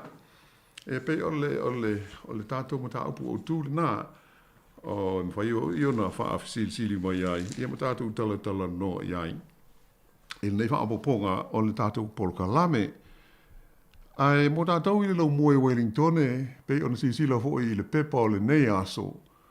E lua le leitu lau na o lo mi ai ia se tusi wha sea mai le auwhai pisnisi i tonu o le lau moe Wellington ia manisi fo i e to tele o lo saini ai o lātou swafa i le itu lau e malu malaiva o le tātou newspaper o le Post i le so. O le tusi wha se ala po le tusi te teele nei, o lo ave saoa i le tamaita i pule nuu, ma le pulenga o Wellington e wha ali ai, le le fia i lātou uma ua saini ai, a maise o le au whai pisnisi i le o ngā tonu le lau mua. I le fufuanga mo le wha le leia o le lau mua, o le wha au punga o le ati naele nei, o le vona taun whai mai. E ta ua o le Let's Get Wellington Moving. E a iai la i le tonu o le polka lamele nei, ia le vaenga ua whaingoina o le Golden Mile, ia po o luinga o le umi le tasi le maila i te tonu o le lau mua i Wellington e o le nganga utu lava e whaasa ai o na o atu i aini ta vale e a mani tūlanga wha pena e ai wha wanoa e mo e sa wali e a maafea fe solo i whalo loa e ma pisinisi ma tūlanga wha pena o le la e pei ona uta ua o le tātou pepa i le so e na o lo mi ai le tusi e mai mawhai ona sila iai ma whai tau le lei iai ai o le nganga utu e le o fia la o foi pisinisi o lo iai ia malatou uma o saini le tusi i lea fuafuanga ale pulenga po le council ina ia tā fia ia le whemalanga i ngau ta vale i le vai sua la le ta o le Golden Mile ia malawainga uma lea e au fia ai i le Polo Kalame lea po o le project Let's Get Wellington Moving ia pe whaingo fie whemalanga i ngai tonu o le lau mue Wellington i le tā fia lea o meo ta amaleafi. O se vaenga au tua le nei Polo Kalame le mai tau iai. Ia o le whaititia le o kasa o ona e mafua mai i kesi o ta vale ma tūlanga wha pena. Ai ia avea o ngā tonunga le mū o le lau mua mano fuanga ia e whaasauina ia pe saonga le mū mai i kasa o ona nei o lo papeo na whai nai le siu manga. Ia peila o na o tā ua o na ua whaeroa mai le manatu te iai o le totelu tangata ia mai se ala o whai pisinisi ia o na o mafua anga la tau whape o le a le iai ia la tau wati nai ia ma whapeo na whai nai ia whaatau inga tau pisinisi ia ma le tele lava o isi mafua anga ai pe ona o ta o ma fai ona e fai tau le iai o manina o iai o lo mia i tu launa e lua le tu lau e valu ma le iwa le post i le so ia afia fa so mo i fo iai ia e le lei ona wala o mai o le o tala fo il tatu lei na masani tolu walu lima lua o fatasi ia tatu tala noala le iai i le fu fuanga po le fo itusi ia ai po la le winga o le proposal le pe ona tau whai e whamatalatu o le mele o le Let's Get Wellington Moving i te tonu o le lau mua i Wellington nei. Ia as e vai foi ia ona toi whaawa o toi leo le tātu tala.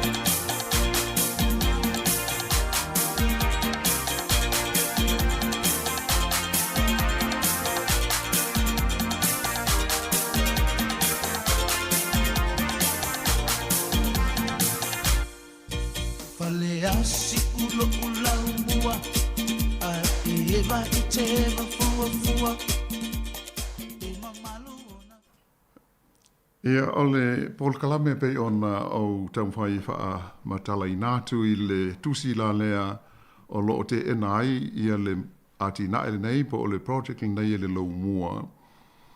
Ia ole anganga au tūlama e wha sā ta vale. Ole ale to iai ni ta vale e te tau na whe malanga i pe whewai i le o ngā tonu o le lau mua i Wellington pe a whai o le a whaatino.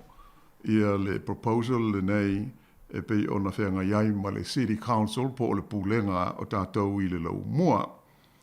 O le tusi la lea o lo o tu inatu iai awa o le aso a dai ao o le whono ai le pūlenga po o le Council ia mai o le atala noa inai ia se talo sanga ina ia whaapawhala ia ma whaamuta le awai o le City Council i le ati na ele nei. E pei o le nganga tonu le o le tusi i aua ne i whaaua wina le nei ati nae i a pe tau fia e aua le whaia. Ai o le nganga tonu o le Paul Kalame i a tau fia le whewaa i o ta avale i le o ngā tonunga le mū o le lau mua. E le ngata la e whaasau i nai le kasa ona i e maua mai i ta avale whewaa i. Ea ae whapeona sanga whaalelei ai le si o manga o le lau mua. Ai o le o ngāre tonu po o le maila le ta ua o le Golden Mile i le whaupunga o le ati naile nei.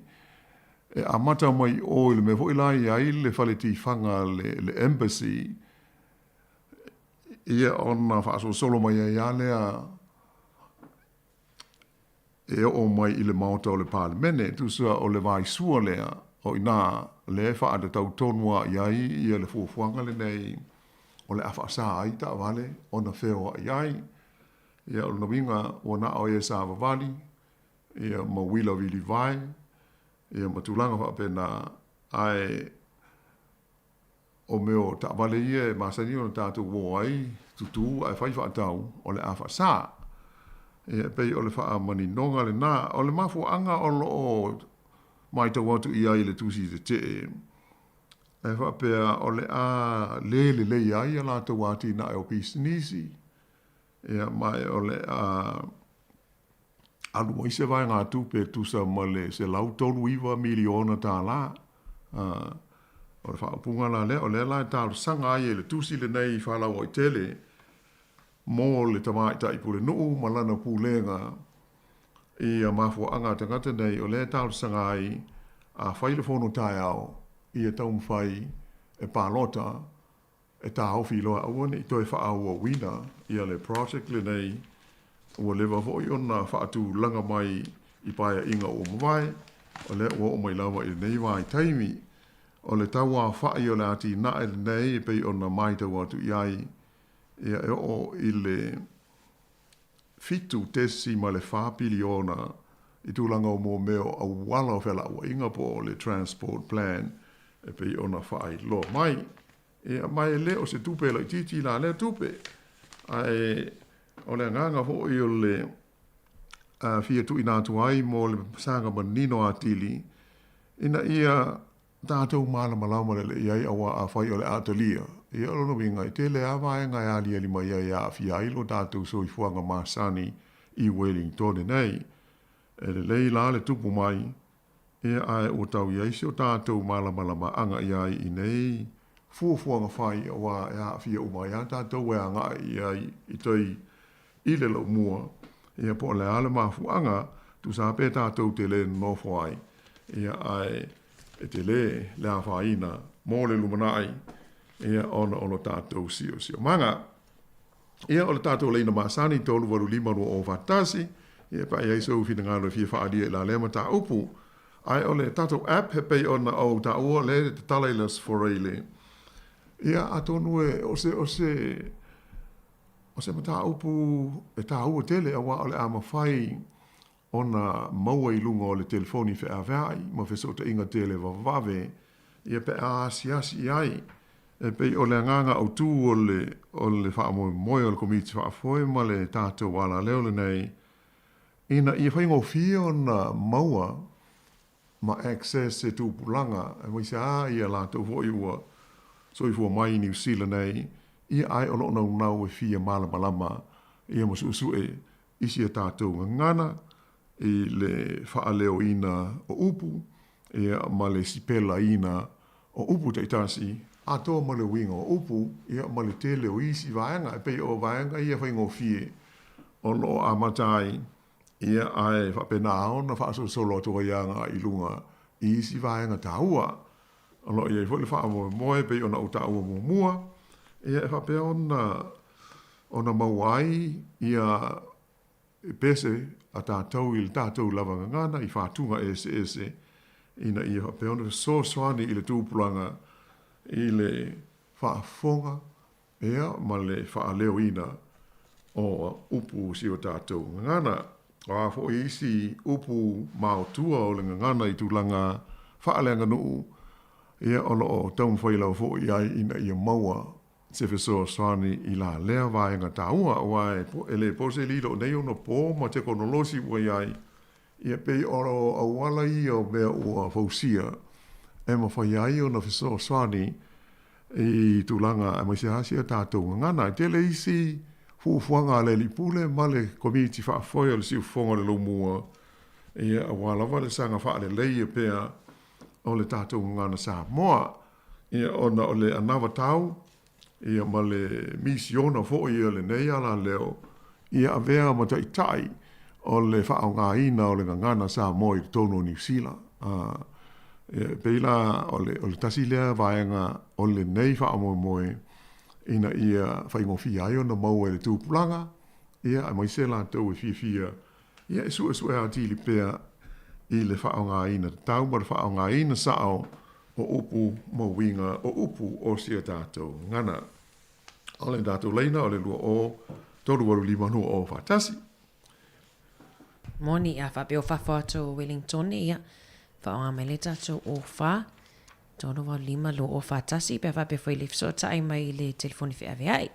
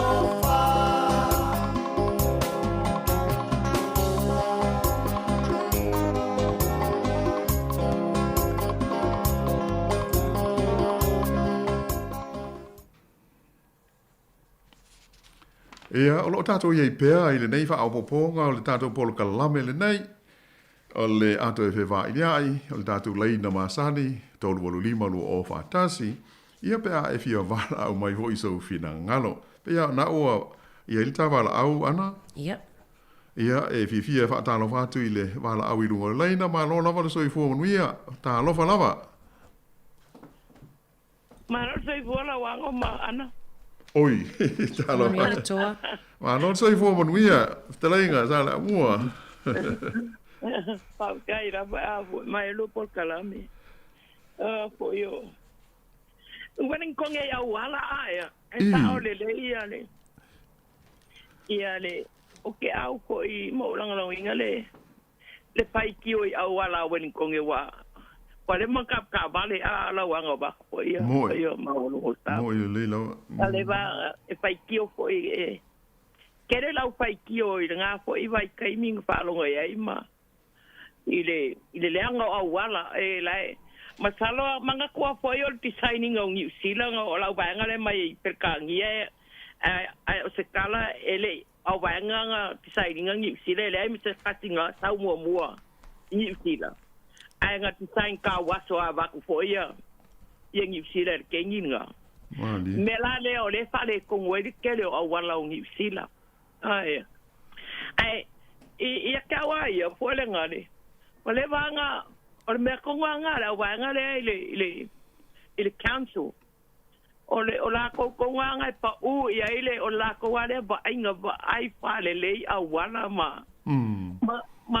ko ngwa ava pe wedding konge po lo hat e o la ko ngwa ye fa ya ko ngule awa e wa fa ke ngo fa ki o wa ke da o kinga e ba ke le ko kongi ai ko ke ko ngo fo em ko e ai ma ngar ko ingo ko ki wa ke le alo ai pa pa piskia se la ko ai pai wa ke pai sa o pai inga i ala ko ai o le lave o le mere ko man ko e public ka ko ai o le ka ko ngaluenga por ka ko ka pai o pai kio o le mele lei ele pai fo inga le mo ko fa le lei se as fala ko ko ka nga ka le fai ko ya fa nga ka ko ngo fo ai le nyo ka ko leo wa o ke pia fa pe o ke se me ke pia fa ke o mai ka ya ke o el ko fa o ngo lo le o ka mai ngo mo manga ku fo ai wa mo o la ngonga le lei e fa si ai se me fa is ko le a wa mo ngi lo ke le wa me lo ki ku ri al fa u pare pe lo nganga o mo ngi lo ke le ai au ke le vai foi pe so nganga o ke le pe bere o ke ro ku ri se me nga o mai au ke lo ai o single po ya le ku ia mangwia ka ka uma ai ia mangwia ka ka uma ai ke ya fa pe se o mangwia ku malo le ai nga ke ava vo lo ku malo le von kom lo ku malo e ave o palo kai sa mo ai rem pe nga le iso nganga la ke pa ka me kikilo ai go wa pa me lo ku malo en ka fa un bala pa mo me ko me ka ko ku le pa ko e pa ai ira wa nganga ko le me mangwia mai ka ai o ke le foi pa o i se me wa o ke ra kwa o ke le fe ka o ka le me mangwia mai ka me la o le council o ke pa ya ko le ofela la ko kiuki a wana wen ko e sa o le e wele ma kwa mai la wango a o kai mi foi ngale kai mi pisti le fe la wa ka o il malai vale le ma mi se ngal malo i la ko fongo ia ma fa po ko e male ku lo kele ngaka lo kele ole ma kwa po ngale me ko nganga ka o pis pampa tu pampa ai ke piu ia ngale i ko awa pe le alu ma ku i ko ka ulanga alu on male vale ia ngale lu sfur mon ko ai o ia o ka yong sfur ka fix sfur kala o ia pe me ko se lau pe ai se me ma se ma fu anga ma kwa polo ka ya wa awa leva nga ka nga ia ke vai wale ka fa se wale lungo sambi inga ka yaku alu fa po la le a ka ko o mla vale ala cambia ko ele fa wale ka nga fa se wa ke ro le ala ba ku pe ni sira ela ko ku ai fo nga le ka ka fa ya ko ele o sanga ko ngu foi mai o ke ala nga fo inga le mo mga kule o ngai o la ele o foi fo ngi le o le ku o la ku a la ba nga le a ko ngu e foi le a ko members o le council por parliament Wa ku le fai anga ola ko. Ale mea o ta ka le ka mo fo I mai se wana ke besi. Ora ke si dia ku ngu. Nei Nga mo wa poi le fai kio ma ho nga le fa le le ai se me. Ai o ia wa ka kau le le. O nga fa o wa po le ama le ala wanga. Ai ale le ya wana. Por sa wale mu ho nga sa ora ngu ako ai. Mo ni le ta wa. Le wana o wana o wale ka fi ale le wana. O le sa nga le mu ho nga o le ngu ako.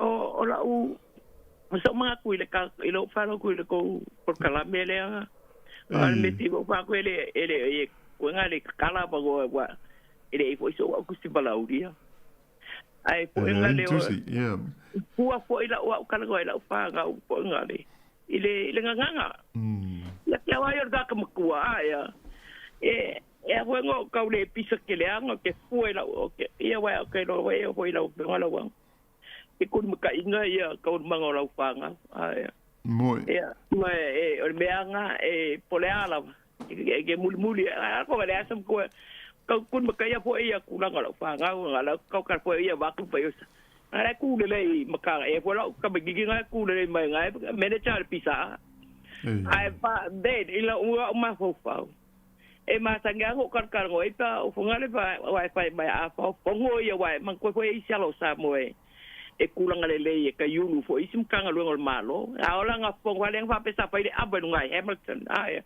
sai se o kamta a kong la fo ngale i o ke pesi pa kanga pesi sidia o mangolo ele gira ko ele kargo fa sabor ke gira la ko ka sao aki si la fia fo wa asa wale fo ngai ai malo ele kargo fa sabor ke gira ele ke gira nga fa pe ka yulu kanga luang malo ale aluia kalgo ala ko nga perkangi ele kerempera ngo pelo ale tagalesa ngo kede ngo kalgo ai sa wa nga ya le pule ho ya mkaru ngalma ya baba ba ele ka ga fa sa mo me ke mai ha ko ya ole a ele va ma no sai porco ele aila me la le fua le bele ale la ba ngo ilo ka fua abela ba ya usal ko ngai la panga pai ka ai o ko male la lolangi ma ko ngwe fai ya malo au le la wanga to ka o fi de ngang alo ma u eu fai varo firima ma ya la vai ya por calabe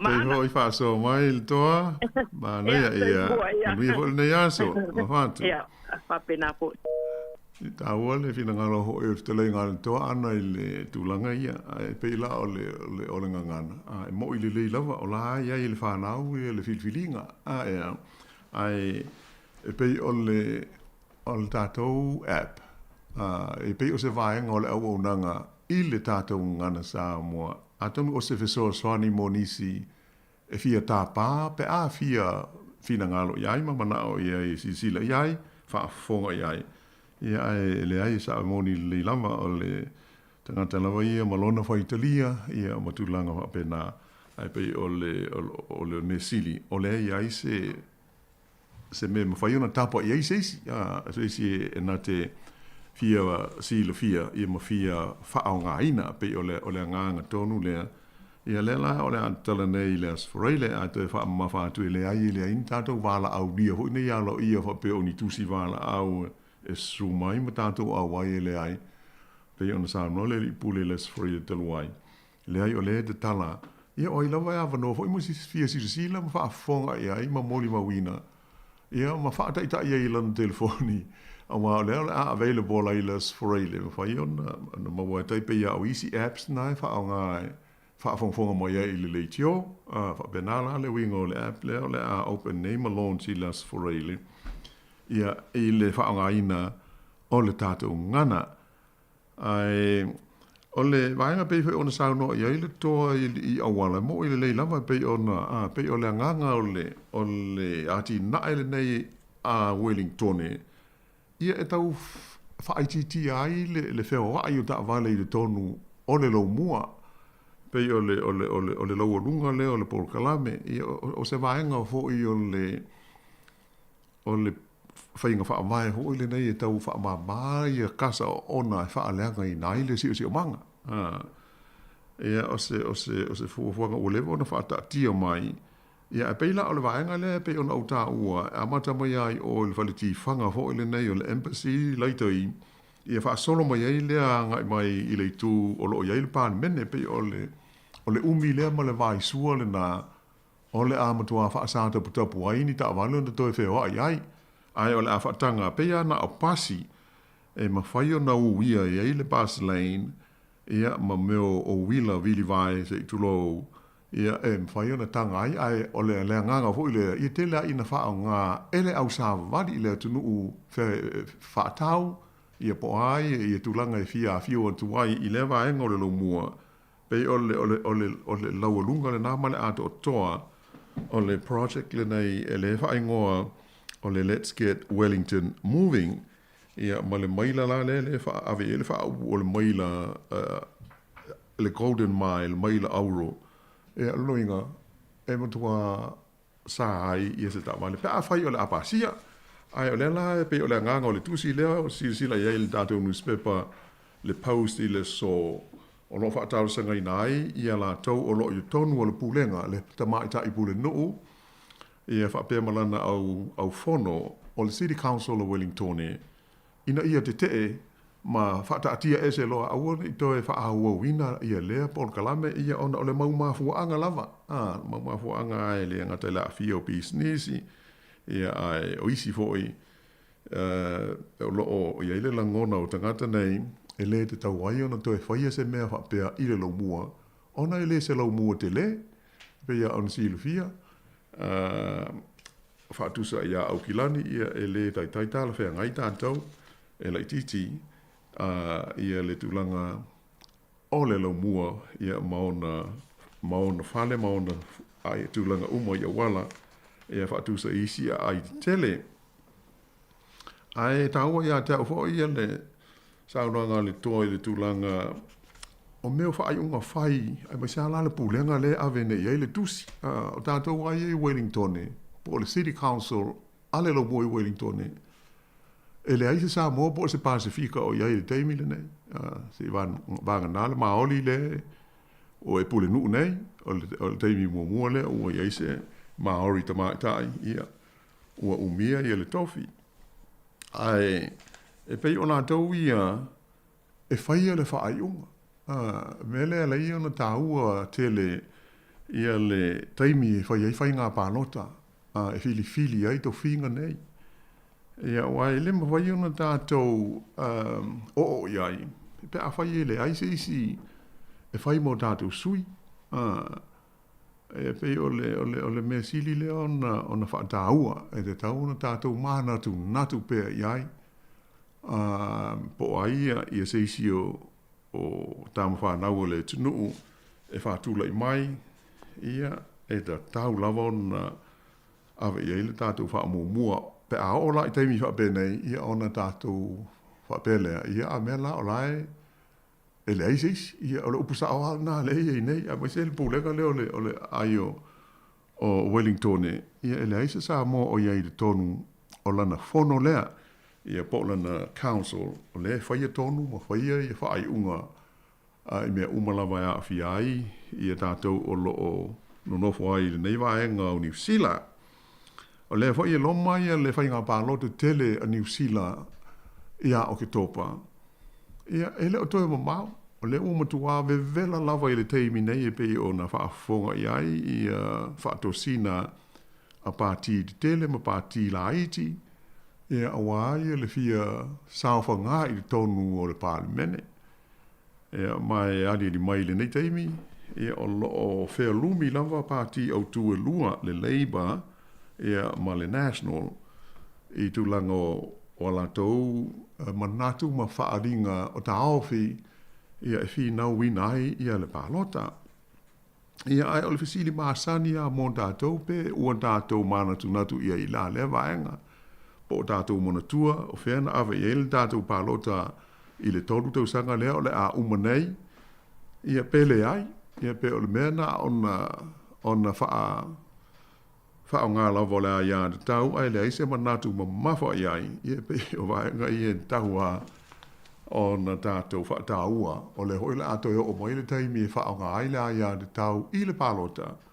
Ia o le mātou whautuanga, e tau o na whaonga ma le ato mai, ma le whaaitete, ia ma le tūlanga manino, ia tātou whaai unga i le, o le a ave ia, ia tātou lango e awala i le palota, a wala, a o loa i le taimi e whai tonu, ia o le taimi tonu a lea e tūla i mai ai, ia ona tātou toi whapea ho i lea ai panga lea pe ana i loa lava o ama, ia ai, o nā i langona nā i le nei fo i vaenga o le tātou Paul Kalame, o le ato e whee vai iai, o le tātou, o le app, a le si ufongo le lo mua lea, o le a tala nei, ia o le a whapenao na maua ai se fiso soani, ia mō la tau e mo o mia le fiso soani, i le tele o vaenga i o tā pena i aile li pule, ma le tātou ala leo le nei, ia i le whaonga ina fōi o lea vaenga o fiso ta inga, e fiso soani e tuaing, ia i la tau e mo mia, ai o lea ia tau ia, ma le whaita lia o le tangata e whaonga pe le whaonga i nai, ia ele e oa i ai, na pauale me, o pe o se vaenga lea, ua whaalau tele atu i ai le tau tua, male au nanga si fongo le lo mua. Ina ia mauti noa, ia e sanga whaale leia pea ia le au nanga i le tātou. Ngana, e le i fo i se vave mo se fia i loa i mea whaapenei, ai ono o tau whailawa i le so sari mai fo i ma le tu whaatu sia o Langona, ia ma tāo i fo i unisi, ia mo se ala tātou ofisa nei, ia awa, ia la lewa nga tāua, o le asi le sila lawa iai, ia pe a tātou whei la ilas foreile i nei, i pori rua i le talaina, ia o le app le, po le api o fisota inga, o le tātou ngana sa moa. Mone lau fionga la wano ia, ua toi fitu minute, whaamuta foile o le tātou Paul Kalame, ia tonu ua whaamuta toi fo i nā ma tātou wala au, tā pena mai fo il tātou Paul Kalame whaaleanga on mōli o le awa. Malo, ia, o tu langa nā, e pei ona iai, o le iei lisi tātou Paul Kalame whaatu langa ina e so o mai ai, ia, e pei i le nei whaapoponga, ia, o le anganga tonu ale nā, mō le si le fia iei nā i vaenga tā ua ia, e te tupu i le nei vai aso, tā iau le fono le al City Council o Wellington ia e talo no ai le lafo, e te tau na whaamuta ia le project lea o le Let's Get Wellington Moving, ia ma le sforeile, ia o le atatala ai le api o fisota inga, i le ngana sa moa le si ufonga le lo moa. Hai lau fionga la wano le lopo le tāwala au munmuli leo tau mawhai mai, po fi whaaliso na whina ngalo. Ia le lei, tālau whaatu i le wala au, ma lo lava le soi fua manuia, tālau wha. Ania mamai lau fionga la wano. Ia, langi mamā fōi whaatai, oi fōi. Tālau whaatu lau fionga, mai tau salama ta fua lea. Ta fua tālau wha, ia sauno maia, o maia o Kilani. Ia, o loo, mānaia, whiololo wa alofa mai au le langi wa kau whaakanga mai le lai. Tālau wha, ia, whaatai o nai. Hātu le whaakanga. Whiololo hoi mā tau i lalo nei. Ai sauno ia, ta fua? I whamalulu atu lava. Aua, ta si ia. Ta mwhai hoi le, aua le, ine isa sopo le manu vale. Ia, ta si ia, hoi e sa nanga. Ia, ai, o la tavala uatu, as tangata valo longo leitio. Ia o whesilia tu lava i lau fionga malwhaaloalo lava i le app lea ka koula kala. Ia, ia. Ia, no o whaitau atu ia inga ko umai lunga e le page e a le kiopo ku fuenga ko umaia. Ai, ila o pio le tati tau whesilia tu voi lele pe tō whamalia le whenangalo i lau fionga pe whaiana tau tala la titi mai sina whapulapulanga o vaenga o le. O le ngangana lea e au fia i le app lea po o lea o le a tiltilo i se tūlanga foi lea o ngangana whaaleanga nuu po o ngangana o wau ngangana awa ia ia makonge i e whaalepongu nua. Tālo whai. Ia orele, ia foi mo ulea ia tu i tulanga fa le nga nu eleise vaenga ma mafa tele ile anga nu o a fia i le app i la o tau mai tau atu. Iai, o le a te tala nei alo i e lasa whaleile. Ia ona manino ala lea ai a hoi nei mo se tali pupu atu i le saunoanga, ma le whaafasili. Alea, i tai pei o se vaenga whaingo fia lava. O ai mai se ai ia upu, ma le sipela ina upu, ma le wha leo ina. E o a hoi i upu o le tuspa ia se i tulo. Pei o le nganga, ina ia sao, le wha leo ina, le tau ina o se upu, ia ma le sipela ina o na mata i tusi. Pei o le wha leonga. Pei o le e design wha abitoa a mata i le wha naua onga, e fia. I fo il nei i le ngana, ia mai e le o tele se lātou wha longona i le wha o ngā ina o le tātou ngana. Pei o le nganga lea utafua. Ai le o ili iini mea mamafa fo ile le wha lea nganu. Atonu i se taimi i le lumanai. O developer ma evolve i le app. Ai mo le amatanga i le taimi le nei. Na o sau soni atu wha pena se vaenga whaingo fia level na o lo mata ai. Whawhetai. O se vaenga tala whianga i te lene nā male wā o lo o iai le mo bianga mo tamai. Pei o le nganga tonu lea.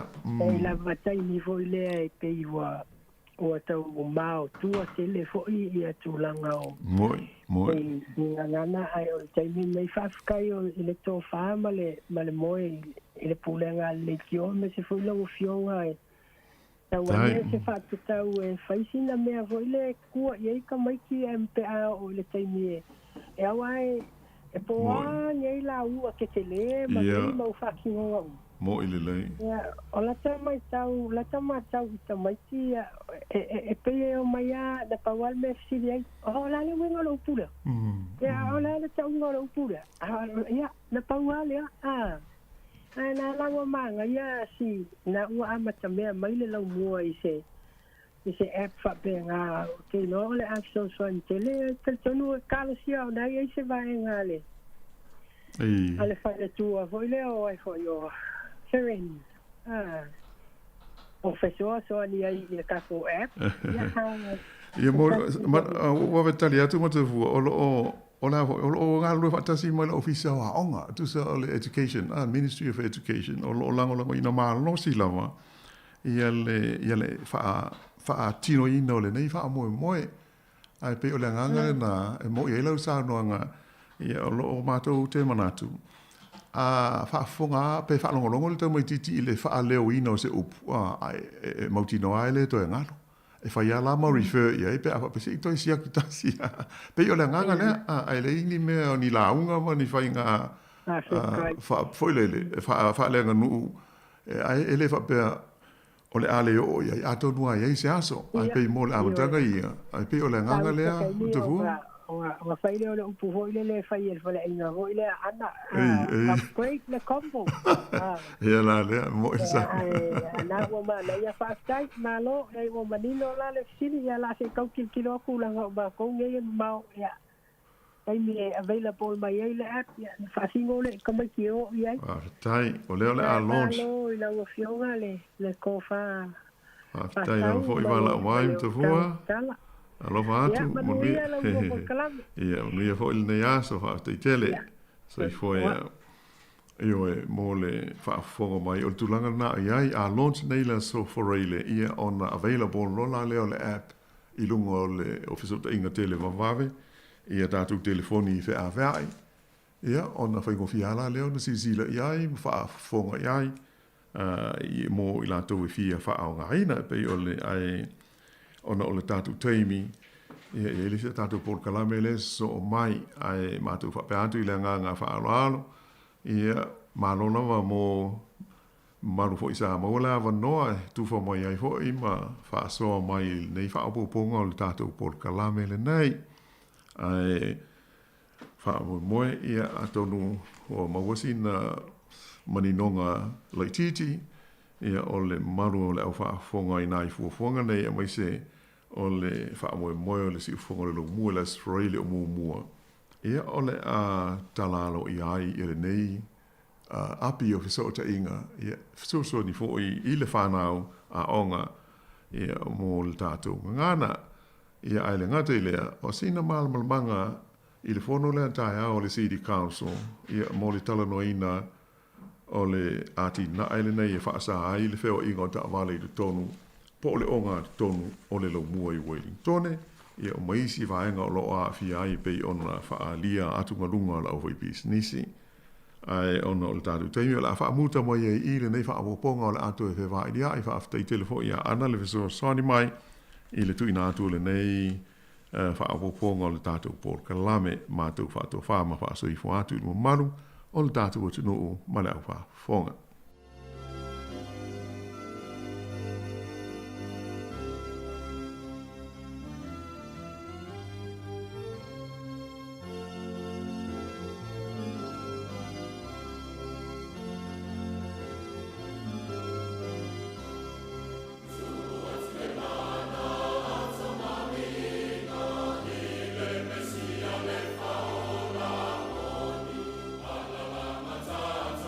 Lona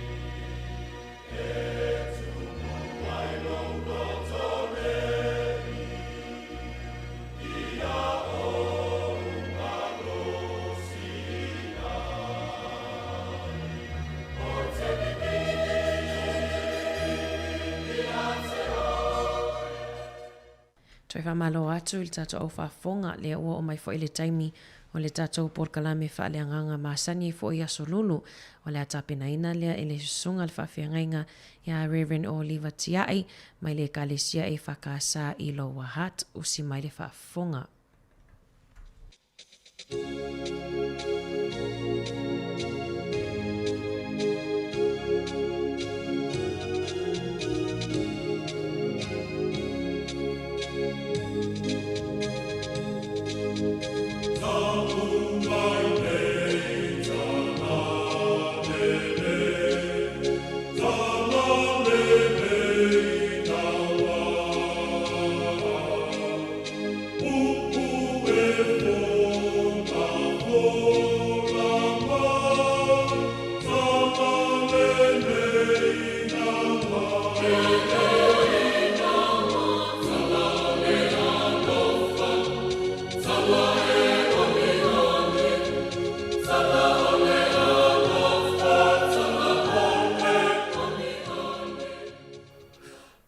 Talo fatu le mamalu lau whafonga i nei tai ao. Si sfui whapoponga li nei o le mōli o le awa. Le awa noa tātou te whiwhasoa iai, ia i le fionga pa ia le atua. Ai whatalo fatu i le mamalu tele o le whafonga o e umwhai ona a wai mai ta mā mātutua, ma tina mātutua. Ia ta mali i mwhai launga. Ia whapeho le au whai ngā ruenga le atua i whatawhai taulanga ese ese. Le mamalu ese ese o le au whafonga i so se tafa o le lalolangi o lo o a wai mai ai. Ia a ole i amataina le tātou pulkalame o nai whaasino ala pupu o le a whaonga le tātou whaitau ngā tusi le nei tai ao le tusi whaitau o le whaasino ngā le tusi whaitau aso le whaongaina le kalesia whapututong Kirisiano Samoa. Ia, a o amatamata le mūli tatu pulkalame, tā pina pina e lau tuspa ia.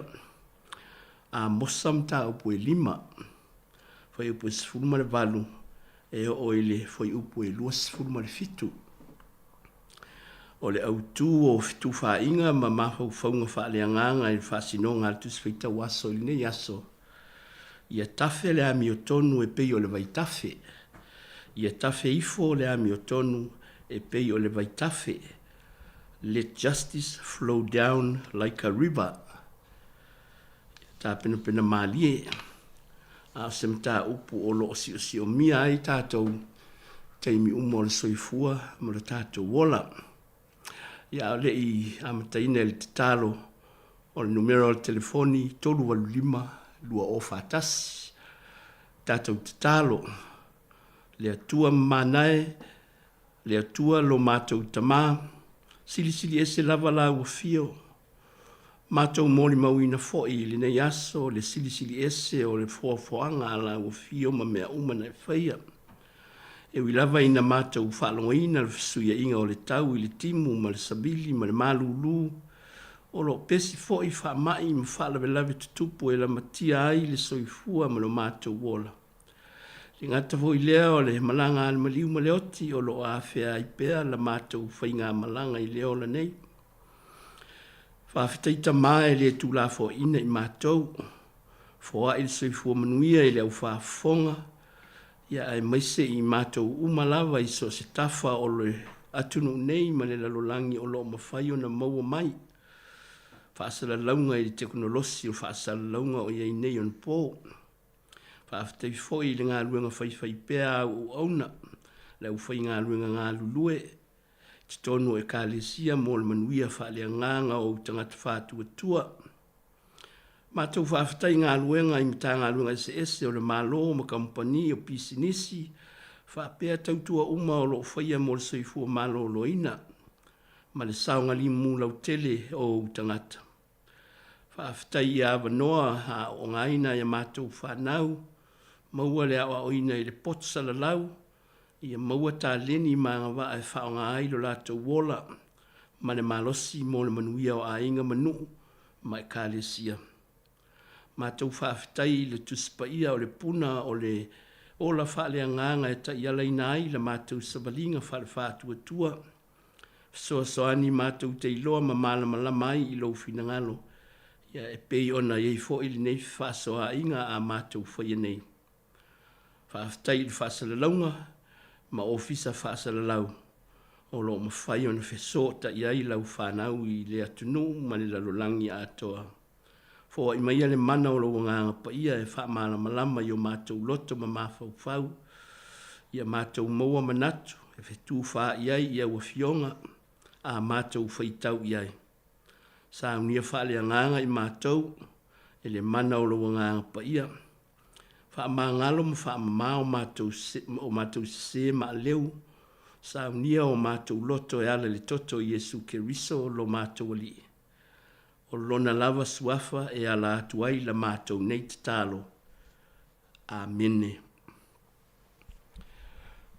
La tātou whalongolongo i whiongo pa ia le atua pe ona o whai atu o le whaonga ina tu swita waso o le whakasa o le amosa mta upu e balu. O le a o whaita wina mai whai upu e sfulma le balu. E o atu i le whai unga o le mta upu. A mosa mta upu e 5, whai upu e 2 ma le balu, e o atu i whai upu e 2 ma le 7. Whaafonga mai e a whionga pa ia le atua. Tā lofa ia te outou o e mana nao i le aso le ali. Sea e alona ao ngā ia te outou. O le aso le ali o le pou liuli lea. Ai le o le mana malama.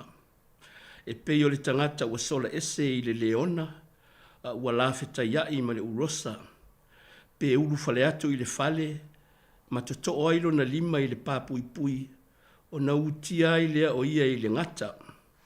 E leo le pou liuli ea lea le ao le ali. Ai le mana malama e pōngi sa lava, e le aiso na pupula. Ua o ino, ua leanga ia te au o outou tau saminga, o te le fia i o outou whapotonga. E uina outou au mai a te au taulanga mū ma outou taulanga i mea ai, o te le talia. O le taulanga whaaftai ia outou manu pipeti, o te le va ai atu i ai. Ia e ave ese ia te au le taalili o au pese, o le leo maali e foi o au nā peli o te le whaalongo i ai. A ia tafe ifo le whaamsinonga e pei o bai.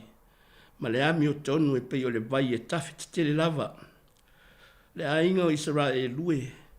Pena outou au mai ea ia te au o taulanga, ma taulanga i mea ai le bao i tau sanga e whaanga fulu. Na outou tau ave lava le malu o lo outou moloka, ma ki una o outou tupua. O le fetu o lo outou atua na outou whaia mo outou. O te whaatafe aina outou i ona tala atu a tamaseko. O lo fetalai mai ai le ali. O le atua o au, o lo na suafa lea. Whaamanuia mai le atua tātou whaitawina. Ma le whaafonga i ana whionga pa ia. Ma ia iate ia pēr lo na lava bi inga. Nei e o i le whaamabau. Amene. Tā atu le pese lea e watuai lea wanoa e mana tunatu le tātou tusi whaitau. Ia ona o mai ei leo sau whaasoa. E le isa fesili e fietui na atu o le manatu. Ia tafe le ami o tonu pei o le vai tafe. Let justice flow down like a river. O le asa ufina ngalo i le manatu au tu. Ia tafe le ami o tonu pei o le vai tafe. Ma fau i le vai tafe. Ma afianga o le natura o le soifuanga nei. Ma le tangata. Pe i ona whaonga aina i ele profeta o Amosa. Au mai ai le whiau a le atua i ona tangata. Fo i upo e lua suma na whae whaapea. A ia tafe i fo le whaamisinonga e pei o le vai. Ma le ami o tonu e pei o le vai e te tafe te tele lava. But let justice roll down like waters and righteousness like an ever-flowing stream. Te manatu e whail fo i upu lea ma au tū o tātou whaasoa e le ni tae au. E whaamatala ai le manatu au tū. Ia tafe ifo le ami o tonu pe i o le vai tafe. O le ale winga o upu o le profeta. Ai se a ua mana o mia ai le ami o tonu. Ai se a e sau ai pei o le vai e tafe te tele. Le wha amasinonga o mo o mia e le profeta mo le nuu o le atua. Numero o telefoni, 12 lua o fatas. La ta mail pese e le tua fine ia ana, ia a e fia bili mai loa, wala au mai. Ia a umare pese, ia na watu leo ni nai motu ngā awha so soani mo tātou.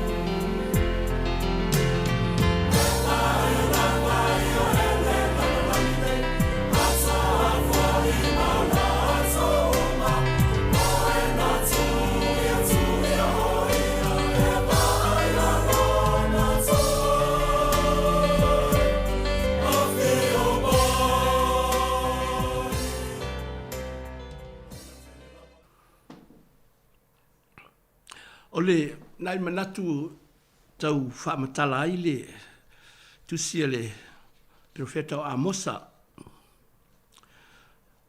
E leo se tusi e fau i lau tau whaafonga. O le profeta e whaalongo ina soo i la unga leo whai ngā ruenga. Ia mai se foi o te whaasoa i ngā leo kerisiano. Wao se profeta o loo pa i lava i tangata le winga o lana fe au i teimi uma. A mosa o le lona tolu le o tusi o le whianga inga tuai i lalo o le ingoa le ta ua profeta laiti, minor prophets. I le whianga inga tuai mai a Hosea e o i a Malaki. E le o tau iti itia e le au se o e ngā ruenga wha profeta i la tau nei, ai ona o tusi tusinga ma lātou wha maunga, ma la lātou perfetanga e pupu. E le umi pei o tusi e leo perfeta e ta ua o major prophets, Isaia, Jeremia, Eskielu, Matanielu. O na maua leo le to asfurma leo no profeta pe atu wha atasi vaenga lea e ta ua o latter prophets, po profeta muli muli.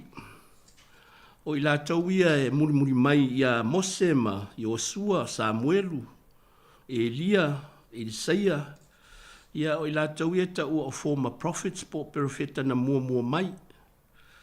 Taimi o lo o amata mai ai kupito se ia o ina nofo ia e le whanaunga Israelu.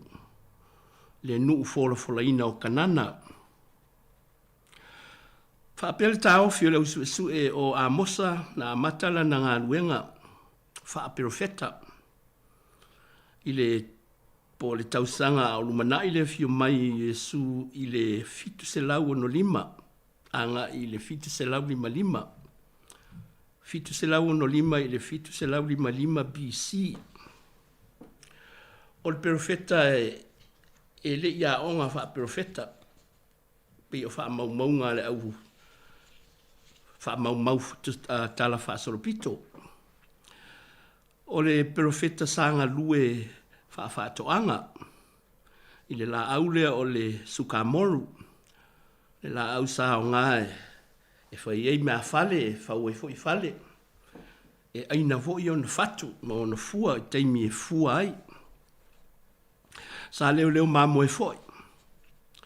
Ia e wala au mai ale e tua e whai o ia ma profeta. O whai lavala na ngā nuenga lea. Ma sa fia e ola fatasi. Ma tangata lau tele, ma le au whai whatoanga, ma le au tausi lafu manu. A whai tātou te whai tau i le whai upu mua o le amatanga o le tusi, o lo o whapea o tupu e lua sa a mata aile na ngā luenga, ma o a ina umaile na ngā luenga whaperofeta. O le tupu o usia i le itu i saute, o le lalo i Jerusalema, mai le fitu iwa tasi, i le fitu tolu iwa BC, po tausanga e le ia fio mai le Mesia. I masfulu mon tupu tausanga o le nofo inga lea. O Israelu i le itu i mātū. O reo po amo le atali o Ioasa. O le tila mō po le tausanga lumanai o le ia fio mai Yesu o le fitu valutolu i le fitu whātasi. Fast full mon tupu tausanga. O mino fo inga a nei tupu sa whea ngaima. Profeta o Amosa. A le taimi fo i lea ua vaelua ina le malo. Ia po le lona lua i le lona tolu tupu ia i no fo inga a i tue lua peitai. Sa mawhai e reo po amo ma usia o na ngā lulue whātasi. Ma waid whelangolango mai o la whai ngā malo. Masale leia i lava le fesota inga o malo e lua, pe aro fani. Ia tele le tamao a inga, ma ola pisinisi. Ia ma malu fo i pulenga i le vā maisi nu utua oi. Ia le whawhita uli ua tuputupu pea, ma tuputupu pea. Ua ola pisinisi ma tina e. Ua tili fo i ona whaatupula ia le tamao a inga o au whai pisinisi. Ona o lātou pisi nisi ua o ele mea fo i lea ua manao tele. O whaiwhai mamango ai pisi nisi nā i tangata lau tele ma e whai ngā luenga. Ia ua pule malo se iale au pule i ngā luenga ma le au whai pisi nisi. O le mo le mau fo i o lo mau el whai upu mua mua o le mita upu mua mua. O a mosa e mai le nu o te koa. O le nuu i lalo i Israelu i saute. A o lana perfetanga. Sa tele lava ina a ngai i le malo mātū. E i fo i le tūlanga ese o le wha perfetanga al perfeta o Amosa. O le tō tele o au ngā perfeta ma e sa ngā solo mai le bala au le tua e ta watulo na finangalo i tangata. Pe sa wha pito a ngai i tupu matai o malo e lua, Israelu ma Yuta. La lato ta inga ua ta se ai tangata mai le tua. A o Amosa, ia e whaatu tonu ala na tala inga, ia i tangata lau tele. Le lei se i whaisi na koma sauno mai. O ia whaftai, te taumu whai mai. E uila ina whaapea o Amosa i le vaenga le ta o profeta la iti. Ai whaatusa tasi tangata su e le tusi a Amosa e maai i pei o le matatafi tulou. Razor sharp. E pu. Sauna mai. Tā rofa le tātou bala au.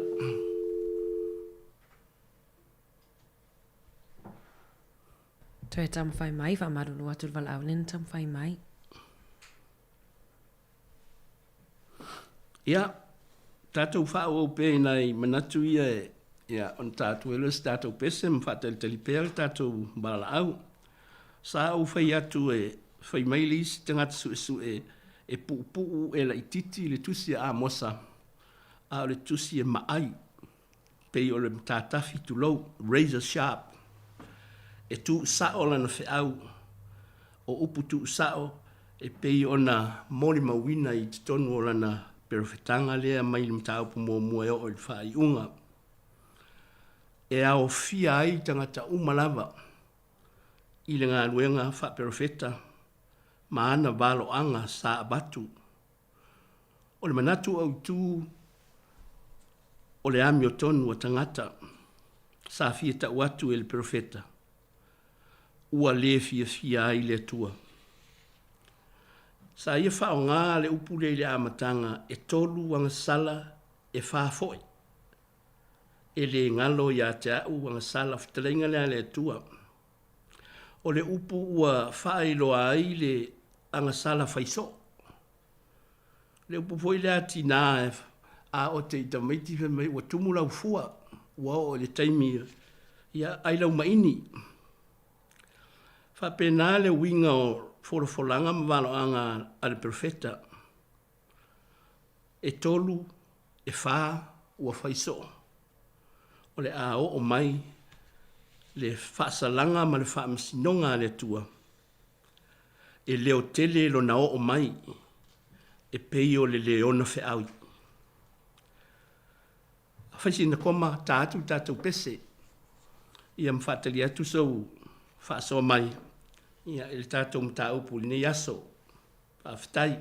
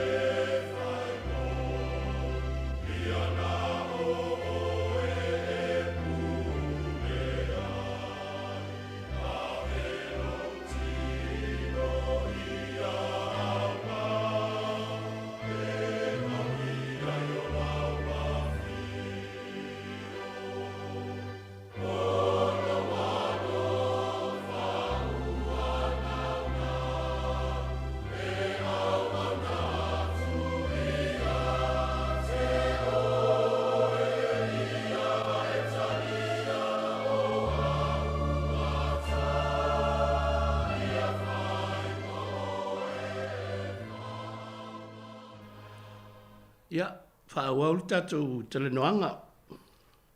Ua o mai mta upu 5. Ia se sauno mai tātou balau talofa. Talofa lau sunga whawhiangainga. Tua ai.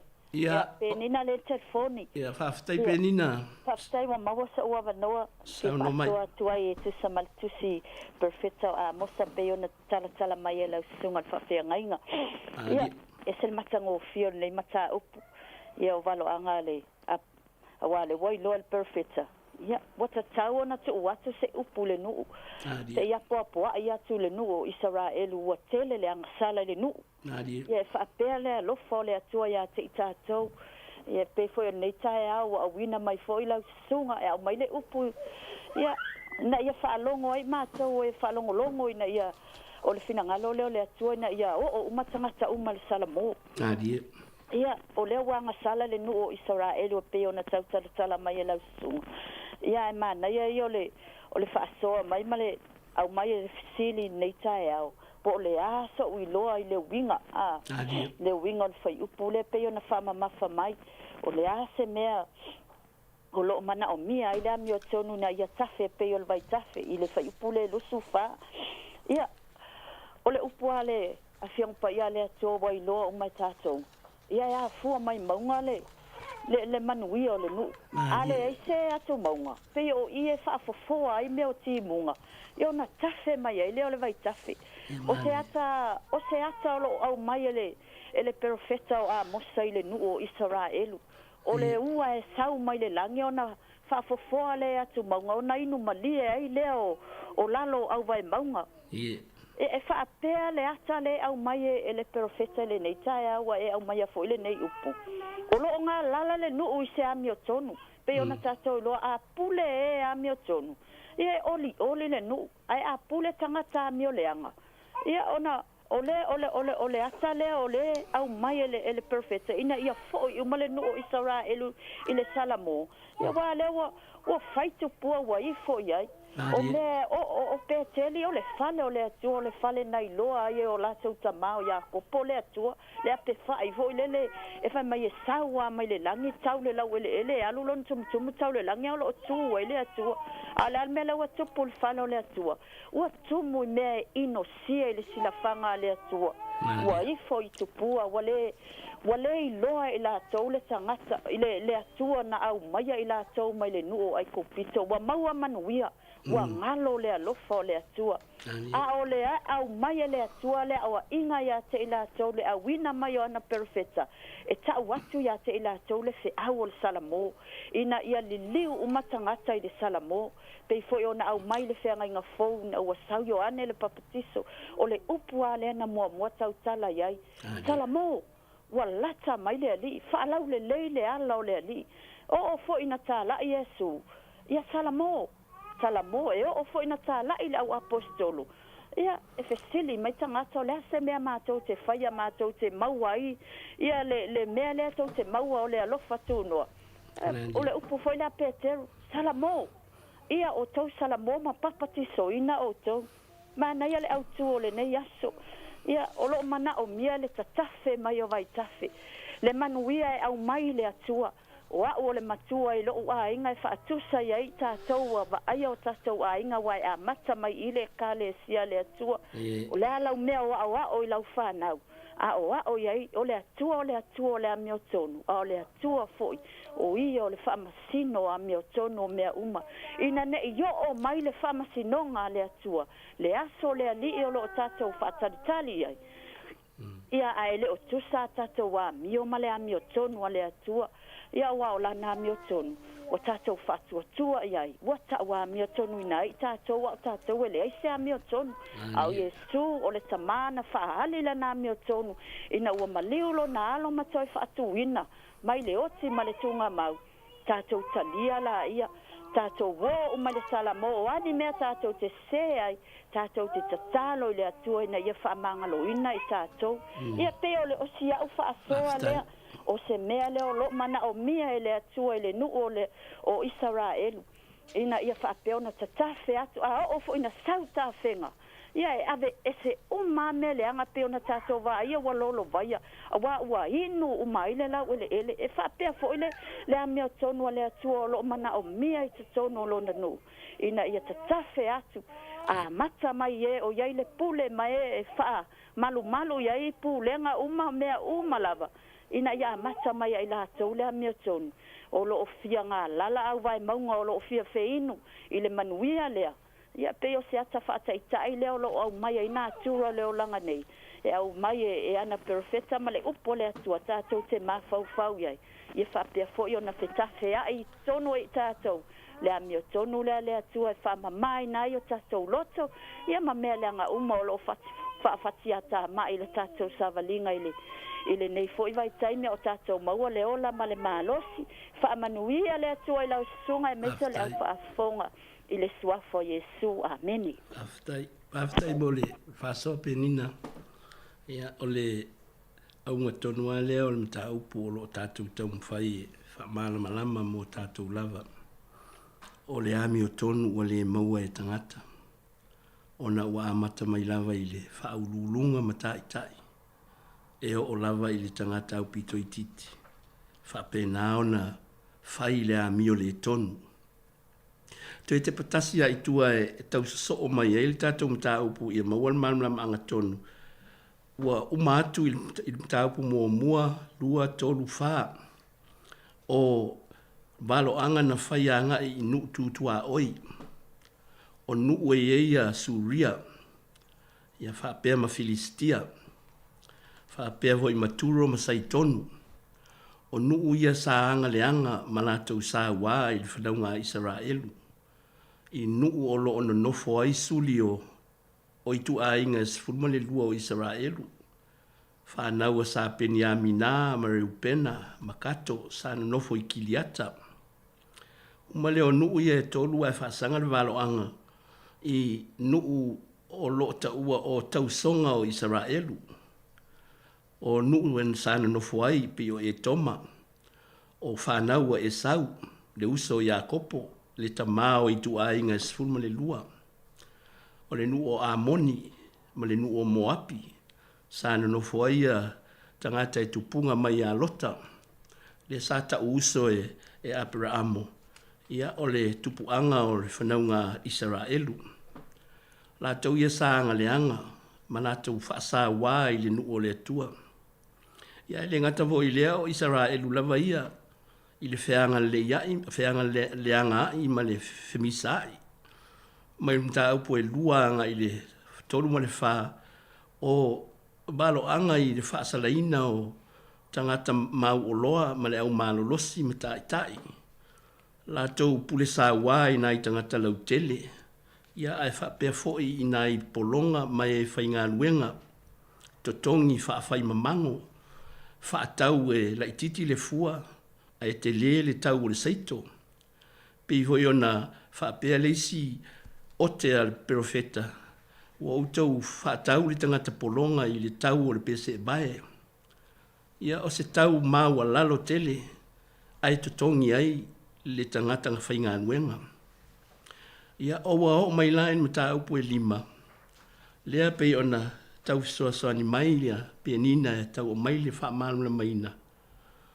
O le valo anga i le whaasalaina o le ao o mai. Ma le ai oi a le profeta. Ina ia la ngona e Israelu lo lātou se. Ia salamo ma foi i le atua. Whaitau le amatanga le mata upu e 5 o lo whaapea mai si upu le whai upu e 2. Ua pa u whaapea le whai mua le a inga o Israelu ia autou whaalongolongo i le nei upu o te sauni atua ia te autou. O le pese e au alofa i lava. Ia se i watu le ama noa i le mala au sauno mai. Ia so ke fon. Fasalo fatu le ngangal fa lo sungot fa fenga inga.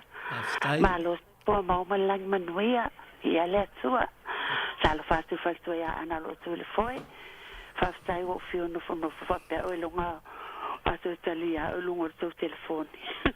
Sauno mai, ai le sauno. O lo to male tau tala watu whasile lau sunga whawhiangainga. Ia, o lo si ufonga boe si ufonga lo to masa no mai. Ia, whawhitai lava. E sel matango fia peon sau no le usea penina. Saia. O le manatu au tole whai mai lau sunga o le o se whasel vai tafel la mea tono. Ei, o le mea tono. E sel matango fia le vai tafe. Moni ala e whape mai o vai tafe tupunga mai maunga. Al mea le au mai i e amos. Me tau o le vai tafe. E ta tafe. E au ngā ia. A tātou tuu le tū whaltino. E ta tafe ta whenga. O ame uma e whale tonu tu lau le upu malangan. E ta whea uma e sami. E le vai tafe. Whapea tātou o langa whaleangang. A tātou tonu whātua tua le whātua tua. O ia le vai tafe o manuia. O ia foi a tātou mawal tau au tua le vai tafe. Lena ma liu welo nā pelo isu kerisu. I lungo tātou. E na e tauwa. Tātou mawal puna lea e ola e whavavau. O le puna e whavavau. Vai mai o le vai tafe manino. E manino e wholai auro. Ai sea, langa leo tātou mawal e ola nā vai tafe. Ma tātou tali tonu ia ma amene. O ia o le vai tafe. A tātou tali tonu ma talia le vai tafe. Tātou whaia le ame o tonu le vai tafe. Tātou loa le nā, tātou te maua le ola e whaavau. Wa lai wha me tu spaia, auani nā le upu me la ngutu i mātou tu loa tau whawhiangai, tau sungai whawhiangai, ngai mātou le whaia, nā ele nā o le upu me la ngutu. Whaatino i ngā luengai whai, la wā me o tonu e ta whea umai le vai tafe lea, me le anga o leila ulangi tūlai mai. E te maua le ola e whaavau. Amen. Paua le ola ua whaupopo i me tau le vai tafe. Le a mea ton mo le atua, le vai tafe sili ana manino, le o whātusa o mai e le tangata le o amos. Awa le titanoa, le fwoi te whaitau. E sao le lei, o tangata e whai whātoanga. O le tangata e whai lafu muta, whai lafu manu. Le iloa uma e kiti ona le winga uma ia mea, i le aunga le vai tafe, i le ngālu ingo suka moru, o le aunga fo e vai tafe. Ale whai mai tawit, o te nofo i tawhatapa o vai tafe le mu. Ale vai tafe leo. Le vai tafe leo sau noa, i lau sunga tae aune. Le vai tafe mai le ona le amea tonu. Ina ia tātou maua le amea tonu le atua. Ina ia tātou maua le ona le whaavau. O lo e umai le ngā lulue tangata kemsia na uma. I tātou maua le ona le whaavau e sānea. Whastai tele lau sunga, i le whawhiangai ngā molo mua manoa. Ia le whamneanga le atua, le whaunga le nganga paia. Ia utau whafonga mau se o langona. Ina ia mātou mau pēl whalongo longo mal mau tinoa. I me tātai pēle longo mas whau. Tu lo i upo. Ina ia mātou mau a pēle o lai whaavau. O i mātou foi o nisu tina tu lo. Mātou tau tala pēle mele a me tono le atua. Wha mole mole a mātou whanau. Tele vai tafe o tafe mai. O tu ainga ese o vai tafe. Wha mole mole a ile atua. Ina ia lātou maua ma mātou maua. Le vai tafe ia mātou maua le o lai whaavau. Wha mea le atua ia ana lo tu le foe. Wha mea foe le tātou le tio. Wha maa ngalo se leo tina o sala nei tai au. Whaia nei tau talanga le sua whapele isu keriso. I le awa man whaalo alo. Wha tau whaia soi fua. Aftai mo le sao mātango fie. E le ai o tātou umalawa e mana o mia le salamo. Ai whaftai fisoa soani mai. O le point lea nei te ua umal tātou teimi e le ipai iai. O le manatu i le vai e tafe. Whaftai mo le manatu. O le tūlanga o lo o mai le ata whaatusa le perfeta o Amosa. O le nuu ua pei o le vai lepa. Ua toa ai le ami o le tonu, injustice. O le anga o le tasi leisi. Ma le sori tū la fono o le tasi leisi. A le ua mana o mia, le ami o tonu a le atua, e tafe mai pe o le vai tafe, le wha mamaina e le anganga pa ia, ma wha fo wina ai, le loto o le tangata, wha tua. A le upu le safia batu o upu o le aua lofa, o le profeta, ona o le nuu ua matua malapanga, i le soli o le tūla fono o le atua, le tūla fono o le alofa i le isi o uso a tangata. Pe ona e alofa i ate o e lava. Whapea ia upu i foi upu e lua. O le mata upu e lima, ua pa u le tau pou o Israelu. e le to e tūlai, ua taatia o ia i lona lau e le aise na te whaatūlai ina. O le tūlanga o lo tautala i le profeta o Amosa, o le nuu ua matua whaato i la loina, i le angasala. Ua pei o se tau pou ua le aise whaamoe moe, ua le aise si e maua aiso na whesoasoani, ua le ai fo ise si e mawhai o na whaatūla ia.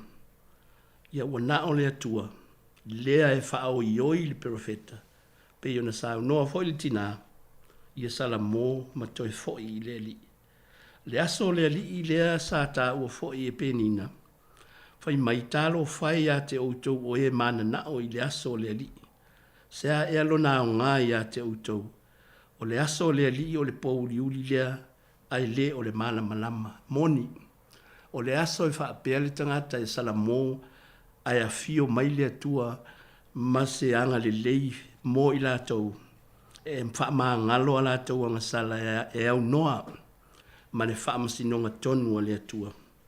Ai whai mai le profeta, o le aso e pōngi sā, o le aso e sola mai le leona, ai whetau i ma le urosa, e te sulu atu i lo ufale, e pipi i atu i le pā o le fale, ai utia le lima e le ngata uongo, o le ale winga, o le aso o le alii, e le o se aso fia fia, o le aso o le pangatia, ma le pua ngatia, e o mai ai le whaamasinonga, ona o le solitu la fono o le tangata, i le bāwhenga iai ma le atua. O le solitu la fono ma le ami o le tonu, e whaali le nofo vā no nofo ma le si uso a tangata. A o le soli le nā o le tu la fono a le atua, pe o na ua uma o na tu mai, ia nofo le le iai lana whanau. Si tā mai tātou pese le tas, ia ona whai ui uatuele o le tātou polkalame, ai whaafitai, o le tātou telefoni, tolu walu lima, lua o whātas, le ai maua se awa noa mua sisi tātou bala au.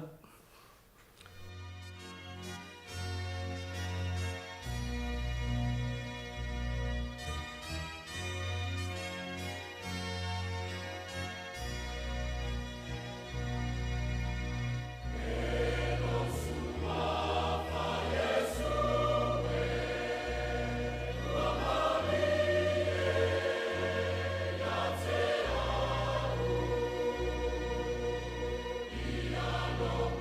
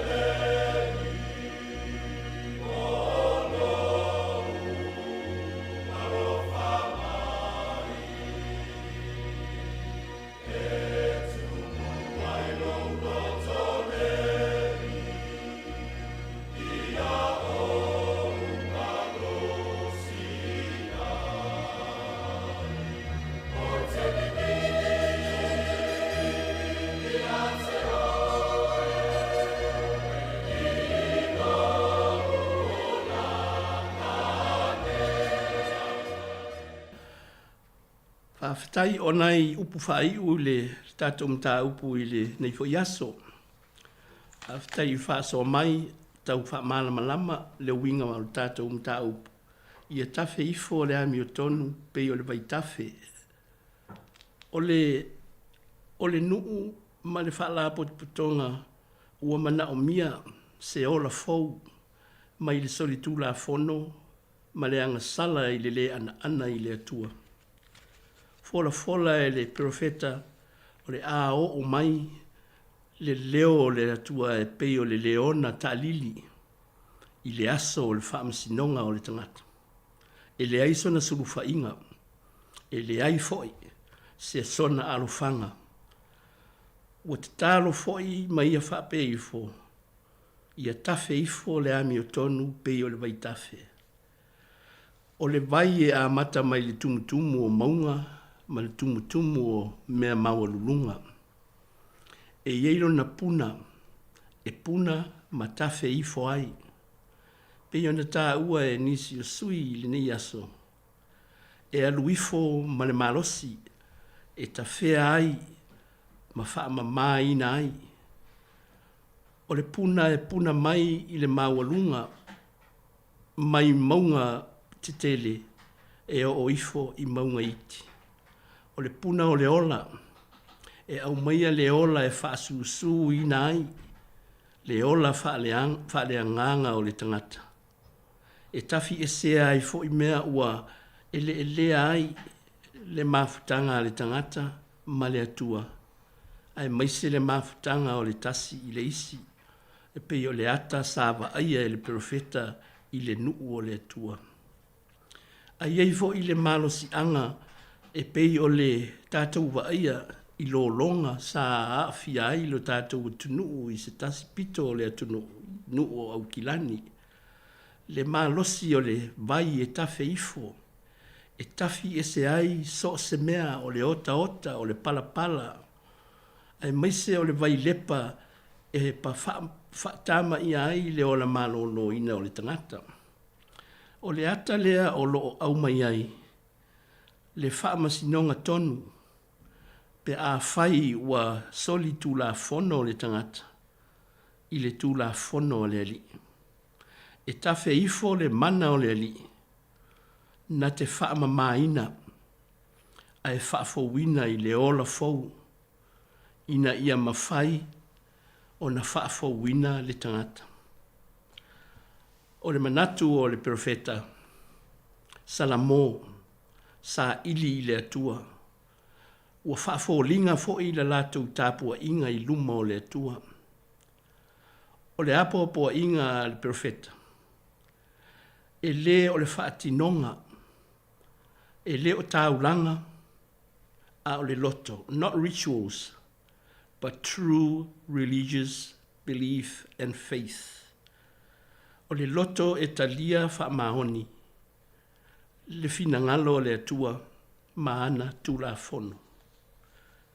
Tātou au whaafonga i nei tu aso. Fe au lea le tala le lei e fia whaamanatu mo tātou.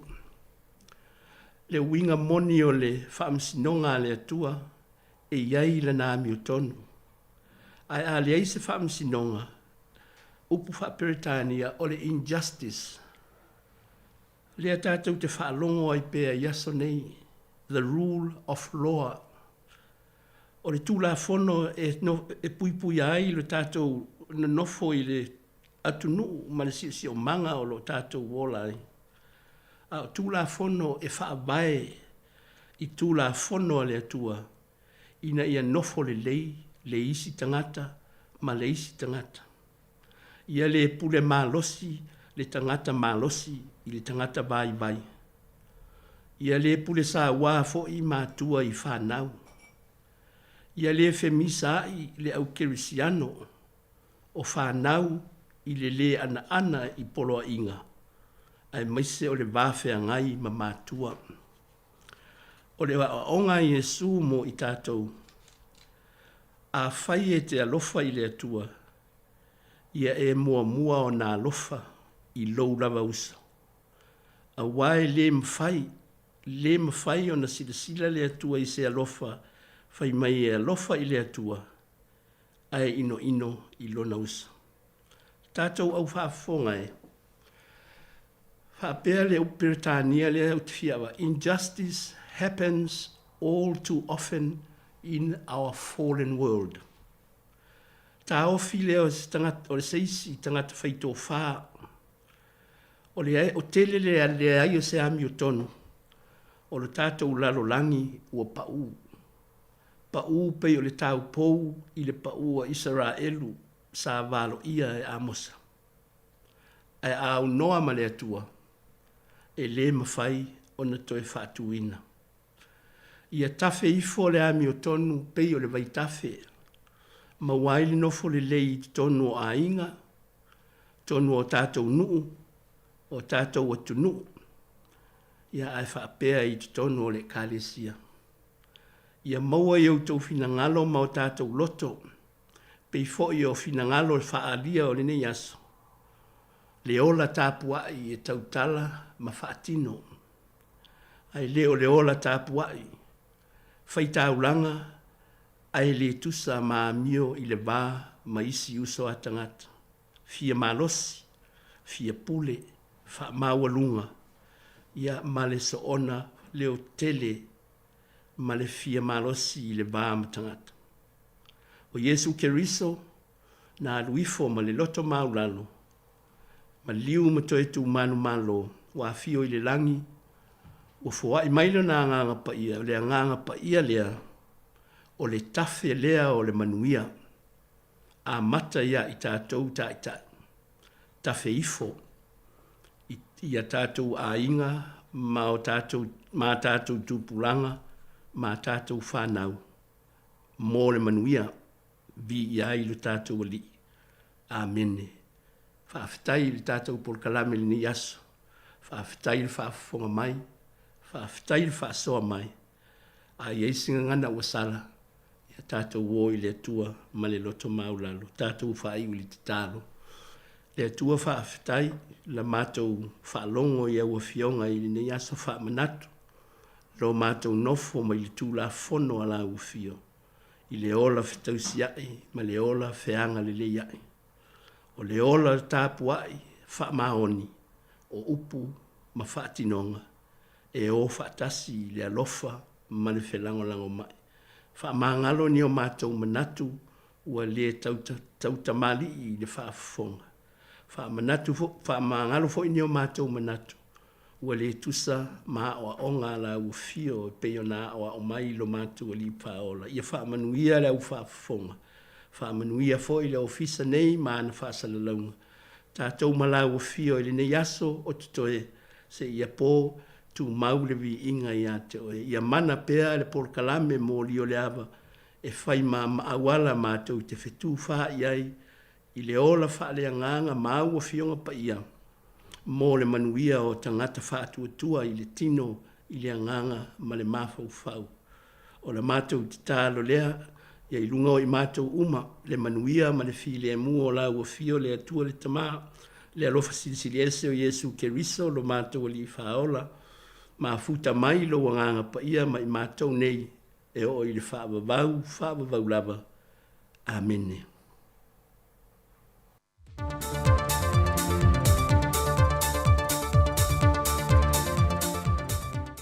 Whaatala whātu le nei fo ia so fōu au lia le lofo le tua, ai ole o ngā te tonu fo le nei vai aso le sāwhilinga, o telefoni mai sā moe so na whao poponga. O a whamaunia mai ale komisena o tanga ruenga leo leo au apa aulongo e Tina Filippo, o se osu wha inga malo le malo le whaai unga le vai aso mo i lātou e u mia whala au wha saina. Na tau fia mai ai le o lo wha aululu i ai le vaenga su e tusi, al whaala paputonga o whaaputunga tupe mo le lumanai manui o tangata Samoa le nupi wha. E na ua maua mai ei lona whale moa moa, e le ngata o le aisa, marijuana, o tutau o la au malosi, ma le tino i tupe silia ma le lima feta la. Ta ua e awa pa au, e to a lima i lātou na tau fia mai leo sa whainga le nei, peitai i na ua mai asu e su enga, na toe wha amatu le to toru e le oa fia i lalo mōlianga, ai ua tau fia i na au i la ue to luan wha amao nia. O le whaanoanoanga le komisino mtanga luenga o leo. Na ia whaalia ai o le toa telo i lantou e tau fia mai whala au whaasaina. E tele i nā nginga ele swafa o lea le isi ni o le nupi wha. E le whaata wina o le aisa. O se whaanoanoanga fo il mtanga luenga i pe o na tā ua au apa au. O le toa telo i lantou ia o lo o nga i eisu e suenga. O lo o lantou u mia tō finga mawulu lunga i te tono le malo. O lo taula mua le au maia ma le whaatau i nātou le aisa i te tonu o le atu no. E li lifal tali tonu ngol mtanga luenga o leo le au wala o lo whaaofi mai e pēr le aisa i te tonu o Samoa. O fe malanga ingala vele vā o Samoa ma le motu i se sae Amerika Samoa. O lo whaawausa i linga mtanga luenga o leo. E le ngata o le mata upule nei ai whapea foi o no lātou tutuli loa nisi o vaenga wata ua i nisi o suenga wanga osi ai le aisa i te tono le atu no. Wa whaaliel to tele o finangalo le atu no, e whai malanga le vāo Samoa ma Amerika Samoa, e siri atu i e lātou le malanga le vaa lalo nei lo vaa lele. O lo mai ta wina le whaatu mulia o pāsese o vaa i vai aso te tasi, e whai o le malanga i le motu i sa sae, ai o whapea fo i le mamalu le atu no i Amerika Samoa e fia malanga mai le atu no. E le pāsese la vai le vaa e lua se lau valu se fulu, ai ua toe wha au popo i Malaysia 5 o tangata i pāsese, o loo fia malanga mai i Samoa, ai maisi o le vai aso neilo o tele na amate i whontanga e Kalesia, e au fia i male Kalesia Worship Center. O tau o pāsese i vaalele fe malanga i le vāo tunu ue lua, o le Samoa Airways e silia male fitu se lau tā la, a o le Talofa Airways e silia male ono se lau tā la. Peitai o le pāsese o le vaa lalo le o tumutumu i au tātu tangata, e na o le se lau 20 tā la, e malanga i Amerika Samoa. Ripotia le pepa tutuilo le tala nei le neiva yaso, le talo sanga i leo tangata o le motu i se sae, pe mawhai ona toe wha au popo sa isi 5 i lunga o le pāsese le ua ova, ona i le ngata le ngā whatio le tau o le pāsese, ai wale ai lava se ese senga mali titi e le vaalele, e tu tono le tātou vaa fau, lea e le 11 te tala i whimalanga inga i le vaa o atunu e lua. Na whate ia le whaia o ngole manu Samoa teitua fitu i a muleang Tere Brian Lima, e na ua whaata siatu i le aso fia le sakala meta le whaipuiponga, i se tasu sui ta alo le teitua fitu, le sunga vaa fau ese, ma whato ai loa i mōli mau, Ua mai a saini lana konkarate ma se tasio kalapu i wharani o le amalanga e ta alo ai. Ta ue mulianga tele, o le naunaunta inga tonu ale i a te ia ma le pūlenga, o le maua leo a wanoa po whaamnianga mō tamata alo le a tunu, o le maua leo kalapu e ta alo i a tunu i whafo, ina ia maua se le ni le lei a tina e o lātou a inga. Peitai, sa noa mulianga tele o so na wha noa noanga, o le le mawhai o na whailoa mai e waa i a te ia, le la sanga ua ia uia, o na ele ngata e iei isi whaamnianga mō ia, a iei fo i tūlanga i te tau o na mālamalama i le pui o i lato o atu i kalapu nei, pe a tūla i maini pe whea mulimuliane, ai ua mai o no lato mālamalama ai. E se whātala noanga le TV tasi, malwhaia onga le te to fitu i a mulianga Tele Brian Lima, na ia toe whaamanatu i vaenga nei e te tau o nau tangia tātu tamata alo, au lei malanga atu e tā alo i kalapu ia tunu i whafo. O le tualalo mua ia po iai seisi na whasota ia na ia. I le whamanianga lea, ia po tulang tau agent. Ia o na watwele i ele tualalo, ave fo i ele sosoan. Ona e mantua fo i tele o tulanga tulai mai fo i sita mata alu ele ngato tātoi nei. Au fiti tonga maisia tunu. E a mene o agent, e te tau ona e trust, ina ta tata nei o le asau e a vea mau manager, e whatar tona ina tulanga nei. Peitai o se whiawhianga ia bulianga tele malpulenga, ua maua le whaamnianga mō le alo le atunu, mō le ati na e o siona a inga. E lua tausanga o le konkarate le ua seine vaa fau ese ma le kalapu i wharani, le ua malanga e ta alo ai. O tau mawhai nei de komisio tangata whai ngā luenga le mālo le PSRC, e ngā lulue whaatasi manisi o mtanga luenga le mālo, e una ia halo mawhana wā o ngā le atunu, La tau te tau aveina nisi matata le o maua te tono Samoa. E au fie ma le mata aupu whasai nisi, moni fo ma e whaia su e su enga mō ma liu lilo.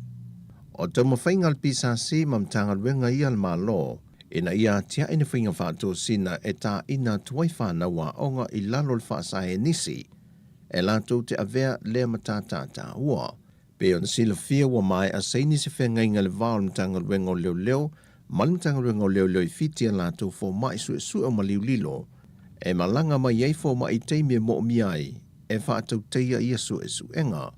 O whainga whātua sina nei yalo whanau ia la tau tau aveina lea fo I matata, e leo se whainga fau whaato a tau mawhai nei, sa tau mawhai me fo ili telu tau sanga o mawai, a iei masau sa longo whaurulunga o ia matanga ruenga o lo tau mawhai ale nei vaenga, ai ono fo linga manga yo ingo le fo I matata, e ala ai ona mumusu whanau o le atano. O lo iei wha mo maunga nisi o whanau sa tau mawhai ele malo e una ia le fo I matata, peita ina a mata ai le yo o iona tau no unga. O tala ia mai sa mo manuia le ni aso lo tatu watuno o whaasoi foia.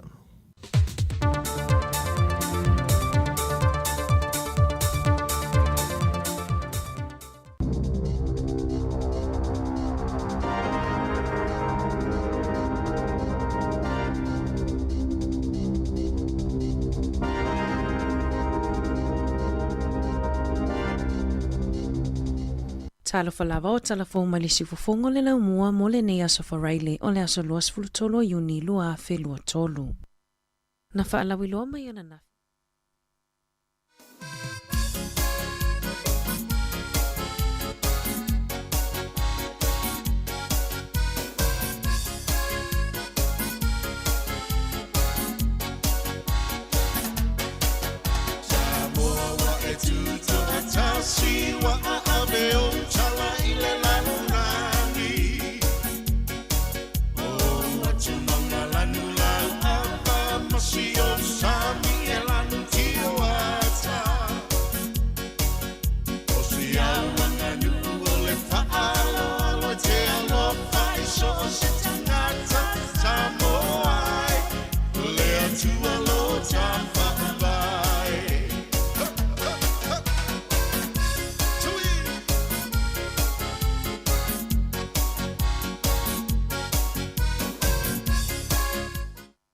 Talo falava o talafou mai le siufofongo le lau mua mo le nei tae ao le aso lua se fuluvalu o iuni lua a fe lua tolu.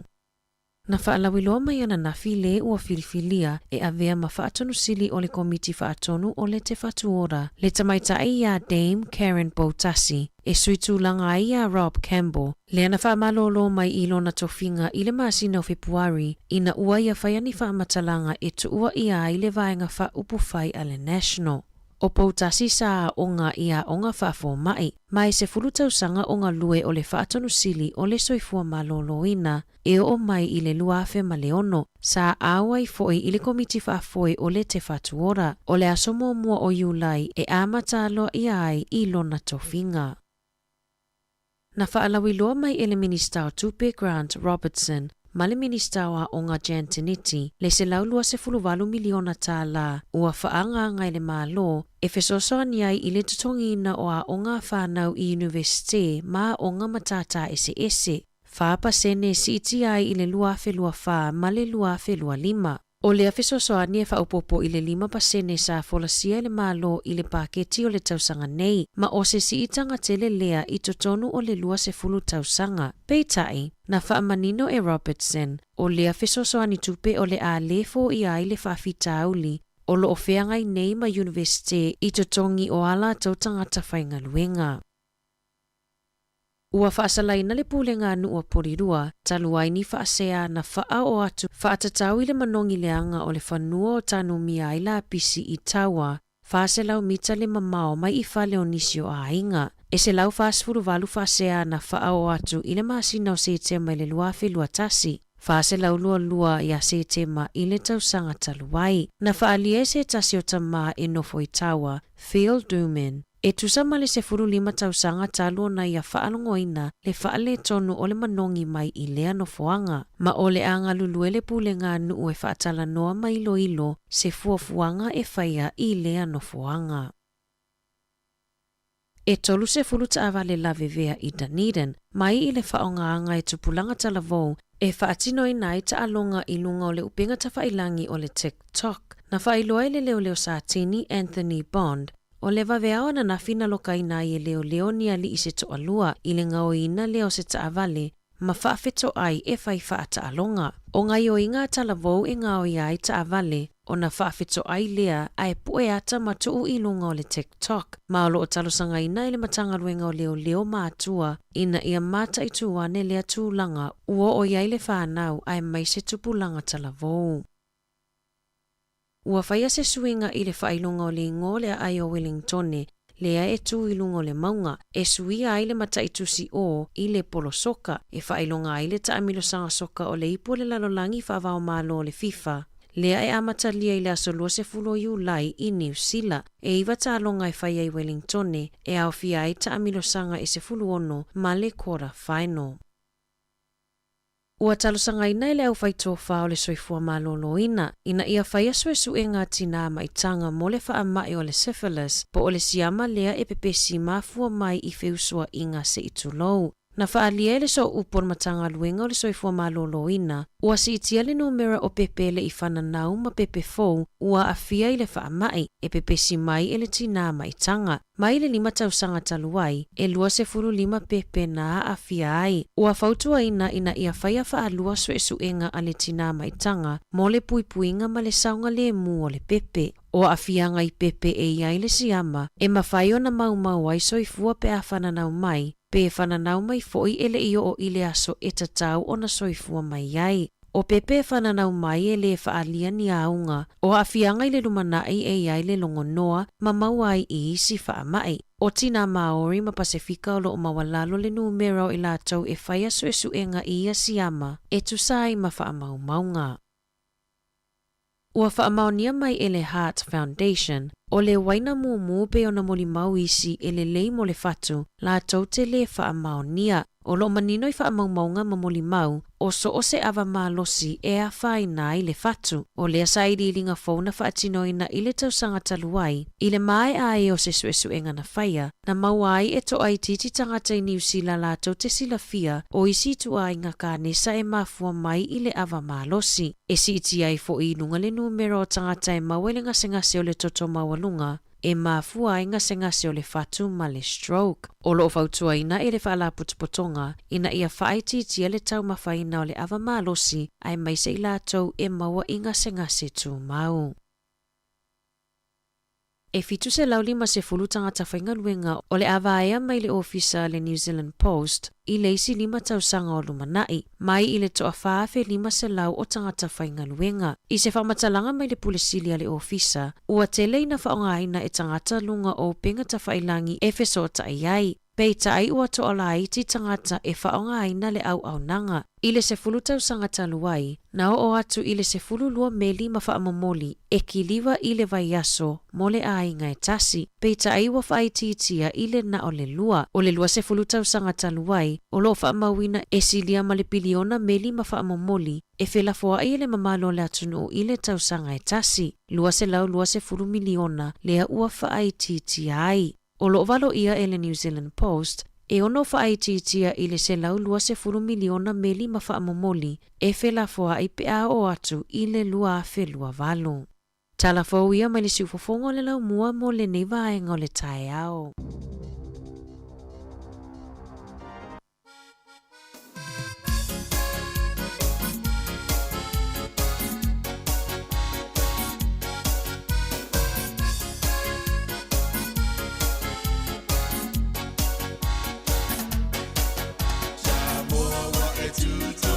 Siwa a ameo chala ile lalunani.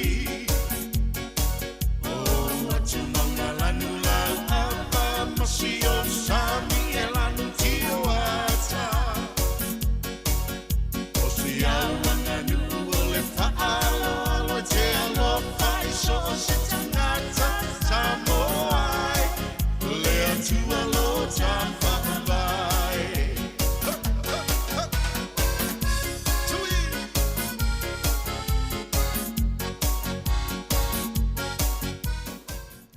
Na whafonga tato atunu I talafou ia le ua 10 minute te aile tu lai 10 ma le lua. Tautua nia tiu fonga lau mua lo e whafonga mai pea I lana tautua. E mo le atulenga whaftai ia I le suifo e lau whaingaruenga pa ia le atua le sunga le whawhiangainga ia Reverend Oliver Tiai le sawhiangai ma le tatou Paul Kalame whaleanganga o le mōli o le ava. Mo le atulenga whaftai ia whafoloa pe le atua lo soifua ia wafo le whiangai ia I ma le tausinga o le lafu maa moe. Mo le atua whila whaftai I le whafonga tapua I fo ia lau le kalesia e whakasa I loa hat. Whaftai le tapua I mai, whaftai le no fotatalo, manuia le atua le tapua inga. Ai, o le awina atu whawhiwhianga sui whiwhiloi, wafo I lau whafonga mai le nei vaenga o le auli, au alo whaiwa fo asio tato atunu ia I taumawhitanga o le auli, malolo mai fo inga luenga, ia ai whafonga mai I whawhiwhianga sui whiwhiloi, tautua le si ufonga o lau mua. Salafai soia le whawhiwhi le mu. Pai ni talo sana ile mala ua tupu. Ai aua lava le fatala tu. Na e whanoa ile mala wai Samoa. E afi e ponga I mai lo. O mea whaatofo tofo. Sawai I ole ato. O wala taona sawa mo.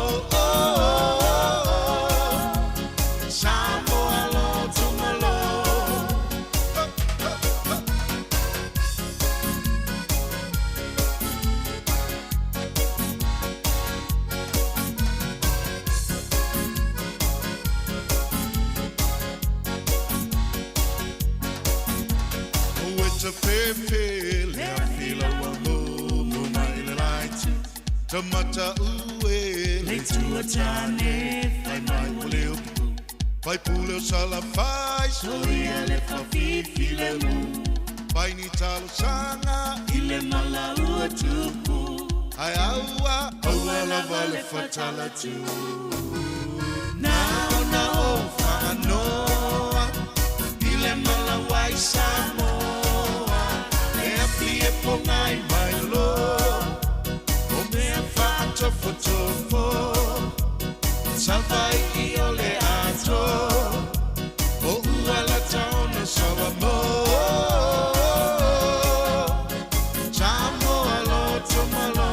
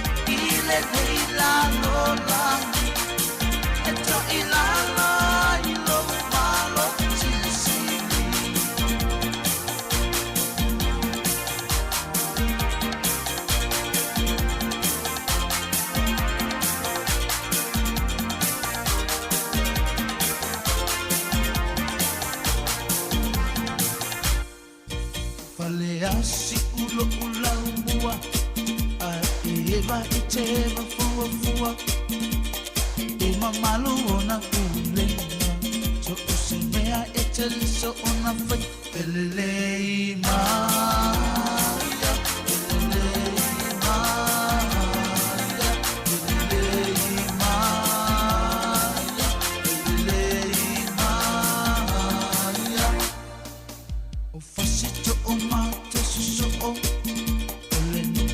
Amali eloto ele fai ai Sofia poto so se mea ete sa oloto pelelei maya pelelei maya pelelei maya pelelei maya o ima ua le mai numero ua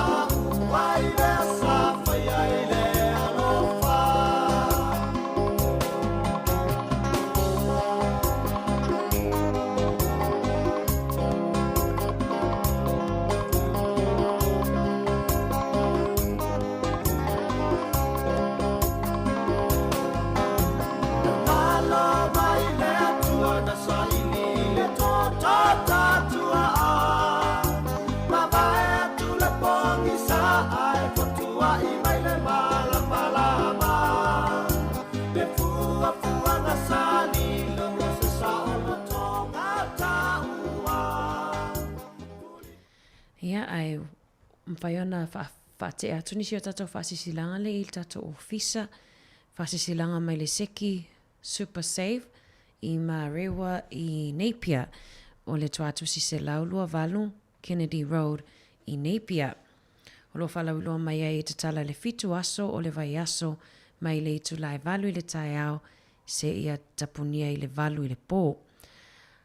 A lua se lauta lalau whaatau e alulo swafa i le sei manu malo ai i le pepa malanga mo Samoa ai whaia le sei le aso to na i la suli mo Iulai lua fe lua tolu pepa malanga o le alu ma le toi fo i mai Samoa po le return ticket au kilani Samoa ma le toi fo i mai. O oloa nei o lo whapitoa po lo pa ufo i le taimi nei o la tautau o tanga pipi tasi le kilo se fulu tā la o le tanga ufi 5 tā la, pepa ufi 5 tā la, o le pepe e tasi lita o le apa pepe e whata la iwa iwa. Apa e leni po le mackerel tin fish e tā la, o masi, pepa masi, breakfast crackers e tā la, maua ia le talo mai fitu tā la iwa sene i le kilo, maua foi ia le fai mata, green bananas tā la iwa sene i le kilo. Maua le siu pipi vela, lua tā la i le pipi e tasi, o le maamoe lua tā la i le fasi maamoe vela e tasi, ia ma keke pua lua tā la i le keke pua por keke maamoe, whaftai te le lava sainia le seki Super Save ia i Napier. Ni sina fasi silanga il tato official time nei, fa awa watu pe fa fifianga su ife filoi, ma alo whaftai le mafuta mai.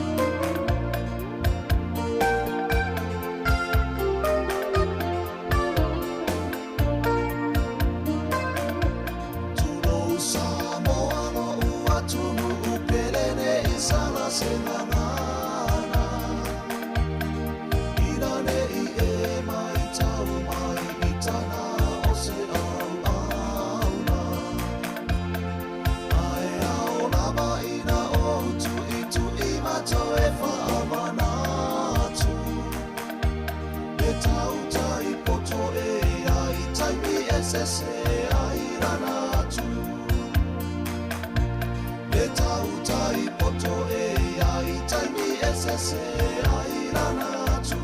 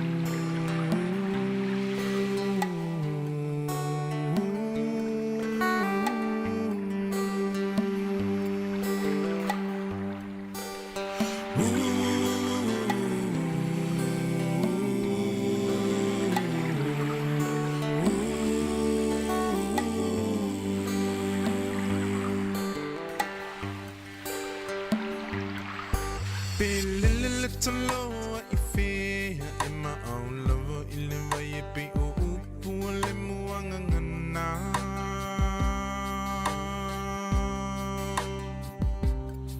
Se ilunga e te mo I lo fala pe malulu te mo e mafana fana.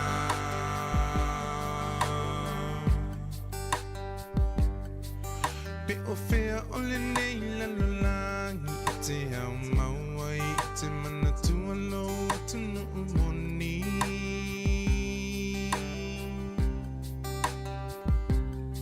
Se ilunga e te toe fo I mai I le lau ele na fo I mai ele tua fai mo tofi. Oe Samoa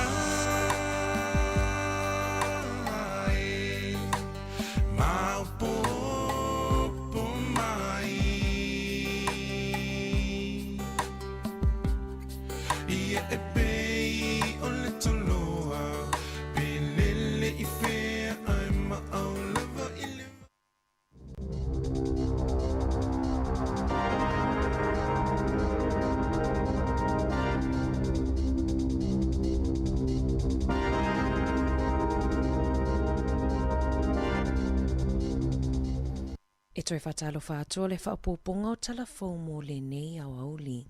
Na whaalawiloa mai ana nafi le ua filifilia e avea ma whaatonu sili o le komiti whaatonu o le te whatuora. Le tamaitai ia Dame Karen Botasi e suitulanga ia Rob Campbell. Le ana whaamalolo mai ilo na tofinga I le masina o Februari ina ua ia whaiani whaamatalanga e tuua ia ai le vaenga whaupufai a le National.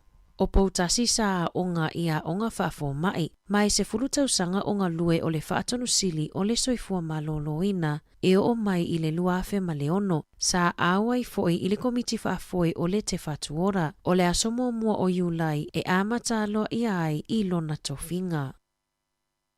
Na whaalawiloa mai ele minista o Tupe Grant Robertson ma le minista wa onga Jantiniti le se laulua se fuluvalu miliona tā la ua whaanga ngai le malo e fesosoani ai I le tutongina o a onga whanau I universite ma onga matata ese.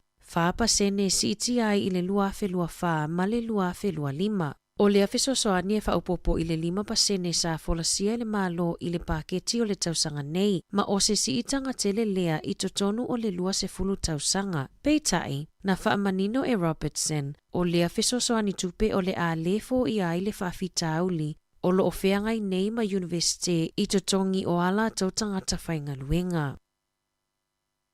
Ua whaasalaina le pūlenga anu ua porirua, taluaini whaasea na whaa o atu whaatatau I le manongi leanga o le whanua o tanu mia I la pisi I taua, whaaselau mita le mamao mai I whale o nisio a inga. E se lau whaasfuru valu whaasea na whaa o atu I le masina o se tema I le luafe luatasi. Whaaselau lua ia se tema I le tausanga taluai. Na whaalie se tasi o tamaa e nofo I taua, Phil Duman. E tusama le se furu 5 tausanga talo na ia whaalongoina le whaale tonu o le manongi mai I lea no foanga. Ma o le anga luluele pulenga anu e whaatala noa mai ilo se fuafuanga e whaia I lea no foanga. E tolu se furu taava le lavevea I Dunedin, mai I le whaongaanga e tupulanga talavou e whaatino I nai ta alonga I lunga o le upenga ta whailangi o le TikTok. Na whailoa le leo sa tini Anthony Bond, o le vaveao na nafina loka ina I leo ni ali I se toalua I le ngao ina leo se taavale ma whaafeto ai e whai whaata alonga. O ngai o inga talavou e ngao I ai taavale o na whaafeto ai lea ai pue ata matuu I lunga o le TikTok. Ma o lo o talosanga ina I le matangaruenga o leo maatua ina ia mata I tuwane lea tūlanga ua o iai le whanau ai mai se tupulanga talavou.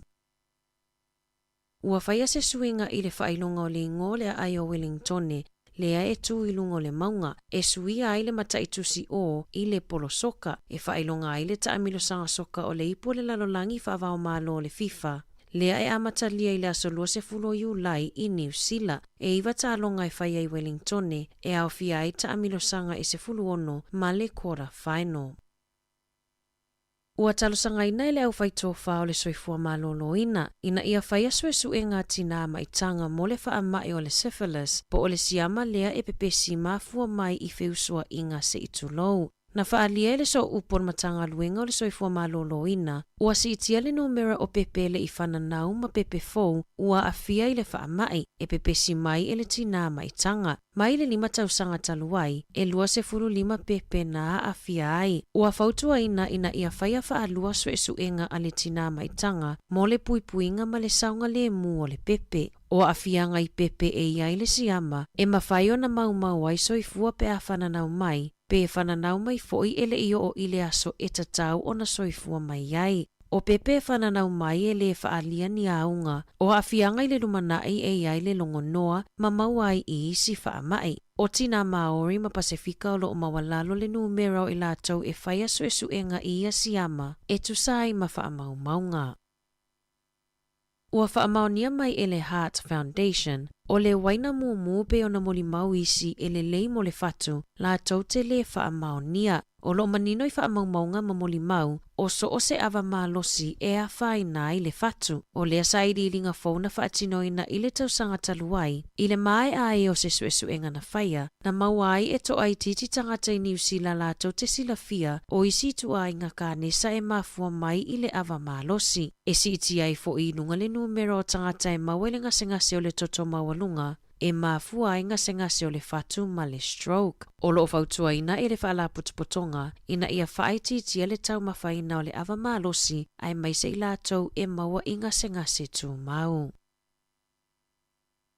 E fitu se lauli ma se fulu tangata whainga luenga o le avaea mai le ofisa le New Zealand Post I leisi 5 tausanga o lumanai, mai I le toa whaafe 5 se lau o tangata whainga luenga. I se whamatalanga mai le pulesilia le ofisa, ua tele ina whaongaina e tangata lunga o penga ta whailangi e fesota iai. Pei tai ua to ala iti tangata e whaongaina le au nanga. I le se fulu tausanga taluai, na o atu I le se fulu lua meli ma whaamomoli, e kiliwa I le vaiaso, mo le ainga e tasi. Pei tai ua whaititia I le na o le lua se fulu tausanga taluai, o lo whaamawina e silia ma le piliona meli ma whaamomoli, e whelafoa I le mamalo le atunu I le tausanga e tasi. Lua se lau lua se fulu miliona, lea ua whaititia ai. O lo valo ia e le New Zealand Post, e ono whaititia I le se lau 20 miliona meli ma whaamomoli, e whelafoa I pea o atu I le lua whelua valo.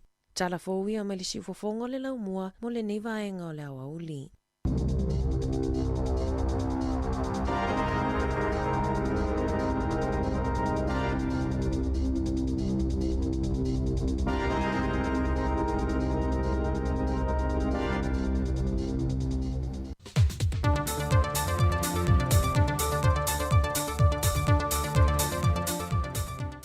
Whaatala whātu le nei fo ia so fōua o lia le lofo le tua, ai ole o ngā te tonu fo le nei va yaso le sāwhilinga, o telefoni mai sa moe so na whao poponga.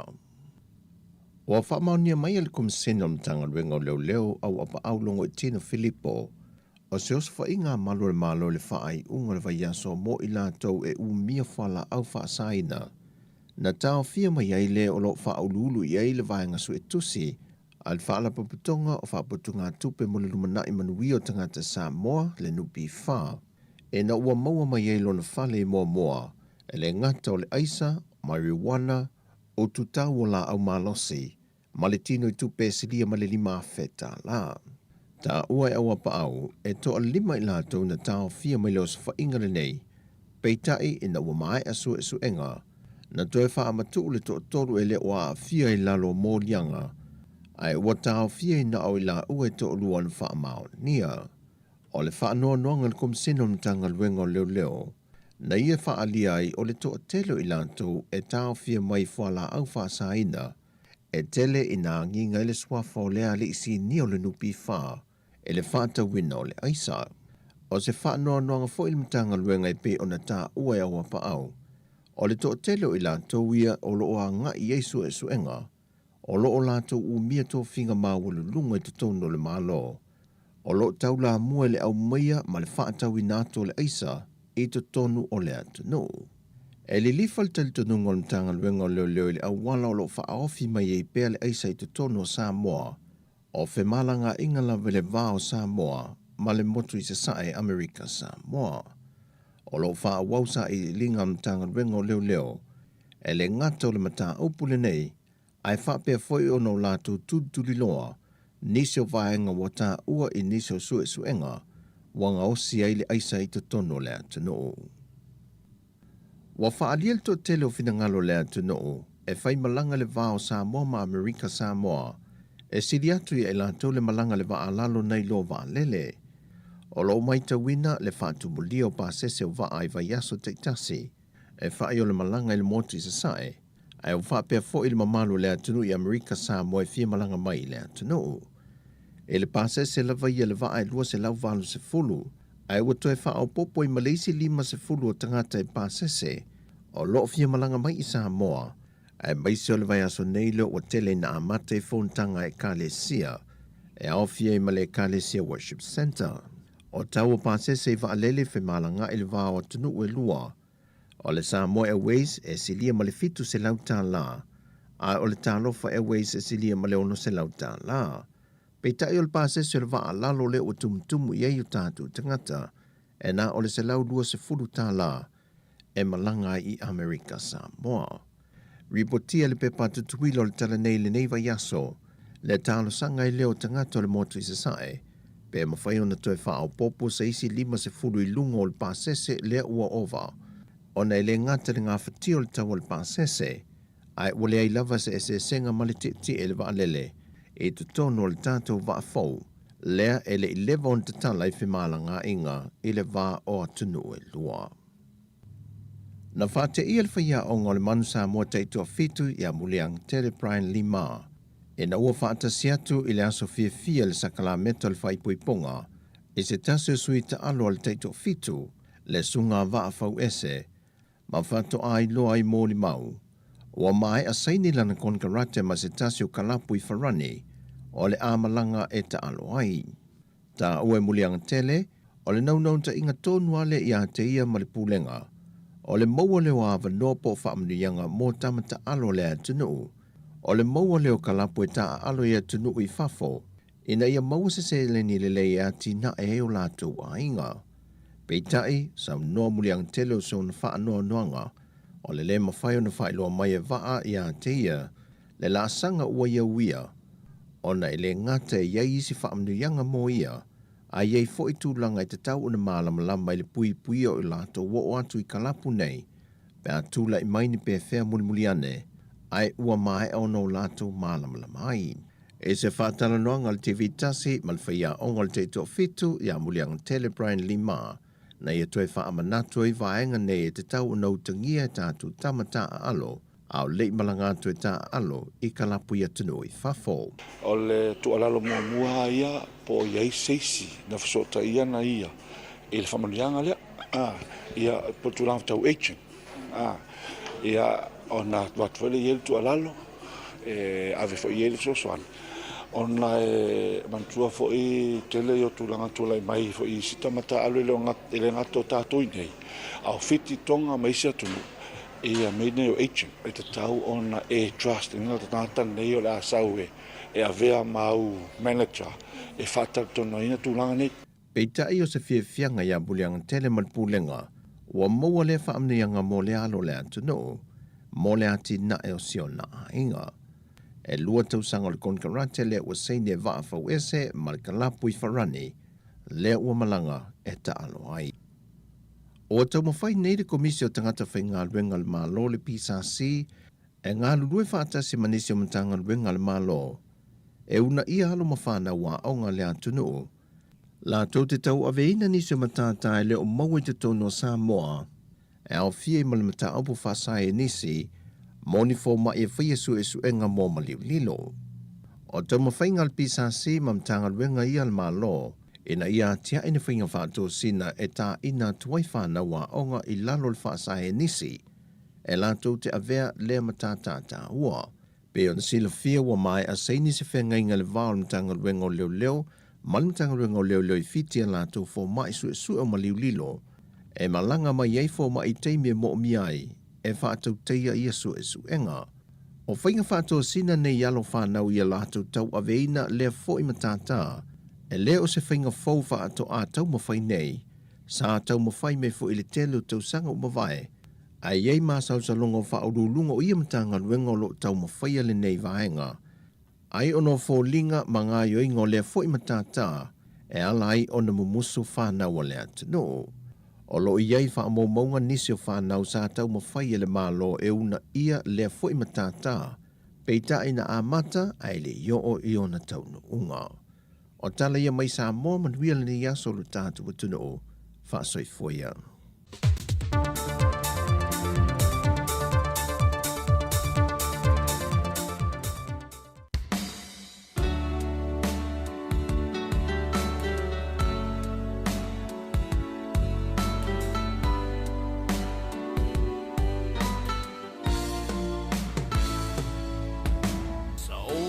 Tali il tele wasto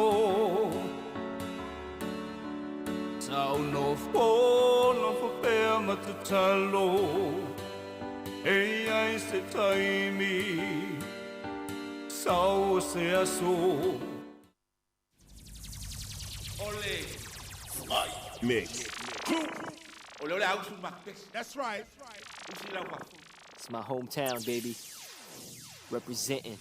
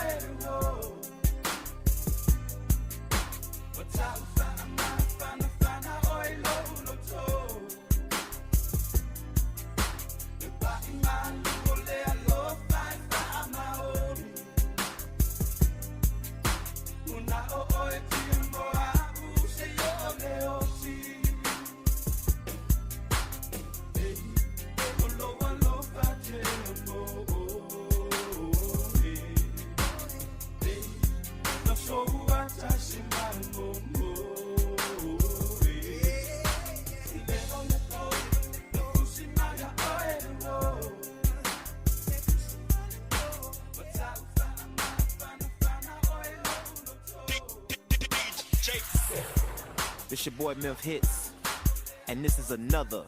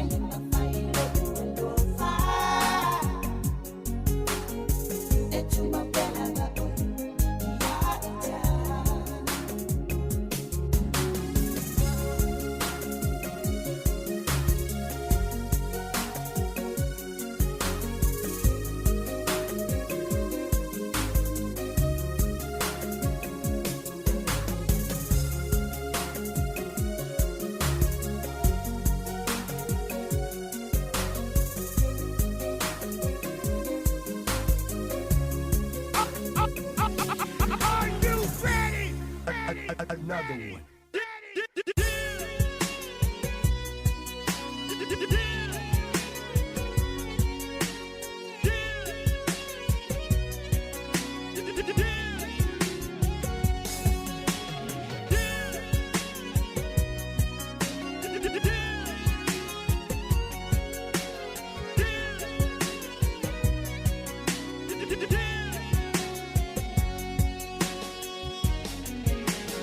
Say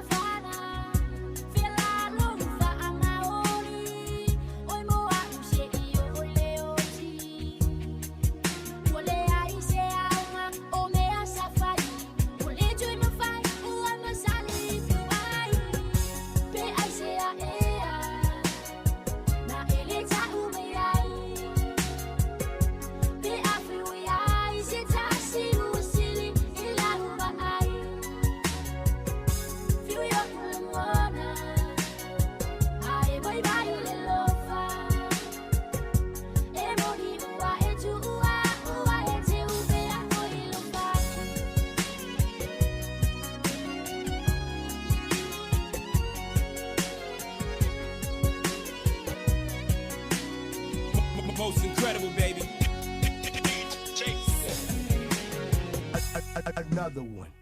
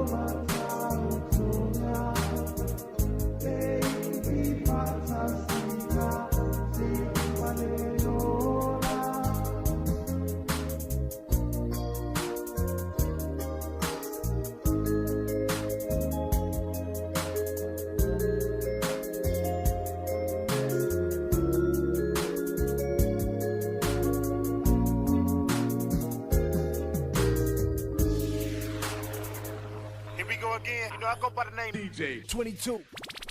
Let's go. Let's go.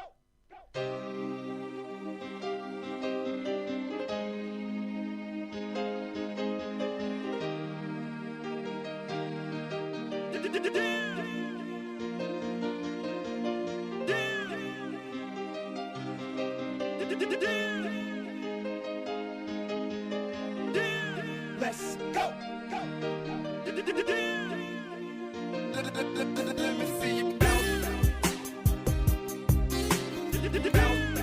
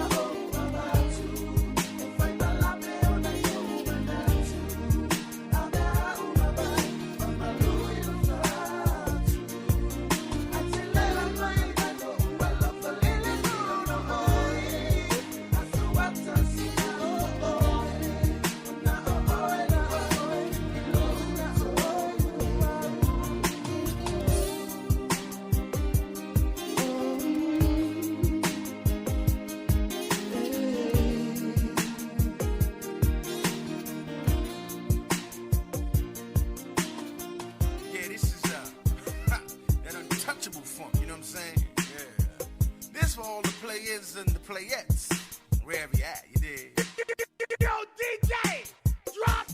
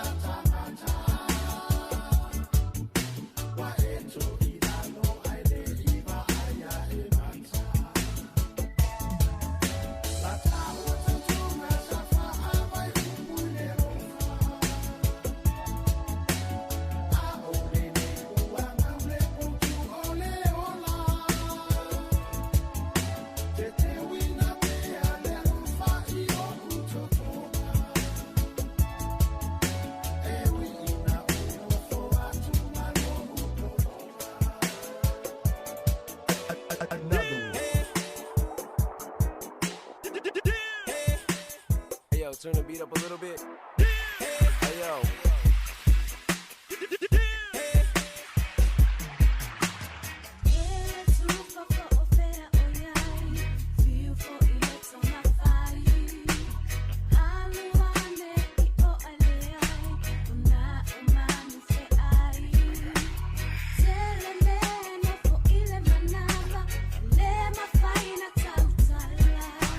See me, I let on the side, and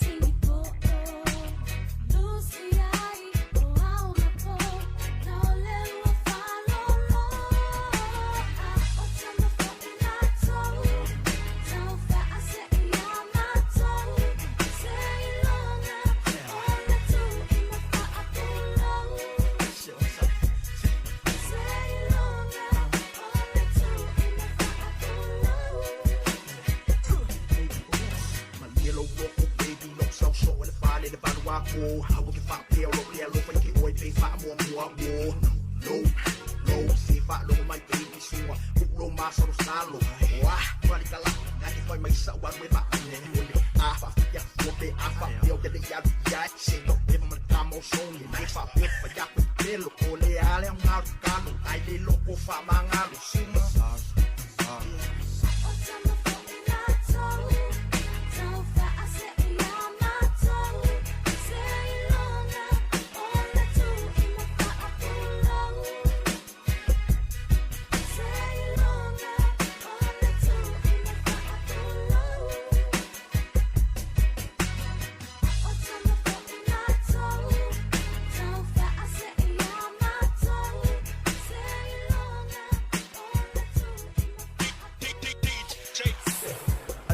another one.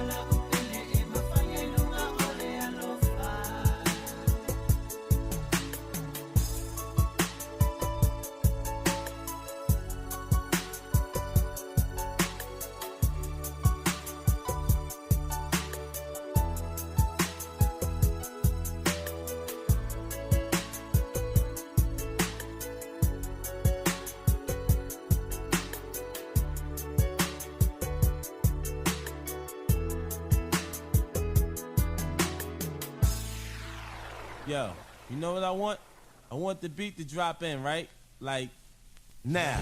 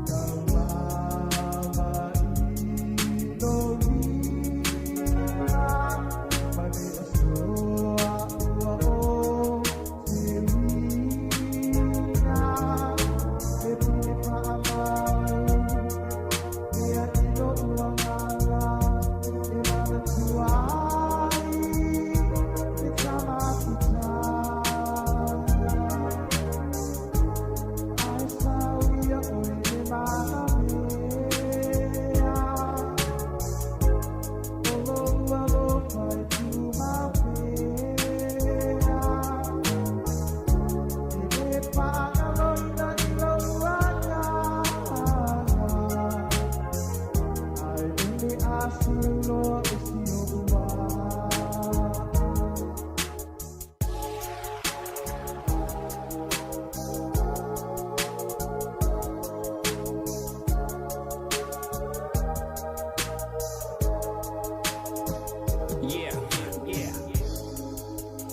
is a journey into sound.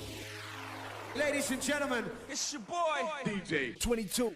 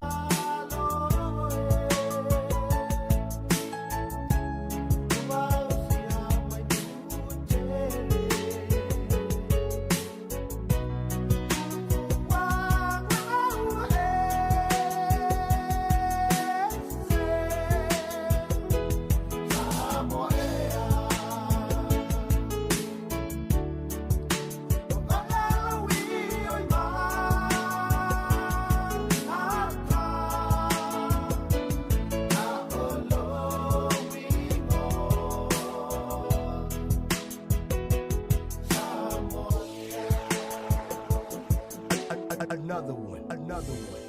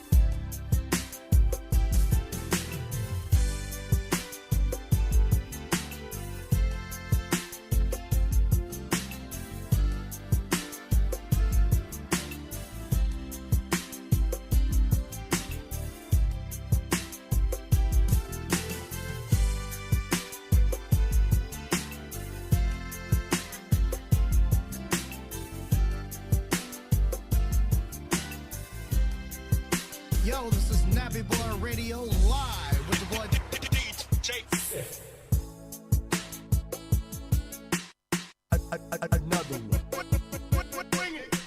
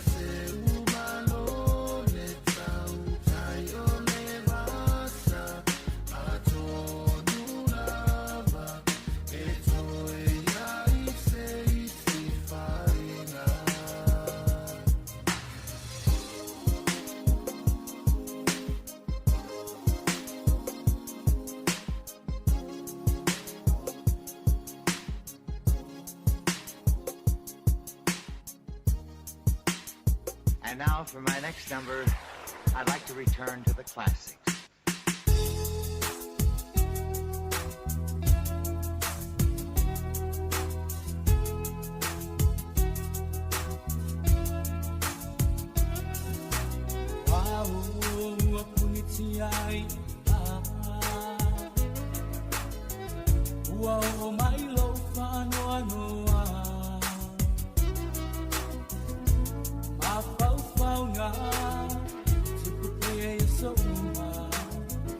Ai vai lo tinga talu ai oi funga Olo mua lo fai lenga tahari Se ilonga o leo tina tima fai Ai tu ia Sau lava o se aso Awe se tali o na yo Ole lang se tamai Se iha ole sami se tano amai Uongo tole last down le bonsa Uali lotu ai o foni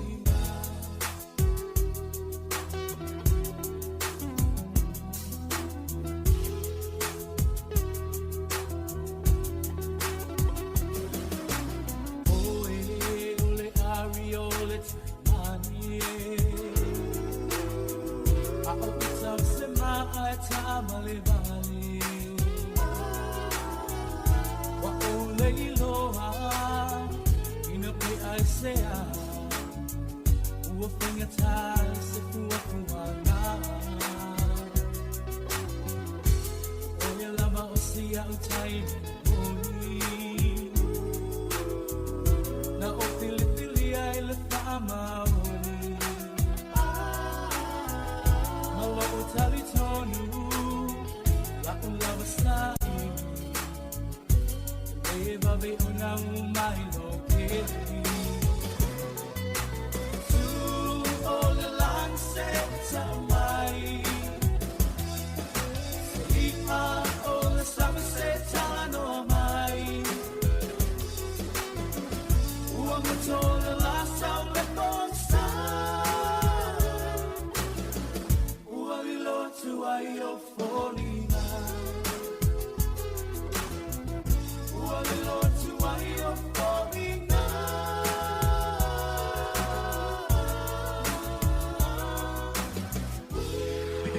DJ 22. Drop the beat. Ladies and gentlemen, Are you ready?